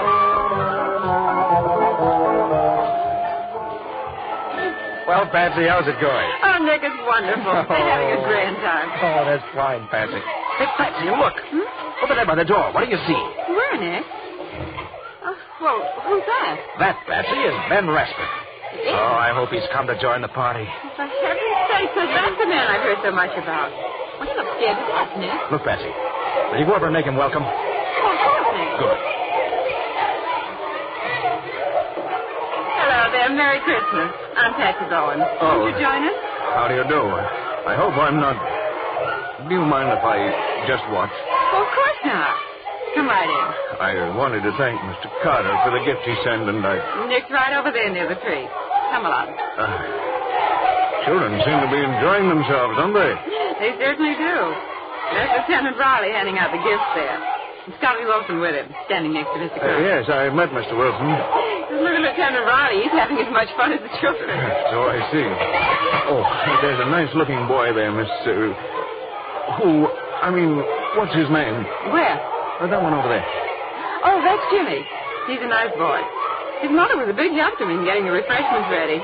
There she is over there on the far side of the hall at the table, see? Oh, yes. Her son. Yes. Yes, Nick? I see. Oh, Nick, we have a new guest. Oh, hello there, Mr. Rasper. Merry Christmas. I'm glad you could join us. Thank you, Miss Carter. I came to express my appreciation for the gift you sent me. I hardly know how Think to... nothing of it, Mr. Rasper. Your being here is thanks enough for me. Mr. Carter, that little boy coming along the line there, Jimmy, I think his name is. Do you think I might give him... could I hand him his gift, do you think? Why, certainly. Riley. Mr. Rasper here wants to lend a hand. Can you use him? Sure thing, Nick. Come along, Mr. Rasper. Thank you, Mr. Carter. You just hand them these packages as they come along, Mr. Rasper, and enjoy yourself, man. I will. There, little girl. Merry Christmas. Thank you. Say, she liked it, didn't she? Well, they all appreciate a little kindness, Mr. Rasper. Now, here's a gift for that little boy there. Oh. Hello, Jimmy. Here you are. And a Merry Christmas, son.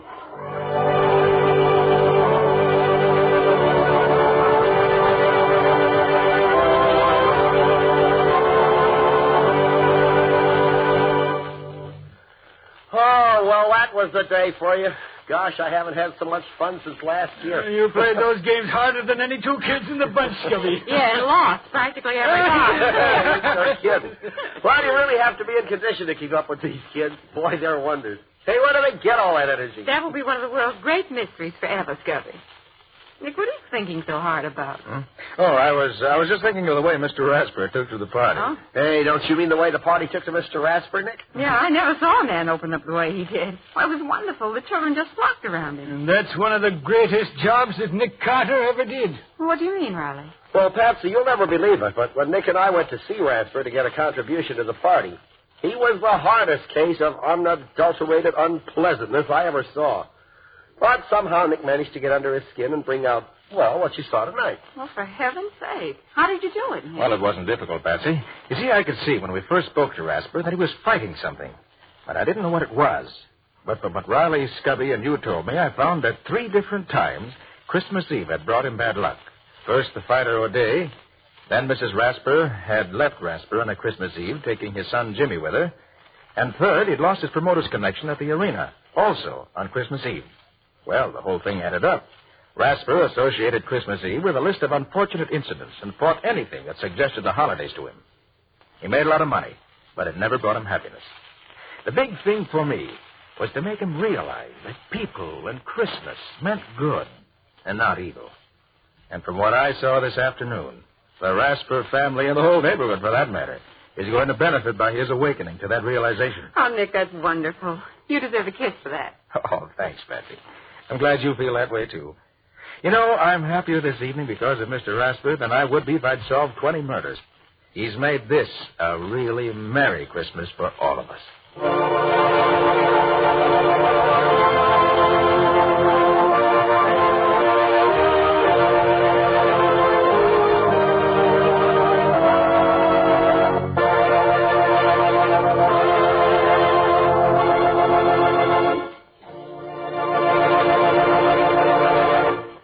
has been another of the strange adventures of Nick Carter, Master Detective, which are brought to you regularly at this time by WOR Mutual.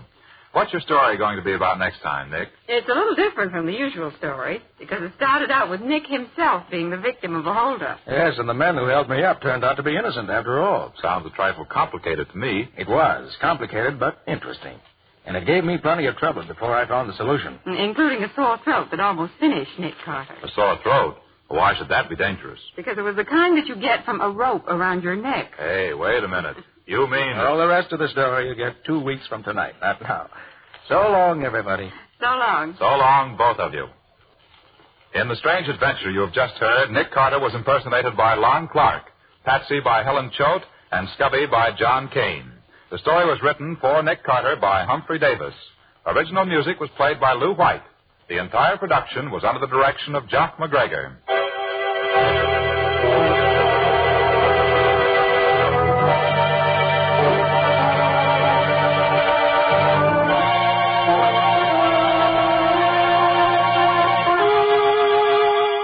2 weeks from tonight, at the same time, listen to another curious experience of Nick Carter entitled The Double Disguise, or Nick Carter and the Mystery of the Kidnapped Heiress.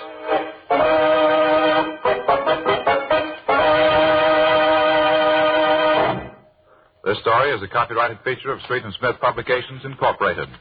The Return of Nick Carter is produced in the studios of WOR and is broadcast over most of these stations Monday evenings at 9:30 Eastern Wartime. This is Mutual.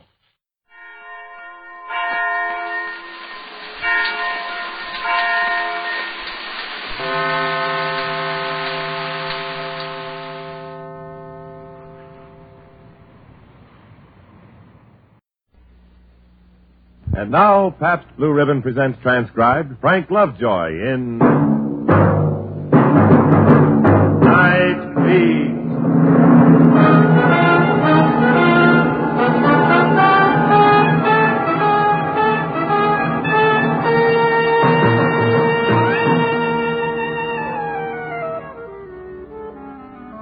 Hi, this is Randy Stone. I cover the night beat for the Chicago Star. And like most newspapermen, I hardly ever read a newspaper. A glance at the headlines, a quick look at the box leads, and we've got the roundup. I guess we take the world pretty much for granted. The idea that each day's news isn't really news. It's just a repeat of last week's auto accident or political speech or murder. Only the names are different. It's history. Or what some people think history is. A chronicle of battles and speeches, of victors and vanquished, of winners and losers. And all in black and white. Nothing gray, nothing in between. Tonight's headlines screamed, Crazed Father Kills Child and Wife. History? Who won and who lost? Who was the victor? The father who killed? Who were the defeated? The mother and child?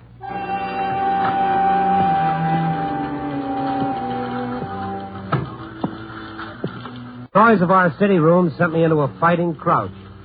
A newspaper office is no place to be off guard, especially with Ann Wilton around. Ann was one of those impeccably groomed women who was always dressed to make the world look at her and envy. She was one of our woman's page feature writers, and she used it as a bludgeon against every man on staff, particularly me. She never stopped trying to make me feel like I was personally responsible for keeping her on the woman's page. But tonight, she didn't say anything. She was looking at the front page. The headline, Father Kills Child and Wife. That's why I stopped beside her desk. Oh. What do you want? Afraid I'll read your newspaper? I can buy one for a nickel, you know. Why did you say that? Well, the way you folded it up when you saw me standing here, there's nothing in that that's secret.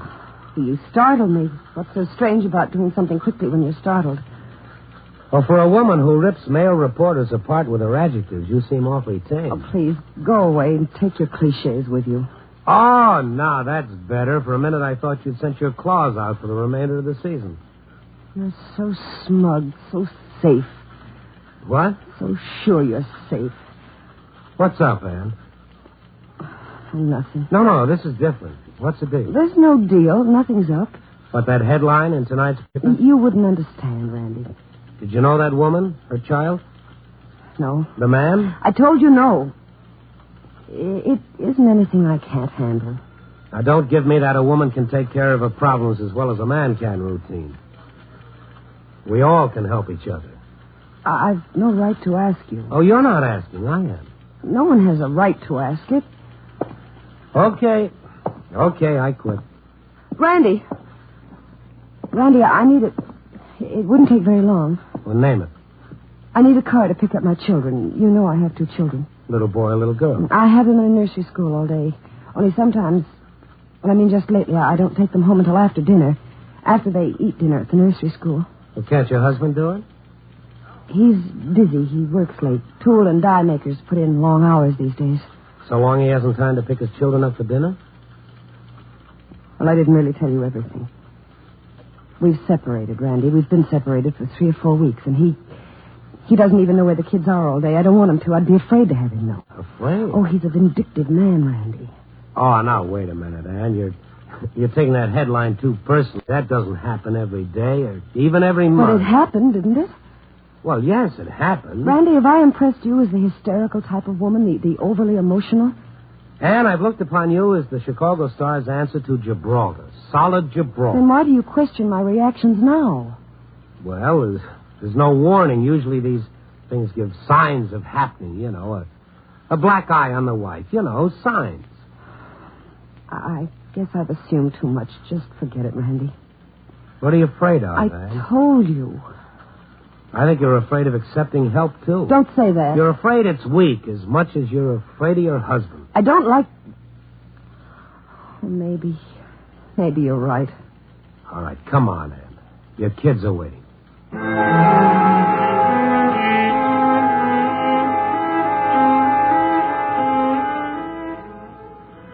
While we drove there, Ann Wilton didn't say much. I never questioned it because I didn't expect her to talk. You don't expect a strong-willed woman to talk much when one dreary day she shows up with a whimper in her voice. She was meant for a world of law and order. She could function in that kind of system all right. But the violence she thought was hanging over her head frightened her, like a child is frightened. 3 frightened children. A son, a daughter, and the mother.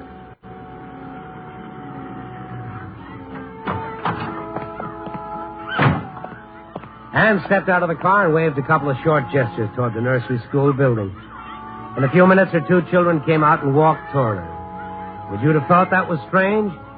Would you have thought it was odd that 2 children who hadn't seen their mother all day would walk to her and not run? I don't think so. The kids did resent her a little. She'd kept them hidden. Anne hustled them into the car, and we drove off while she made up for lost time. Darlings, did you miss me today? Did you miss Mommy while she was working? Oh, this is Randy Stone, sweethearts. Both of you are my sweethearts. He's a reporter like Mommy. Oh, take off those sweaters, you'll roast. I hate to see my 2 babies so hot. Mommy hates to see them so hot and uncomfortable. Aren't they beautiful children, Randy? Aren't they worth protecting against anything? I mean it, against anything.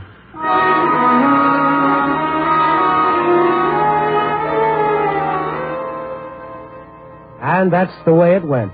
Ann Wilton did all the talking, and she didn't stop except to put the kids to bed. When she came back into the living room... Randy, do you mind waiting just a little while longer? Well, anything to keep me away from our night editor. What'll you do when I leave? Oh, I'm beginning to feel better. I was jittery, I guess. That headline made me jitter, I suppose. Made everything seem worse than it was. I was just frightened. You're terrified, Ann. I said frightened. Now, don't evade it. Don't evade it. This is an emotional blockbuster. You better take a long look inside before it tears you apart. Oh, that's easy to say, Randy. Very easy. But it takes a woman a while to recover from the shock. You mean that her husband isn't everything Louisa May Alcott said he should be? That he was capable of such betrayal. You sure that's the right word, betrayal? You'll have 642,000 more to choose from. Precisely the right word, betrayal. That's exactly it. He betrayed me, betrayed his children. How? Oh, you know what I'm talking about. You've been around, Randy. That's how he betrayed me. Another woman. That's how he got even with me. And you're making this guy out to be a member of the Black Hand Society. You make it sound like he's been on a vendetta against his own family. A man killed his wife and child today. Is that vendetta? Yeah, but look at the man. Don't just set up two situations and say they're the same. Just because the same number of people are involved doesn't make it the same problem. Your husband is different from the man. I'll tell you why he betrayed me. Because of my love for the children. Because he resented the fact that I loved them so much. He envied them. He hated them. Did he ever say he hated? Oh, he didn't have to. You don't have to say hate. It's in the eyes and the voice and the way a person moves. Well, I always wait until they say it. It saves a lot of wear and tear on my irrational thinking. Every day in a dozen different ways. He was always complaining about the kids interfering with this or the other. Well, every father does that once in a while. Randy, he made me make a choice. One night, one evening, I remember, and oh, how I remember it. He made me make a choice. My little girl was upset. I don't know about what. I think I'd argued with her that morning. She was upset, and my husband and I, we were going out in the evening. I said maybe we'd better stay in, and he said we'd planned on going out that night, that he came first. Well, I guess I couldn't stand him from then on. Well, I still don't see what he did wrong. I didn't think you'd understand. He made me make a choice. No man should ever force his wife to make a choice between him and the children. Well, that's not the way it sounded. Well, I told you I couldn't help but resent him. But that's how it started.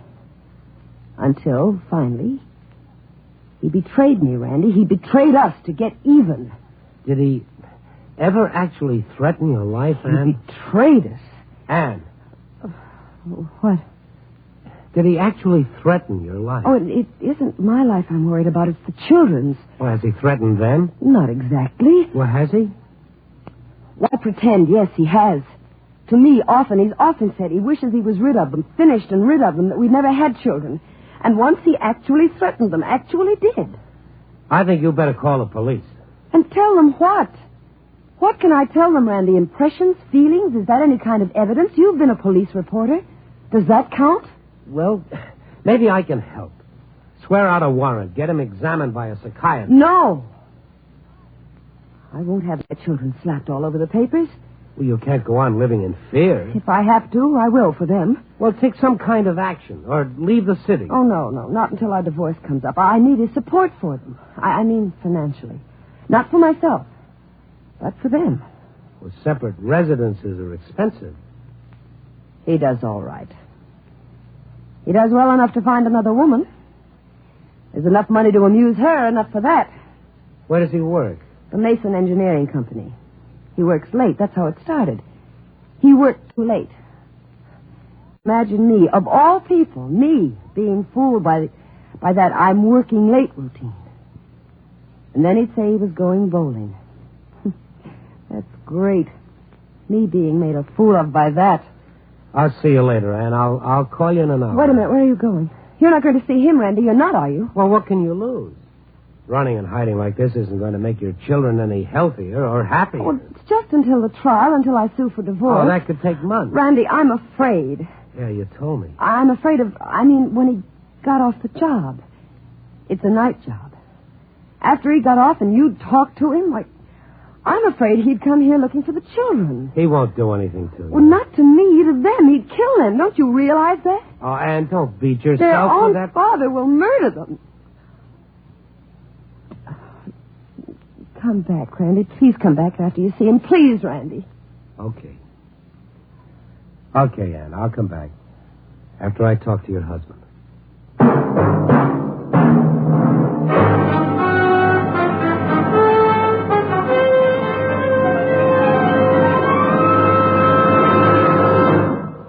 We return in just a moment to Night Beat, starring Frank Lovejoy as Randy Stone. On a hot summer day, nothing teases like a thirst, that's for sure. It hankers to be satisfied and just won't stop pestering you until a cool, foaming glass of smooth, delicious Pabst Blue Ribbon beer comes along. And then, happy things happen to hot, thirsty throats. For Pabst Blue Ribbon cools, satisfies, refreshes. No wonder we call Pabst Blue Ribbon a sociable beer. It gets on so well with you, with your friends, with your good summer foods like, listen. Here's a list of foods to choose for picnics, parties, barbecues. Campbell's pork and beans. Farmer's treat. Gordon's cheese. Ritz crackers with frankfurters. And, of course, Pabst Blue Ribbon. You'll find that food tastes better by far if you serve them with foaming PBR. What'll you have? Pabst Blue Ribbon. What'll you have? Pabst Blue Ribbon. What'll you have? Pabst Blue Ribbon. Pabst Blue Ribbon beer. Smoother, smoother, smoother flavor. Finer beer, that million flavor. Taste that smoother, smoother flavor. Pabst Blue Ribbon beer. Tomorrow, be sure to pick up several convenient Pabst Blue Ribbon Handy 6 cartons packed with 6 space-saving cans. Or get the money-saving case of 24. Any way you buy it, it's always the same smooth, sociable, satisfying Pabst Blue Ribbon.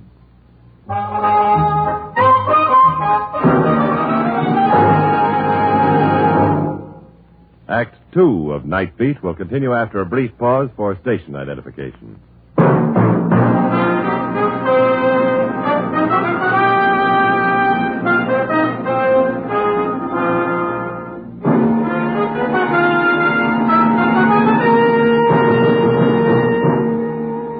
And now back to Night Beat and Randy Stone.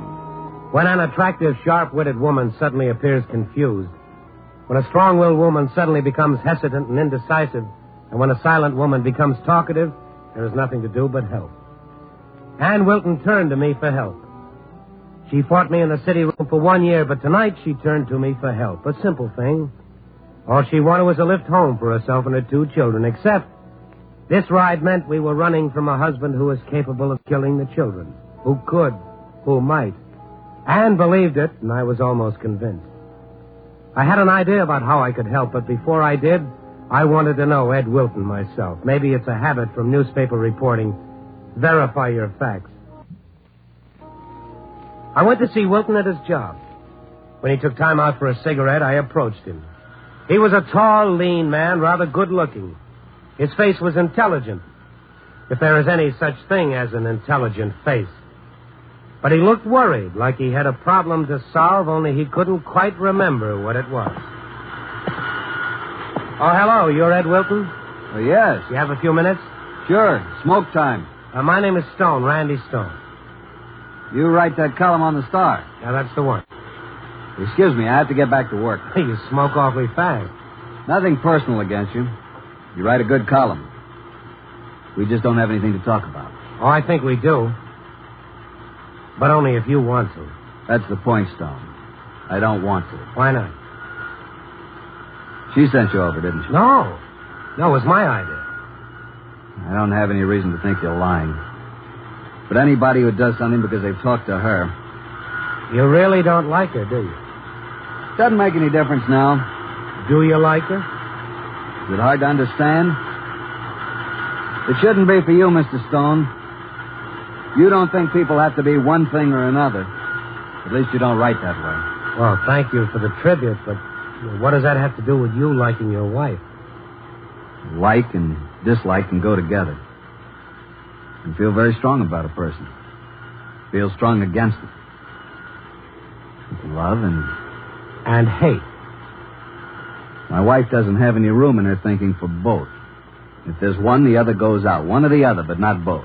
Well, I don't think she hates you, Wilton, at least not from the way she talks. She doesn't want me around. That's a hard thing for a man to say, that his wife doesn't want him. She told you anyway, it's no secret. Well, she told me... She said that you rejected her, Wilton, that you tossed her over for some woman you met when you were working nights. She told you that? Do I strike you as the kind of a guy who'd run out on his wife and kids?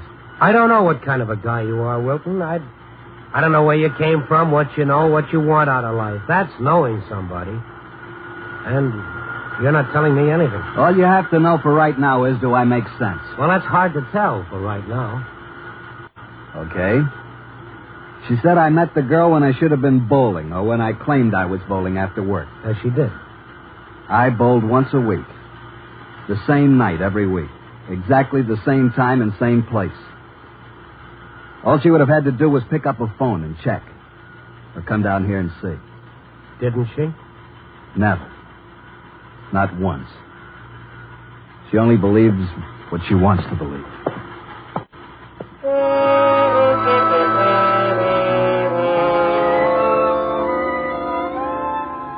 She only believes what she wants to believe. He didn't say it vengefully or with rancor.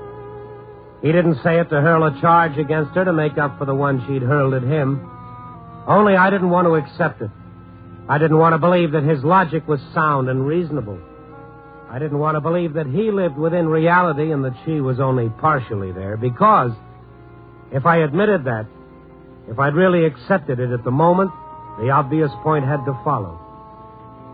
If she spoke of her husband murdering her children, and if her husband was this rational, the imminent threat of death to her children could come from only one other person.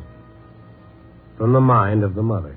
It was too grotesque, and I had to be sure. I didn't know what I'd do when I was sure, but I had to have proof. I went back to the apartment.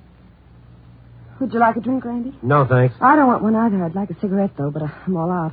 I would have gone down to the corner, only I was afraid. Here.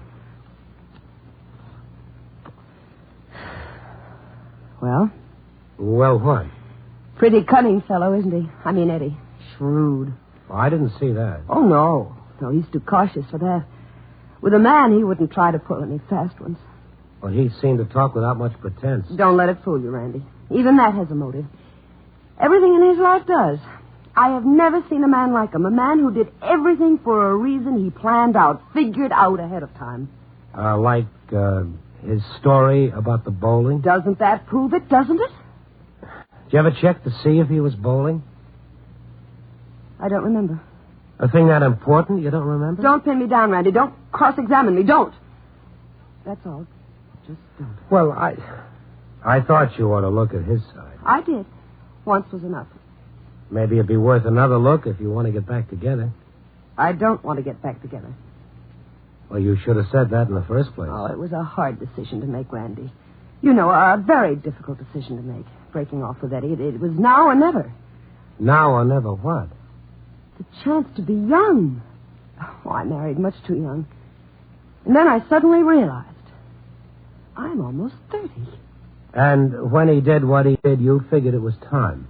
Well, it never occurred to me until Eddie and that other woman. And then I realized he hated our children and me, the whole thing. Well, that doesn't make sense. I mean, it was obvious. I could go on like that for 10 years, maybe. And then wake up old and unattractive. And who'd want me then? What man would want a woman with 2 children? Well, they're wonderful children. They'd be an asset. Do you think I'm attractive enough, Randy? Still attractive enough to remarry? You're a very attractive woman, Anne. Above average, Randy? You're very attractive. You're a very sweet person, Randy, but you don't know how it is. You can't imagine how difficult it is being a mother and father to your children, being both parents. Well, Eddie must have helped out some. Oh, he did in his fumbling way, but he was always letting them have their own way, and now they're completely undisciplined, completely. Well, they seem pretty well behaved. Oh, that's all you see. But believe me, you can give children too much love. Did you know that? Too much love. Oh, not real love. It's the phony kind that spoils kids, giving them attention and toys and calling it love. No, you're a bachelor, Randy. You don't know. You can spoil them. They begin to expect too much. They expected too much ever since they were born. All my time, everything, with no time to do anything else, no time for myself. Did you really try to make any time? I mean, reasonably.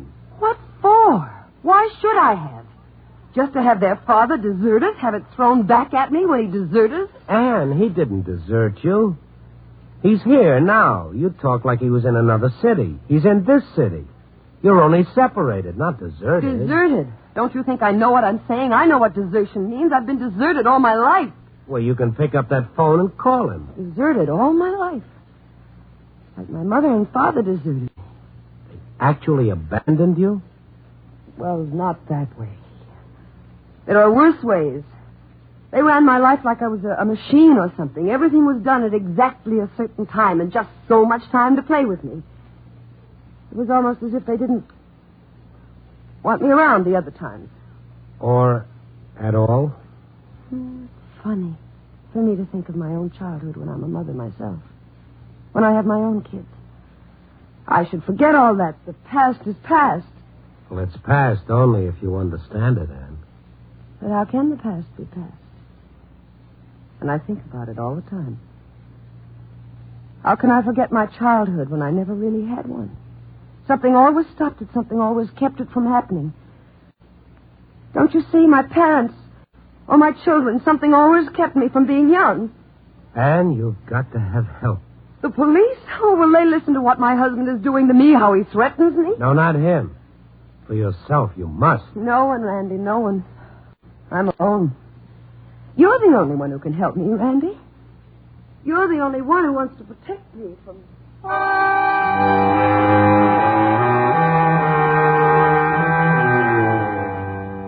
Have you ever seen a murder being planned?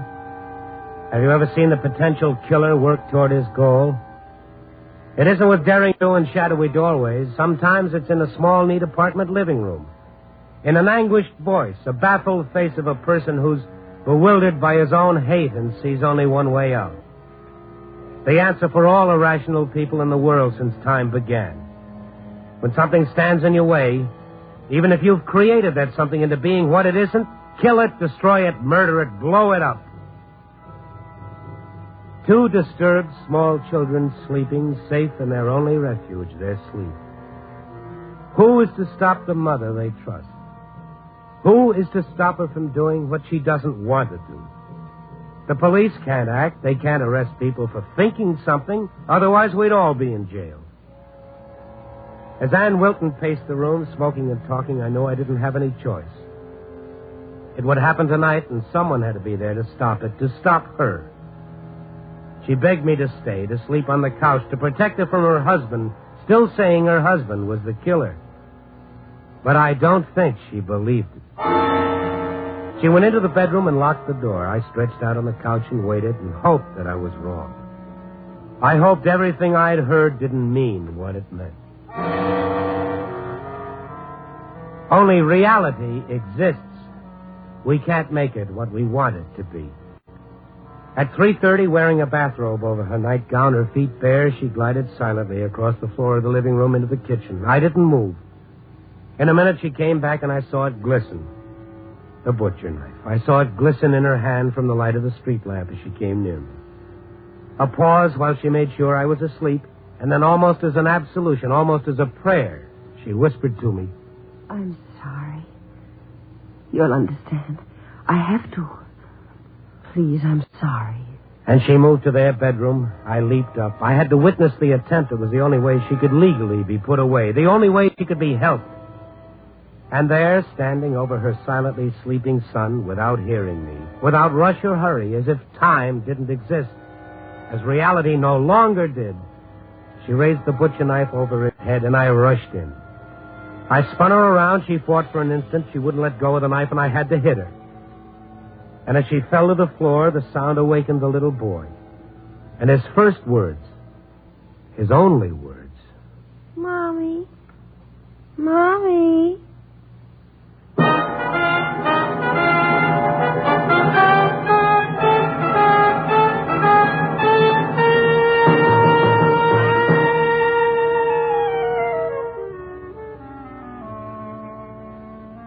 That's all. She's getting help. What more can I say? Except for some questions. Did anybody cheat you out of your childhood? Or even steal a corner out of it? Did they? Well, then take a good look. How are you getting even for it? And who are you getting even with? And can you ever get even? Or is revenge just a second-rate substitute for understanding? Copy, boy.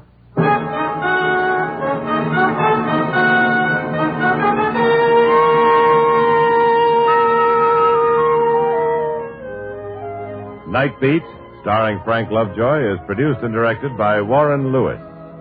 Tonight's transcribed story was written by Arthur Ross, with music by Frank Worth. The part of Anne was played by Joan Banks. Harry Bartell was Ed. Listen next week at this time And every week, as Randy Stone searches through the city for the strange stories waiting for him in the darkness.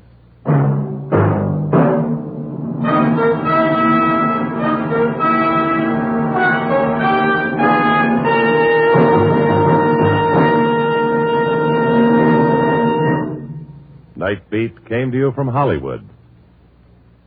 This Friday, enjoy music by Mantovani on NBC.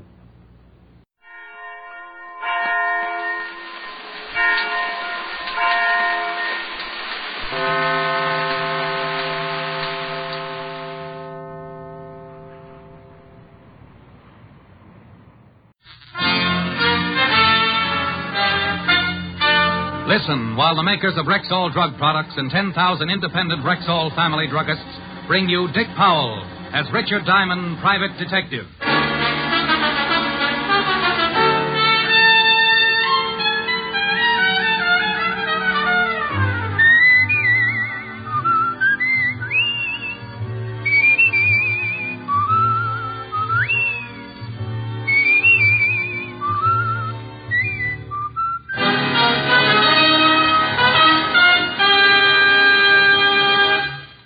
Good evening. This is your Rexall family druggist speaking to you for the 10,000 independent druggists who have made the word Rexall part of our own store names. We've done that because we recommend and sell the 2,000 or more drug products made by the Rexall Drug Company. Like Plenamins, for example, Rexall's famous multivitamin capsules. 2 Plenamins a day give you more than your daily minimum requirement of every vitamin for which such requirements have been established, plus valuable liver concentrate and iron. What's more, Plenamins cost you only pennies per day. Ask for Plenamins at Rexall drugstores everywhere. And remember, you can depend on any drug product that bears the name Rexall. Good health to all from Rexall. Now your Rexall family druggist brings you a transcribed half hour with Richard Diamond, private detective, starring Dick Powell.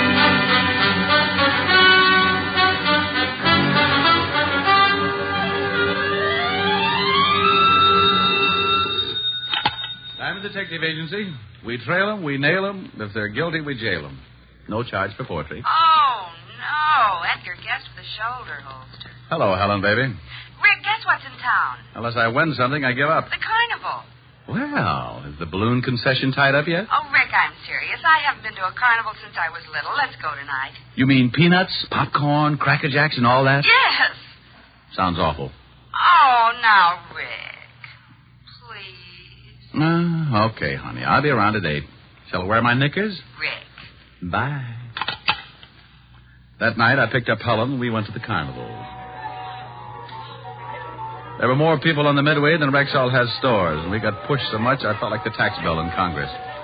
Helen decided she wanted a Cupid doll, so we stopped at the shooting gallery.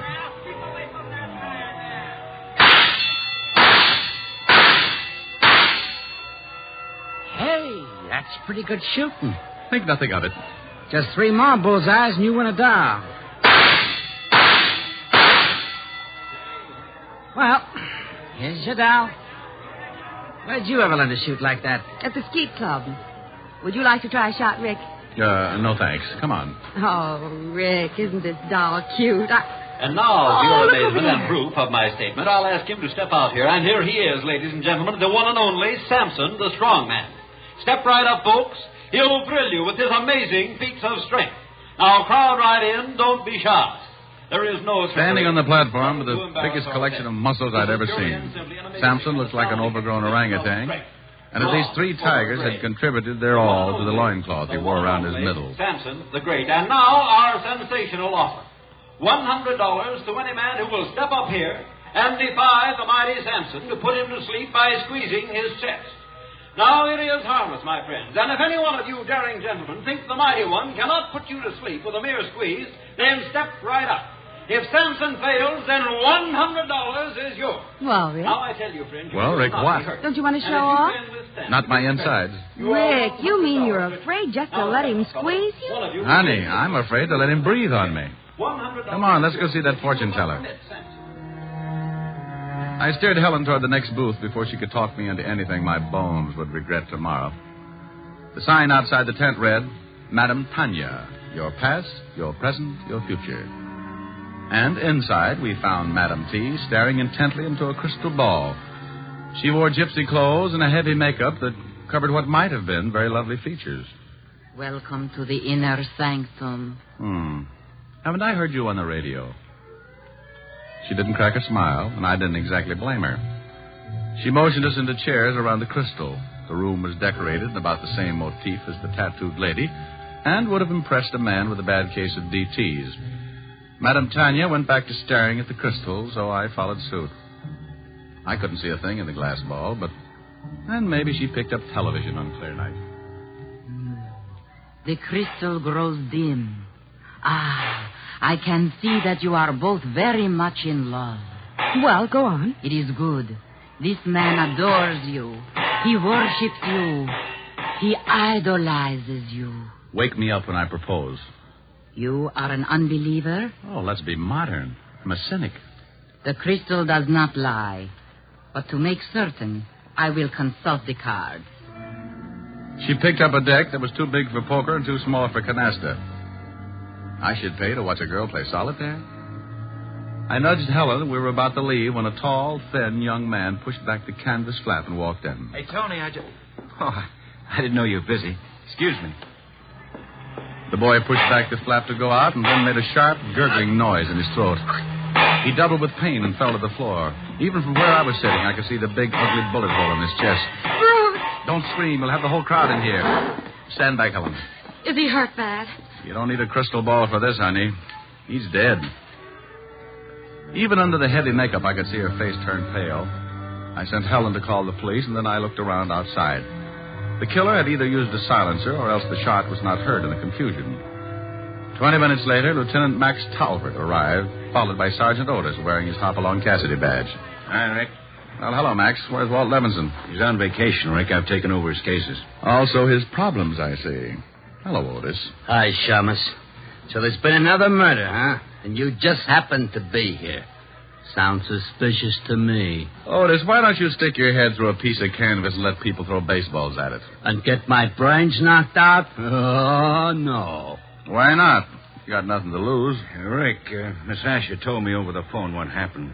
It sounds like we'll be looking for a needle in a haystack. You want to work on the case with us? Not particularly. I just happen to be here, that's all. Yeah. I still think that's awful funny. Otis, I'll send you my confession in the morning. So long, Max. It's not that I wasn't interested in the case. I was. But in my business, you can't poke your head into murder on a gratis basis. So I took Helen home. The next morning, I went to my office as usual, and then around 10 o'clock, I had a visitor. Mr. Diamond, I need your help. Well, thank my lucky stars. Sit down. Thank you. She looked like a well-dressed Lady Godiva, minus horse. I stifled a drool as she sat down, and then I realized that I'd seen her before. This was Madame Tanya, minus the heavy makeup, gypsy garb, and the phony accent. It's about last night's murder. You see, it's not the first. 4 men have been killed within a year. And all because of me. Go on. My real name is Tony Lawrence. About a year ago, a boy I knew asked me for a date, and we went out. Next day, he was killed. There were 2 more after that who showed an interest in me. They both died, too. It's getting so every time a man looks at me twice, he's murdered.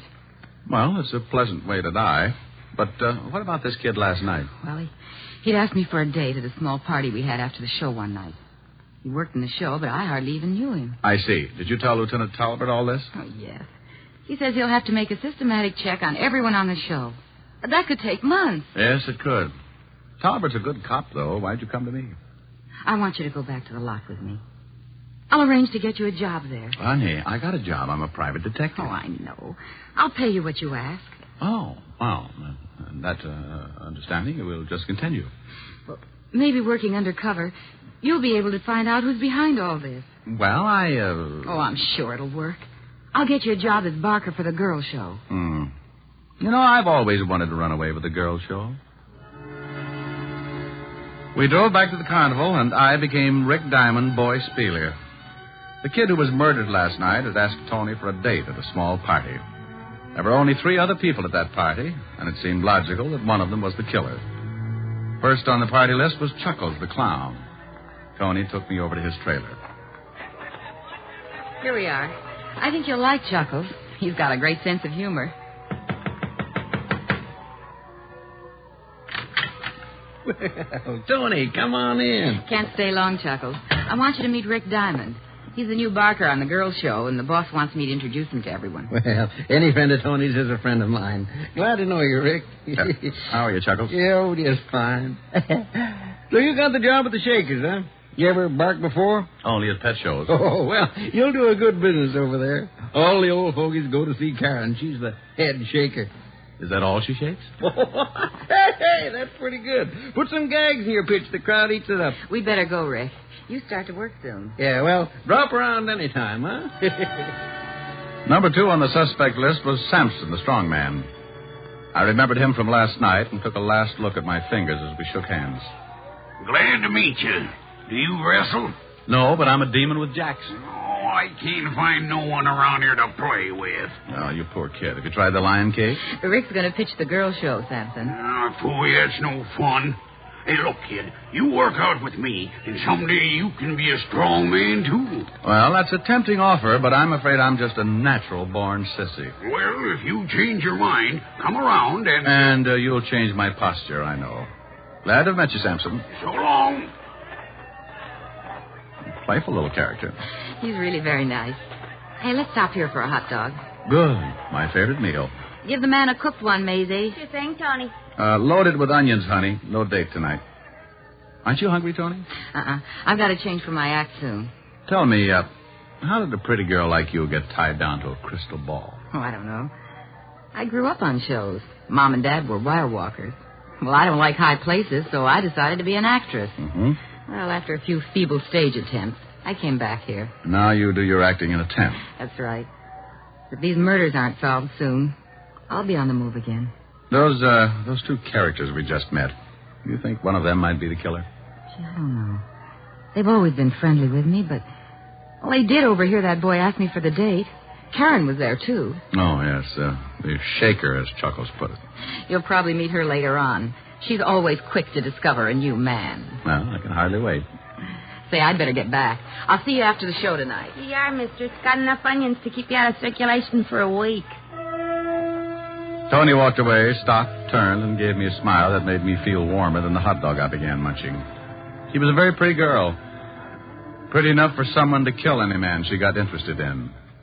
And that someone was either a clown, a strong man, or a hula dancer. Yeah, it was quite a mess, and here I was in the middle of it. But as P.T. Barnum always said, there's a sucker born every minute.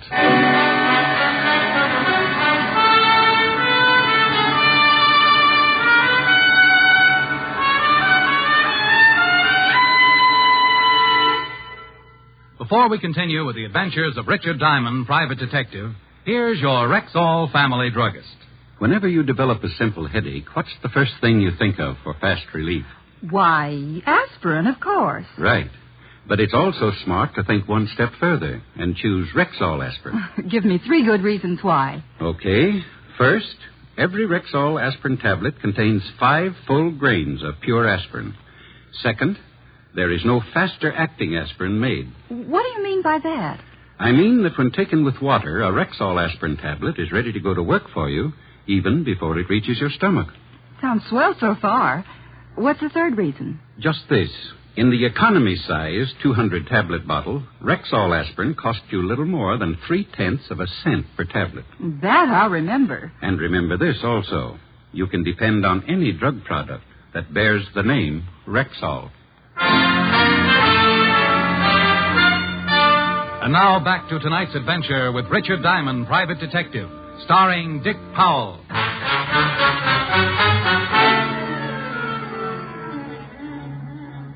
Hurry, hurry, hurry. Step right up and see Karen and her friend. Come on, boys, don't be bashful. Put your wives on the Ferris wheel drawn in. Get away from me, son. You bother me. Only 1/10 of a dollar plus 15 cents and you're all set. You'll see Karen, the blonde bombshell. That night, I yelled my head off. The crowd was heavy, and the men poured into the tent until there was panting room only. I looked at my watch and saw that I had 4 more hours to go. So I warned my tonsils and kept right at it. My mistake, mister. Go on in. 4 hours later, I felt like a politician and had a voice like Andy Devine. Tony met me after the crowds had left, and we had a Coke. Tired? Tired? Me? No. 37 hours sleep and I'll be as good as new. You'll get used to it. Oh, do I have to? I thought the girl show would be great, but they're inside. I'm outside. Well, you'll meet Karen soon. That's some consolation. No, say, while I think of it, maybe we'd better not be seen together so much. I got a great affection for life. Yeah, I thought of that. You'd better go on from here alone. But, Ricky, be careful. I gave her my for you I will look, and then she left. I had been assigned a bunk in one of the trailers and was about to head toward it when something grabbed my arm. At first, I thought one of the snakes had left the charmer's neck. But this one had long blonde hair. Hi. My name's Karen. You got a match? I'd heard the match line in a movie, but what this gal carried around could never pass the censor board. I'd been singing her praises all evening, and now I could see that I'd been guilty of understatement. Thanks. Oh, that's all right. I'm loaded with them. Hey, you're cute. The last guy had a lousy voice, but you're cute. What's your name? Diamond. You can call me Rick. You want to buy me a Coke? Sure. Well, never mind. I just wanted to see if you wanted to. Well, any more party games up your sleeve? Oh, sure, lots more. I've seen you with Tony. You like her? Well, shouldn't I? I don't know. Only the way things have been happening, it ain't so healthy. Yeah, so I heard. You like her? She's all right. Burns me, though. She makes more dough than I do, and she's strictly no talent. She just makes up them stories. Now, me, I give the boys the money's worth. Well, I'll bet you do. You know, I bet we get along real swell, you and me. Well, I hope we do. You know, there's nothing but jerks around here. You look sort of like a gentleman. Sorry, I'm just tired. Oh, I like it. You want to take me into town and go dancing? Well, I'm all worn out tonight. Oh, I don't really want to go. Just want to know if you'd like to take me. Oh, we're back at that. Yes, I would like to take you. Good. Oh, gee, it's a nice night for a walk. Would you like to... Let's not go round again. Say, you're awful cute. Good night. That night, I went to bed with a lot on my mind and an ice pack around my neck. I was after a murderer who left no clues. The only apparent motive was to keep men away from Tony. Chuckles or Sampson. Maybe they were in love with Tony. On the other hand, Karen might be jealous enough of Tony to commit murder. I didn't count sheep that night, just characters. Next morning, while I was roaming around the carnival grounds, I found Chuckles sitting on the steps of his trailer sewing a bright-colored costume. Well, hi there. Sit down. Thanks. Hey, you're pretty handy with that needle. Oh, you gotta be. How did it go last night? Well, I'm a little better, but I'm in no condition for a cigarette test. I'm glad I don't have to yell my lungs out every night. I just stand around and let people laugh at me. I have a friend named Otis who does the very same thing. Say, you should have been around yesterday if you like excitement. Guy was murdered. Oh? What happened? Somebody shot him. Seems like the only reason was because he liked Tony. You mean the girl who showed me around yesterday? Yeah, that's her. Oh, I guess not many guys give her the eye. No. There's one fellow that kind of likes her, though. A guy by the name of Leonardi. Oh? Yeah, he don't work here no more. He's on another show. Tony and him write a lot, though. I'm always mailing letters for him. Well, maybe they're just friends. Yeah, that's what she says. He worked on this show before I came over here. I don't really know him, but I bet there's something between those two. Maybe he's the one behind all this. Could be. Well, it's not good to poke your nose into other people's business. You're telling me. Well, I guess I'll look over the show. Yeah, well, drop around any time. I left Chuckles and wandered on up the Midway. About half past the merry-go-round, I ran into Karen, the curve cram kid. Hi, handsome. Hi, yourself. You know, I dreamed about you last night. You do wonders for my ego. You do wonders for my dreams. Care if I walk along with you? Not at all. Karen, do you know a guy named Leonardi? Oh, sure. Used to work here. Why do you ask? Well, I've heard he might be interested in Tony. That's risky business, you know. Tony and Leonardi? Oh, no. Now, somebody's pulling your leg. Oh, Rick, I've been looking... Oh, I didn't know you had company. Hello, Karen. Hi. I just thought I'd see if you were getting along all right, Rick. He's in good hands. That's all a matter of opinion, dear. Look, why don't you girls amuse yourselves while I make a phone call? Karen, you do the shimmy while Tony tells your fortune. I'll be right back. Both girls were exchanging icy stares as I pulled up my coat collar and walked away. So far, I'd accomplished nothing, and the case was still as mixed up as a chef's salad. I called Max to see if he'd uncovered anything on the latest murder.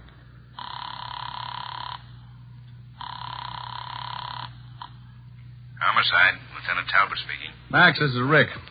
How you coming on that circus murder? Oh, Rick, what a headache. Gets screwier every minute. Yeah, I know. The fortune teller hired me. Oh, well, then you know almost as much as I do. There's one new development, though. Well, don't be greedy, Grandpa. Shoot. That's what someone else did last night. Had a guy by the name of Leonardi. Leonardi. The guy Chuckles told me about. The one who liked Tony. Max filled in with the details. The killer had written a letter to Leonardi and told him to come to a hotel room in the city because Tony was sick and had been asking for him. Then the killer rigged up a gun trap so that when Leonardi opened the door, the gun would go off and kill him. Only Leonardi was still alive. The killer had made one mistake. I thanked Max and went back to Tony's tent, certain I could use that mistake to my advantage. Hello, Rick. Hey, where did little Miss Wigglehips go? I don't think she liked your leaving her. She went back to her trailer. Good. Now, Tony, you told me that only 3 people were present at the party when Bruce asked you for the date. Are you certain of that? Why, yes. Just Samson, Chuckles, and Karen. They dropped in after the show, and we had coffee. Mm-hmm. Well, I want you to invite our 3 friends over again after the show tonight. Will you do that? Well, yes, but I don't understand. I went back to the girls' show and began my afternoon pitch. That evening, I went through it again, and then around midnight, I went to the party in Tony's tent. They were all 3 there when I entered. Sit over here, honey. Thanks, Karen. Hi, weakling. Oh, please, Samson, I'm sensitive. Say, you should have seen the matinee today. We did a bang-up routine, and the crowd ate it up. We did the old one where we all pile into a car. You know... They were all relaxed, and I decided it was time to try my long shot.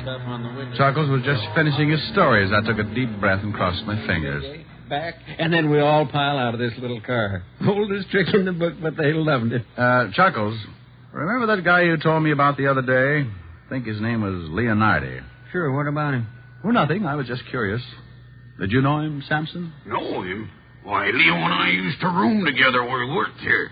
Him and me is the best of buddies. And you, Karen, you said earlier that you knew him, right? Yeah, but I didn't think he was so great. He was nothing but a pest. Hey, you can't talk that way about my buddy. Oh, Samson, please. This is a party. Yeah, take it easy, Muscles. Now, let's see. You both knew Leonardi. That lets you out and leaves only Chuckles. You said earlier that you joined the show after Leonardi left, didn't you, Chuckles? Yeah. Say, why all these questions about Leonardi? Because you tried to kill him last night. You thought there was something between Tony and him. What's this? It's a joke, that's all. Yes, clown, but the joke's on you. You're the only one who didn't know Leonardi. The only one who would rig up a gun trap the way you did. What are you getting at? When Leonardi opened the door, the bullet went over his head. Oh, well, over his head? That's right. You rigged the trap to shoot a normal-sized man. You're the only one here who didn't know Leonardi, didn't know he was a midget. Well, you're kidding. He's a midget. That's right. Still feel like laughing? It's on me. The joke's on me. You tried to kill my little pal? And there wasn't anything between Tony and him, huh? Just friends, like she said. Oh, what a laugh, a midget. Why, you dirty... Take it easy, Samson. Little Leo's my pal. I'll kill this bum when he wakes up. Never mind, friend. That's the job for the state.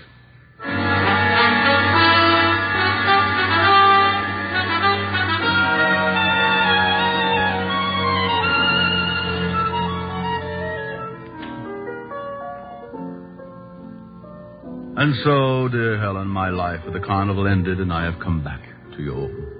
Beaten, perhaps, but ready to continue my valiant fight against the forces of evil. Justice must prevail. Truth must march ahead. Oh, Rick. Quiet, I'm auditioning for Portia Face's life. Rick. Was that Karen person pretty? Mm-hmm. What kind of a dance did she do? Well, she started by, and then she, well... Oh. One of those. Mm-hmm. Only more so. Well, I hope you enjoyed yourself. Helen, you're so thoughtful. Rick. Yes, baby? I wonder how I'd be doing that. Doing what? Helen, please. This is more your type. Sweet, lovely, sweeter than the roses in May. Sweet and lovely, heaven must have sent her my way. Skies above me never were as blue as her eyes. And she loves me, who would want a sweeter surprise? When she nestles in my arms so tenderly, there's a thrill that words cannot express. In my heart a song of love is taunting me, melody haunting me, sweet and lovely, sweeter than the roses in May. And she loves me, there is nothing more I can say. So that's my type, is it? Come here. Wow. Well.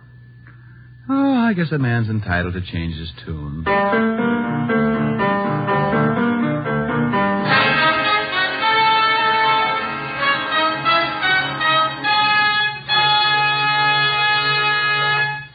Again, here's your Rexall family druggist. Tonight, I'd like to say a special word to users of mineral oil. I know that what you search for is one with an extra heavy body. Well, Rexall mineral oil is refined by a special process to obtain just that. And because it's so exceptionally pure and bland, Rexall mineral oil is non-irritating and non-habit-forming. What's more, it's tasteless, odorless, colorless. Next time, try Rexall mineral oil. And remember, you can depend on any drug product that bears the name Rexall. Good health to all from Rexall.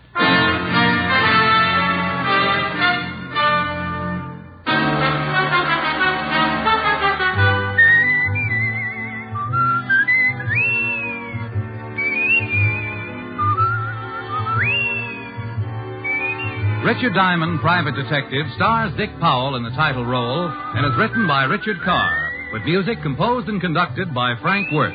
Featured in tonight's cast were Virginia Gregg, Bill Johnstone, Wilms Herbert, Lucille Meredith, Parley Bear, Joe Duval, and Joe Gilbert. Richard Diamond, Private Detective, is transcribed in Hollywood by Jaime Del Valle. This is Bill Foreman, inviting you to be with us next Wednesday at this time, when we will again bring you Dick Powell as Richard Diamond, Private Detective.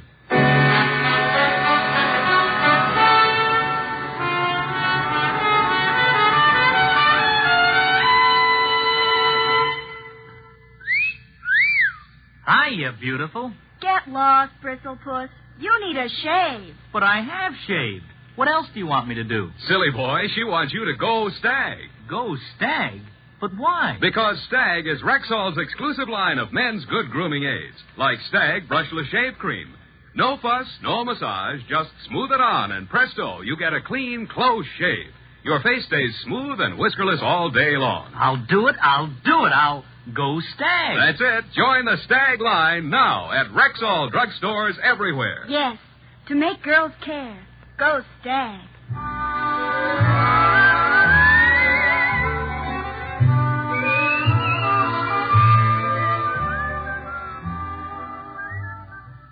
Wednesdays this fall, hear Groucho, Gildy, and the Halls of Ivy on NBC.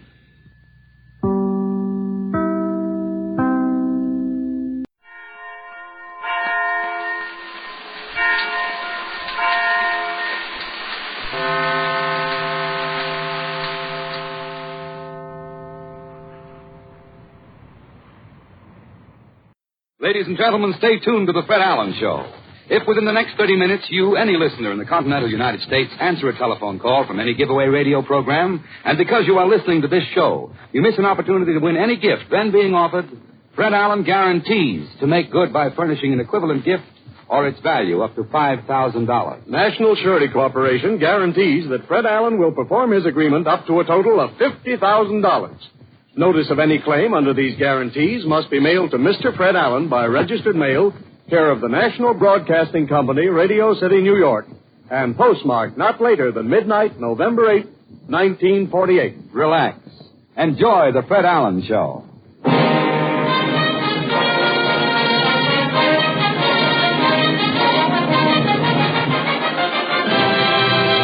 The Ford Dealers of America present the Fred Allen Show.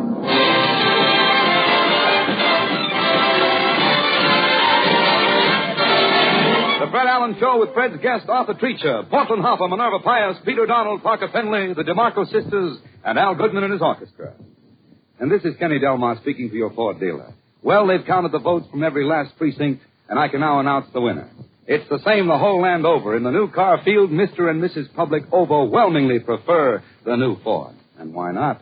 With its new low look, and marvelous midship ride, hydrocoil and Paraflex springs, and magic action brakes, the 49 Ford is unquestionably, indubitably the car of the year. Your Ford dealer invites you to meet the winner tomorrow.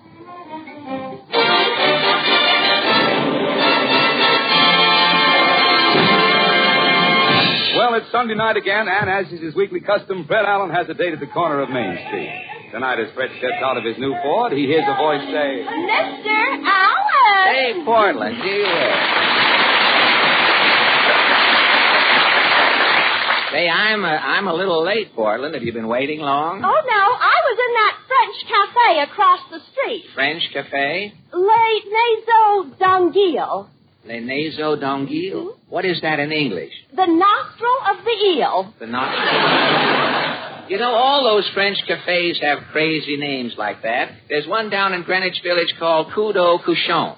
What is that? The swine sinus. It's a French cafe.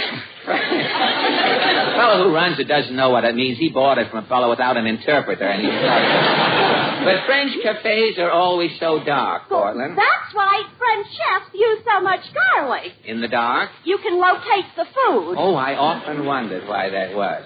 The place you just ate in over there looks awfully small. It is. The pats on the lamb chops are knickers. Oh, they are really? They split the peas 60-20, do they? Say, I know a French restaurant. The ceiling is so low, they serve the frog's legs squatting. Say, what's that crowd over there across the street? Well, that new picture just opened, Snake Pit. Well, how do you know it's Snake Pit? The line outside is coiling around the theater. Coiling? Say, Portland, I just remembered. You know what? I forgot to get the paper tonight. Let's take a walk down Main Street. Well, let's get going.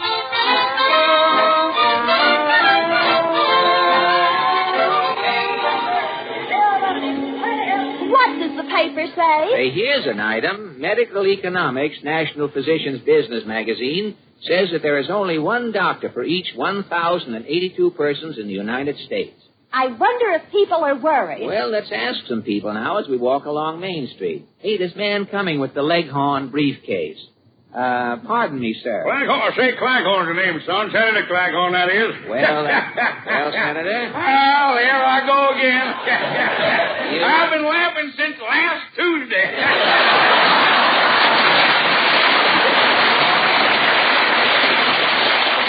Laughing at what, Senator? The election. Yeah, son, that's the biggest upset this country has seen since the Normandy tipped over. Maine is seceding from the Union. And the Republicans are giving their bandwagon back to Fitch. This is one thing the elephant will never forget. Tell me, what about Dr. Gallup and Mr. Roper with their polls? Well, this is the first time in the history of statistics that the polls have gone to the dog.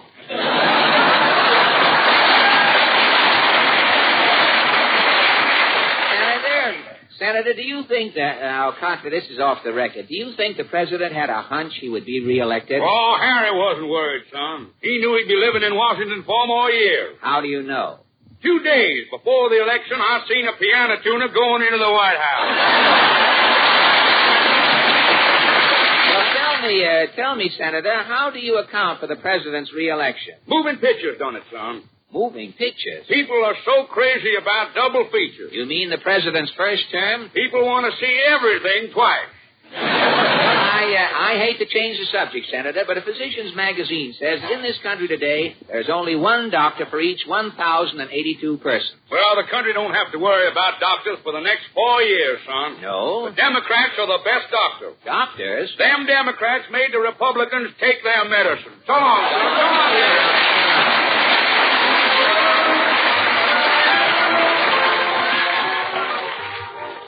Say, it sure is a swell night to walk down Main Street, Portland. Look at this picture in the barber shop.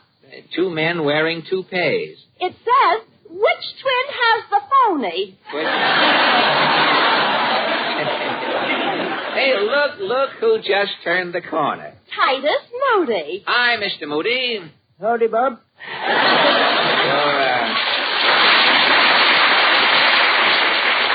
You're out, aren't you out late, Mr. Moody? Yes, I am. I had to go to a Alf Landon testimonial dinner. A big do, was it? Oh, they had some fella speaking. He was a Republican. A Republican, eh? He was appearing incognito. His talk was, America, is it utopia? Well, do you think America is utopia? Not while I'm paying $3 for overalls, I don't. Well, tell me, Mr. Moody, what about this shortage of doctors? Why, I don't know about human doctors, but vets is going crazy. You mean veterinarians? Cow doctors. Cow doctors. I had a cow that had an ulcer. And you called the vet to operate on the cow's ulcer, did you? He drove up with his trailer clinic. The vet was busy, I imagine. On the floor, he had a horse laying down, waiting to get his tonsils out. 2 goats was leaning in the corner underneath her. Yeah. And swinging in a hammock, he had a pig in traction. Pig in traction, eh? That vet must have been confused. He didn't know what he was doing. Did he operate? He took the whole insides out of my cow. Yeah? And he put in the insides of a hen. The vet put the insides of a hen in your cow? What happened? Why, today, before the cow will give a drop of milk, she has to set on her nest. So long,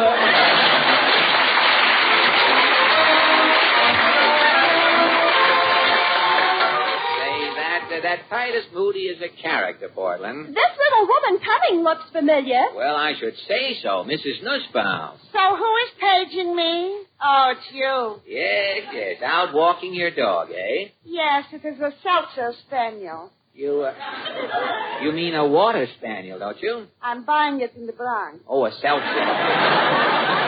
Well, tell me, Mrs. Nussbaum, about this shortage of doctors. Who needs doctors? But, I'm taking out group hospitalizing. Oh, group hospitalization? Before they can take me to the hospital, a group is having to get sick. I often wonder. Hey, it is good to be healthy, huh? Good. It's also making trouble. Trouble? How do you mean? Well, my friend, Mrs. Bambi Rappaport, is crazy for health. Uh-huh. To getting iron, she's eating spinach. Uh-huh. Bambi is getting so much iron, her arm is looking like a niblick. And to making calcium, she's drinking milk. Uh-huh. Well, she's drinking so much milk, in the mouth she is now having 3 sets of teeth. 3 sets of teeth? Then, to improving the eyesight, Bambi is eating carrots. Is she eating too many carrots, too? Like a cat, she can now seeing only at night. Well, look, eating all of these health foods, Bambi must be enjoying life. Enjoying? Her husband is getting a divorce. Why? Bambi is too healthy. Too healthy? When her husband is telling Bambi to drop dead, she couldn't do it. Thank you.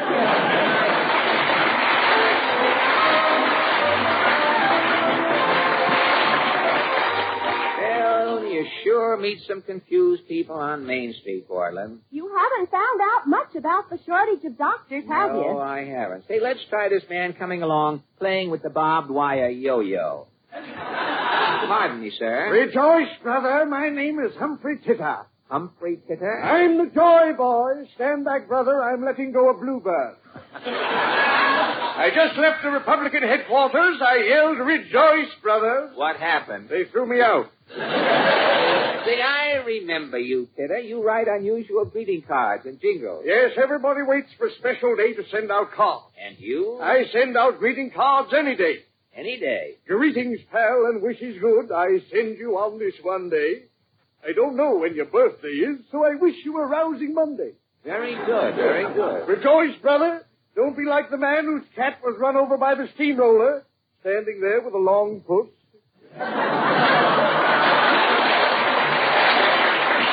Look, Mr. Kidder, what is the country going to do about the shortage of doctors? I shall write a jingle. Take this down. What's the title? Your doctor. I have it. Your doctor. Your doctor is your best friend. His skillful diagnosis informs you promptly when you're sick, if it's virus or thrombosis. Your doctor quickly feels your pulse, arrives at his decision, and with his shiny scalpel, he soon makes a long incision. If you don't survive his surgery, your doctor never quakes. For his friend, the undertaker, always covers his mistakes. So long, Mr. Kidder. Rejoice, brother.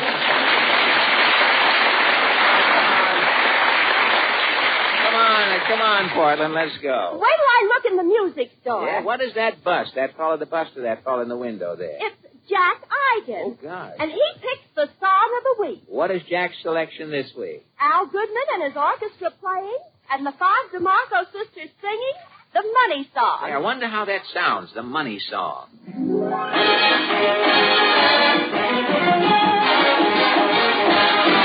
If you got it, you don't need it. If you need it, you don't got it. You don't get it, shame on you. Funny, funny, funny what money can do. Let them have it, get more of it. Less they need it, more they love it. And it sticks to them like glue. Funny, funny, funny what money can do. As the rich man, he'll confess, money can't buy happiness. As the poor man, he don't doubt, but rather be miserable with them without. If you spend it, please be wiser. If you save it, you're a miser. You don't want it, you are cuckoo. Oh, funny, funny, funny what money can do. It's a bad thing, oh yes, very full of germs, unsanitary. Will I have some cheese? Thanks. Funny, funny, funny, funny. Funny, funny, funny. Funny, funny, funny. Funny, funny, funny. Funny what money, money, money can do.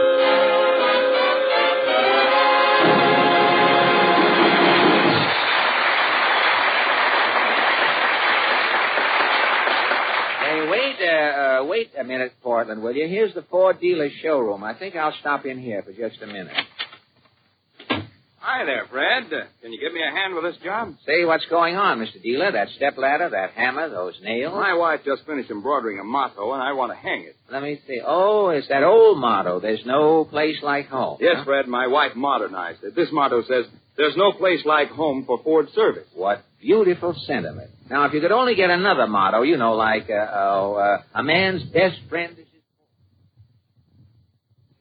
Let's drop in here at this bookshop, the choice ahead. Let's drop in and browse around. Well, I have to meet Mama to help her pick out a new fur coat. Oh, what kind of a fur coat is your mother getting?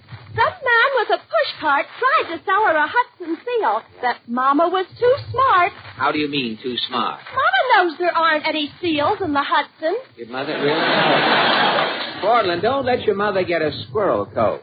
The squirrel coat will take your mother out in the park and bury her with the rest of the nuts there. Well, I'll see you later, Portland, if you got to go. Good night. Good night.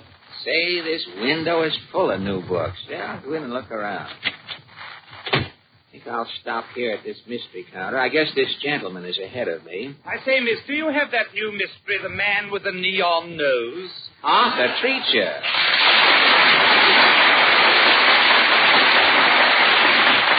Arthur, what are you doing here at the mystery counter? I'm buying mystery stories to take back to England. I'm going to do a crime program on television in London. You're going to be on television in England? Yes, it is quite possible that at this very moment you're gazing at the British Howdy Doody. Have you found any... Have you found any good mystery stories here? There's some fascinating crimes in this anthology. Oh, in the anthology, really? No, anthology. Anthology, is Here's it? one. I thought you murder dropped in your H's over there. Anthology. Here's one. Murder in the aquarium. What is that? Well, a woman's body is found floating in a tank at the aquarium. There are no clues whatsoever. No clues, eh? An inkfish in the next tank writes out one word in the water. And the word is? Bundle. Bundle, hey? The police noticed a small hole in a bundle the woman was carrying. Yes? The police find that the woman's husband took a swordfish out of one of the tanks and stabbed his wife. The husband stabbed his wife with a swordfish? Right through the bundle. Hey, this sounds pretty involved. How did the police solve the crime? Luckily, the murderer confessed. Oh, well, that saves the whole thing.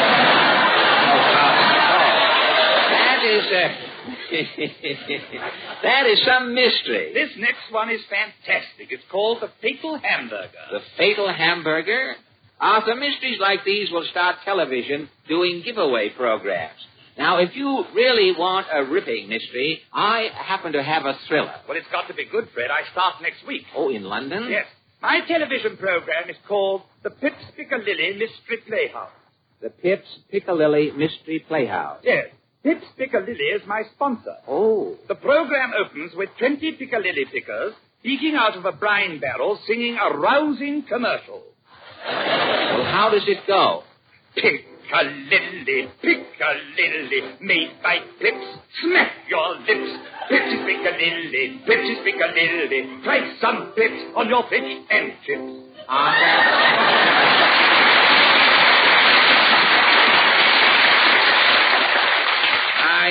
Arthur, my mystery will be great for the Pips Piccadilly Playhouse. What's your mystery like, Fred? Well, the program opens with a lumbering fanfare.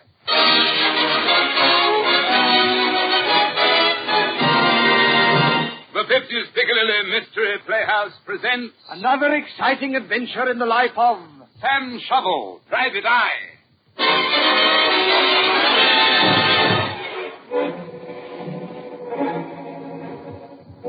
I am Sam Shovel, Private Eye. I've cracked a lot of tough cases, but the toughest case I ever cracked was the case of Sir Hubert Bottomley. One day I'm sitting in my office, dropping some urine in me private eye. I'm just squeezing out the dropper. Hearing a knock, I deduce that somebody's at the door. Well, I say, come in. Ta-doo. Yeah, lady? I'm looking for Sam Shovel, private optic. I'm Sam Shovel. I'm Lady Bottomley. My brother, Sir Hubert Bottomley, is missing. Missing what? He's missing himself. Oh. Has he looked around in his coat? I don't know. Sir Hubert's been here in America. Yes? Every month I've been sending him his allowance, 20 pounds. 20 pounds of what, lady? Money. Oh, money. For 15 years I haven't heard from Sir Hubert, so I decided to come to America. Yeah? Mr. Shovel, you must find my brother. Lady Bottomley, I'll find Sir Hubert Bottomley, or my name ain't Sam Shovel, Private Eye.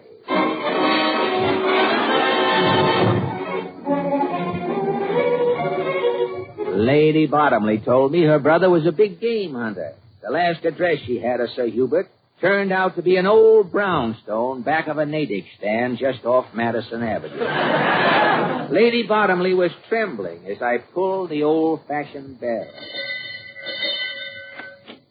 Yes? Are you Sir Hubert Bottomley? I'm Bellwether, Sir Hubert's butler. Whom have I the melancholy honor of addressing?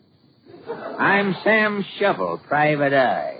Stand back, Bellwether. Me and Lady Bottomley's coming in. Get your hands off my lapel. You're rumpling my dicky.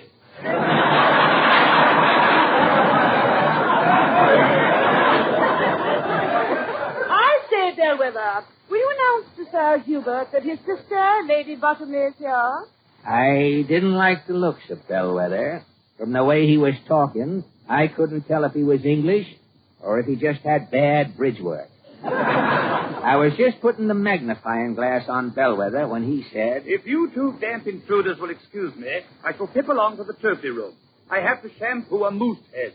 Not so fast, Bellwether. What's this trophy room? Oh, my brother, Sir Hubert, is a big game hunter. Oh, rather. On his last trip, the master bagged an enormous giraffe. Oh, yeah? Where is the giraffe? Well, the body is in the basement. Yeah. The neck goes through the second, third, and fourth floors. And the head is looking out of the penthouse window. Sounds like a tall story, Bellwether. Bellwether and gentlemen, if you don't mind, would you announce me to my brother, Sir Hubert? Yeah, Lady Bottomley here thinks Sir Hubert's met with foul play. Oh, preposterous. Obviously, eating meat has unhinged Lady Bottomley's reason. At this precise moment, Sir Hubert is in the game room playing chess with Lord Beaverball. Bellwether, you heard Lady Bottomley. She wants to be announced. As soon as Sir Hubert finishes his chess game, I shall announce Lady Bottomley. And now I must be off and shampoo that moose head, or Duz will have done it before I get there. I say, Mr. Shovel, I'm terribly sorry to have troubled you. My brother seems to be quite all right. I don't like it, Lady Bottomley. You think there's something wrong? I don't trust that Bellwether. Oh, I say, what was that? It wasn't me snapping me bubble gum. That was a shot. Those were 5 shots, I know it. And you're very quick on the trigger counting them shots, Lady Bottomley. And they was coming through that keyhole. And they were coming directly at us. There's something suspicious going on here, Lady Bottomley, or my name ain't Sam Shovel, Private Eye.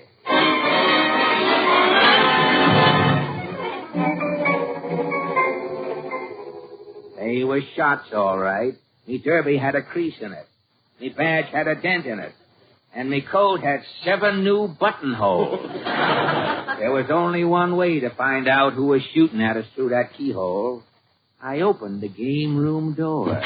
Sam Shovel. Bellwether. What's the big idea, firing that shotgun through the keyhole? Oh, I thought you'd get a bang out of it. While Bellwether was amusing himself, I took a quick gander around the game room. Sitting at a table motionless, there was 2 men playing chess. I was just ready to pounce when I heard Lady Bottomley say... Mr. Shovel. Yeah? One of those men playing chess is my brother, Sir Hubert Bottomley. I'll soon check on that, Lady B. Hey, you with the half a pair of glasses. I say, what's all the hugger-mugger? Can't you see we're playing chess? Bellwether. I'm sorry, Lord Beaverboard. I told these 2 fruity intruders that I would announce them when you were finished. Sir Hubert. Oh, Sir Hubert, you recall your sister, Lady Esther? Sir Hubert! Hey, what's wrong? What's wrong, Lady Sir Bottom? Hubert, he's dead! Dead? By Jove, that explains it. Explains what? Well, our chess game, Sir Hubert hasn't made a move in ages. He's just been sitting there holding his bishop. Last failure, do you think? No, possibly was bored to death. I'm dull company, you know. No, you're just boss wrong. What? Sir Hubert's got a hole in his head. Look, this dimple has no bottom to it. You're right. It's a bullet hole. This is moida. Moida? Moida. Nobody's leaving this room. Come clean now, somebody. Who shot Sir Hubert? Well, none of us could have done it, old boy. We were all here in the room together. Hey, that's right. Shovel, there must be somebody else in the house. I can take a hint, Lady Bottomley. Come on, Bellwether. I'm finding that somebody else, or my name ain't Sam Shovel, Private Eye.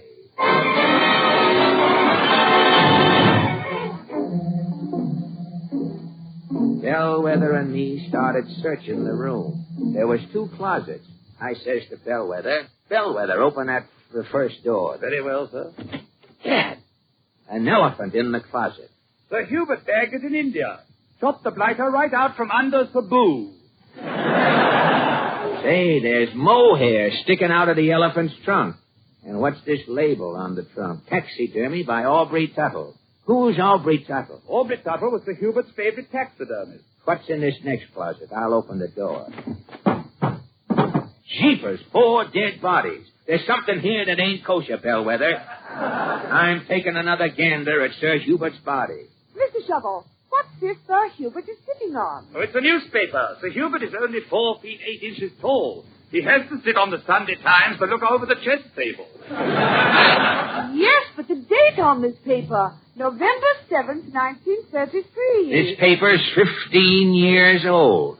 Sir Hubert has been dead for 15 years. I say, this is going to be a blow to our club, you know. We elected him president 2 years ago.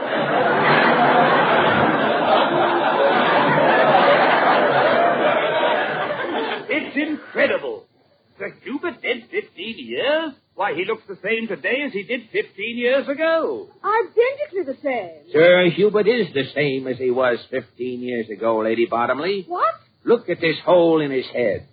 What do you see sticking out? Mohair. Mohair is right. Sir Hubert has been stuffed. Look here on his neck. One of them labels that was on the elephant. Taxidermy by Aubrey Tuttle.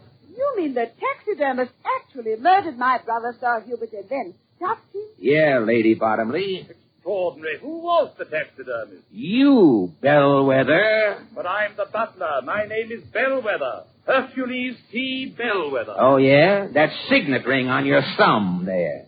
The initials is A.T. A.T.? Oh, that's an abbreviation for athlete. Rule Britannia. Stop the music. The jig is up, Aubrey Tuttle. You might as well confess. It'll make me very happy. Oh, but happiness is so middle class. Regardless. I do wish you'd confess, Bellwether. I'm famished for a cup of tea. Very well, Lady Bottomley. I am Aubrey Tuttle. I knew it. I killed Sir Hubert. Oh, you bounder. But why? But why, Mr. Tuttle? Well, 15 years ago, Sir Hubert returned from Africa with a boatload of big game. I was his taxidermist. And you stuffed the animals? I put everything I had into them. When I finished, my bill was £2,000. Sir Hubert refused to pay me. You was penniless, eh? I had to have money. I knew Sir Hubert was getting £20 a month from his sister in England, so I decided to murder Sir Hubert, pose as his butler, and collect the money he owed me. What became of Bellwether, the real butler? Well, he's in the closet with the rest of the staff. You mean them stuffed stiffs of the staff? Why did you kill them and stuff them, Bellwether? I had some mohair left over. Aubrey Tuttle, you are a fiend, definitely. By Jove, my opponent dead for 15 years. It's so difficult to tell in chess. Say, where are you going, Tuttle? I think I shall step out for a bit of swan-upping. Come back here, you. Unhand me, you succulent mendicant. Right in the peeper. A bit of a shiner. Okay, Tuttle. You're coming with me, Or what? Or my name ain't Sam Shovel, Private Black Eye.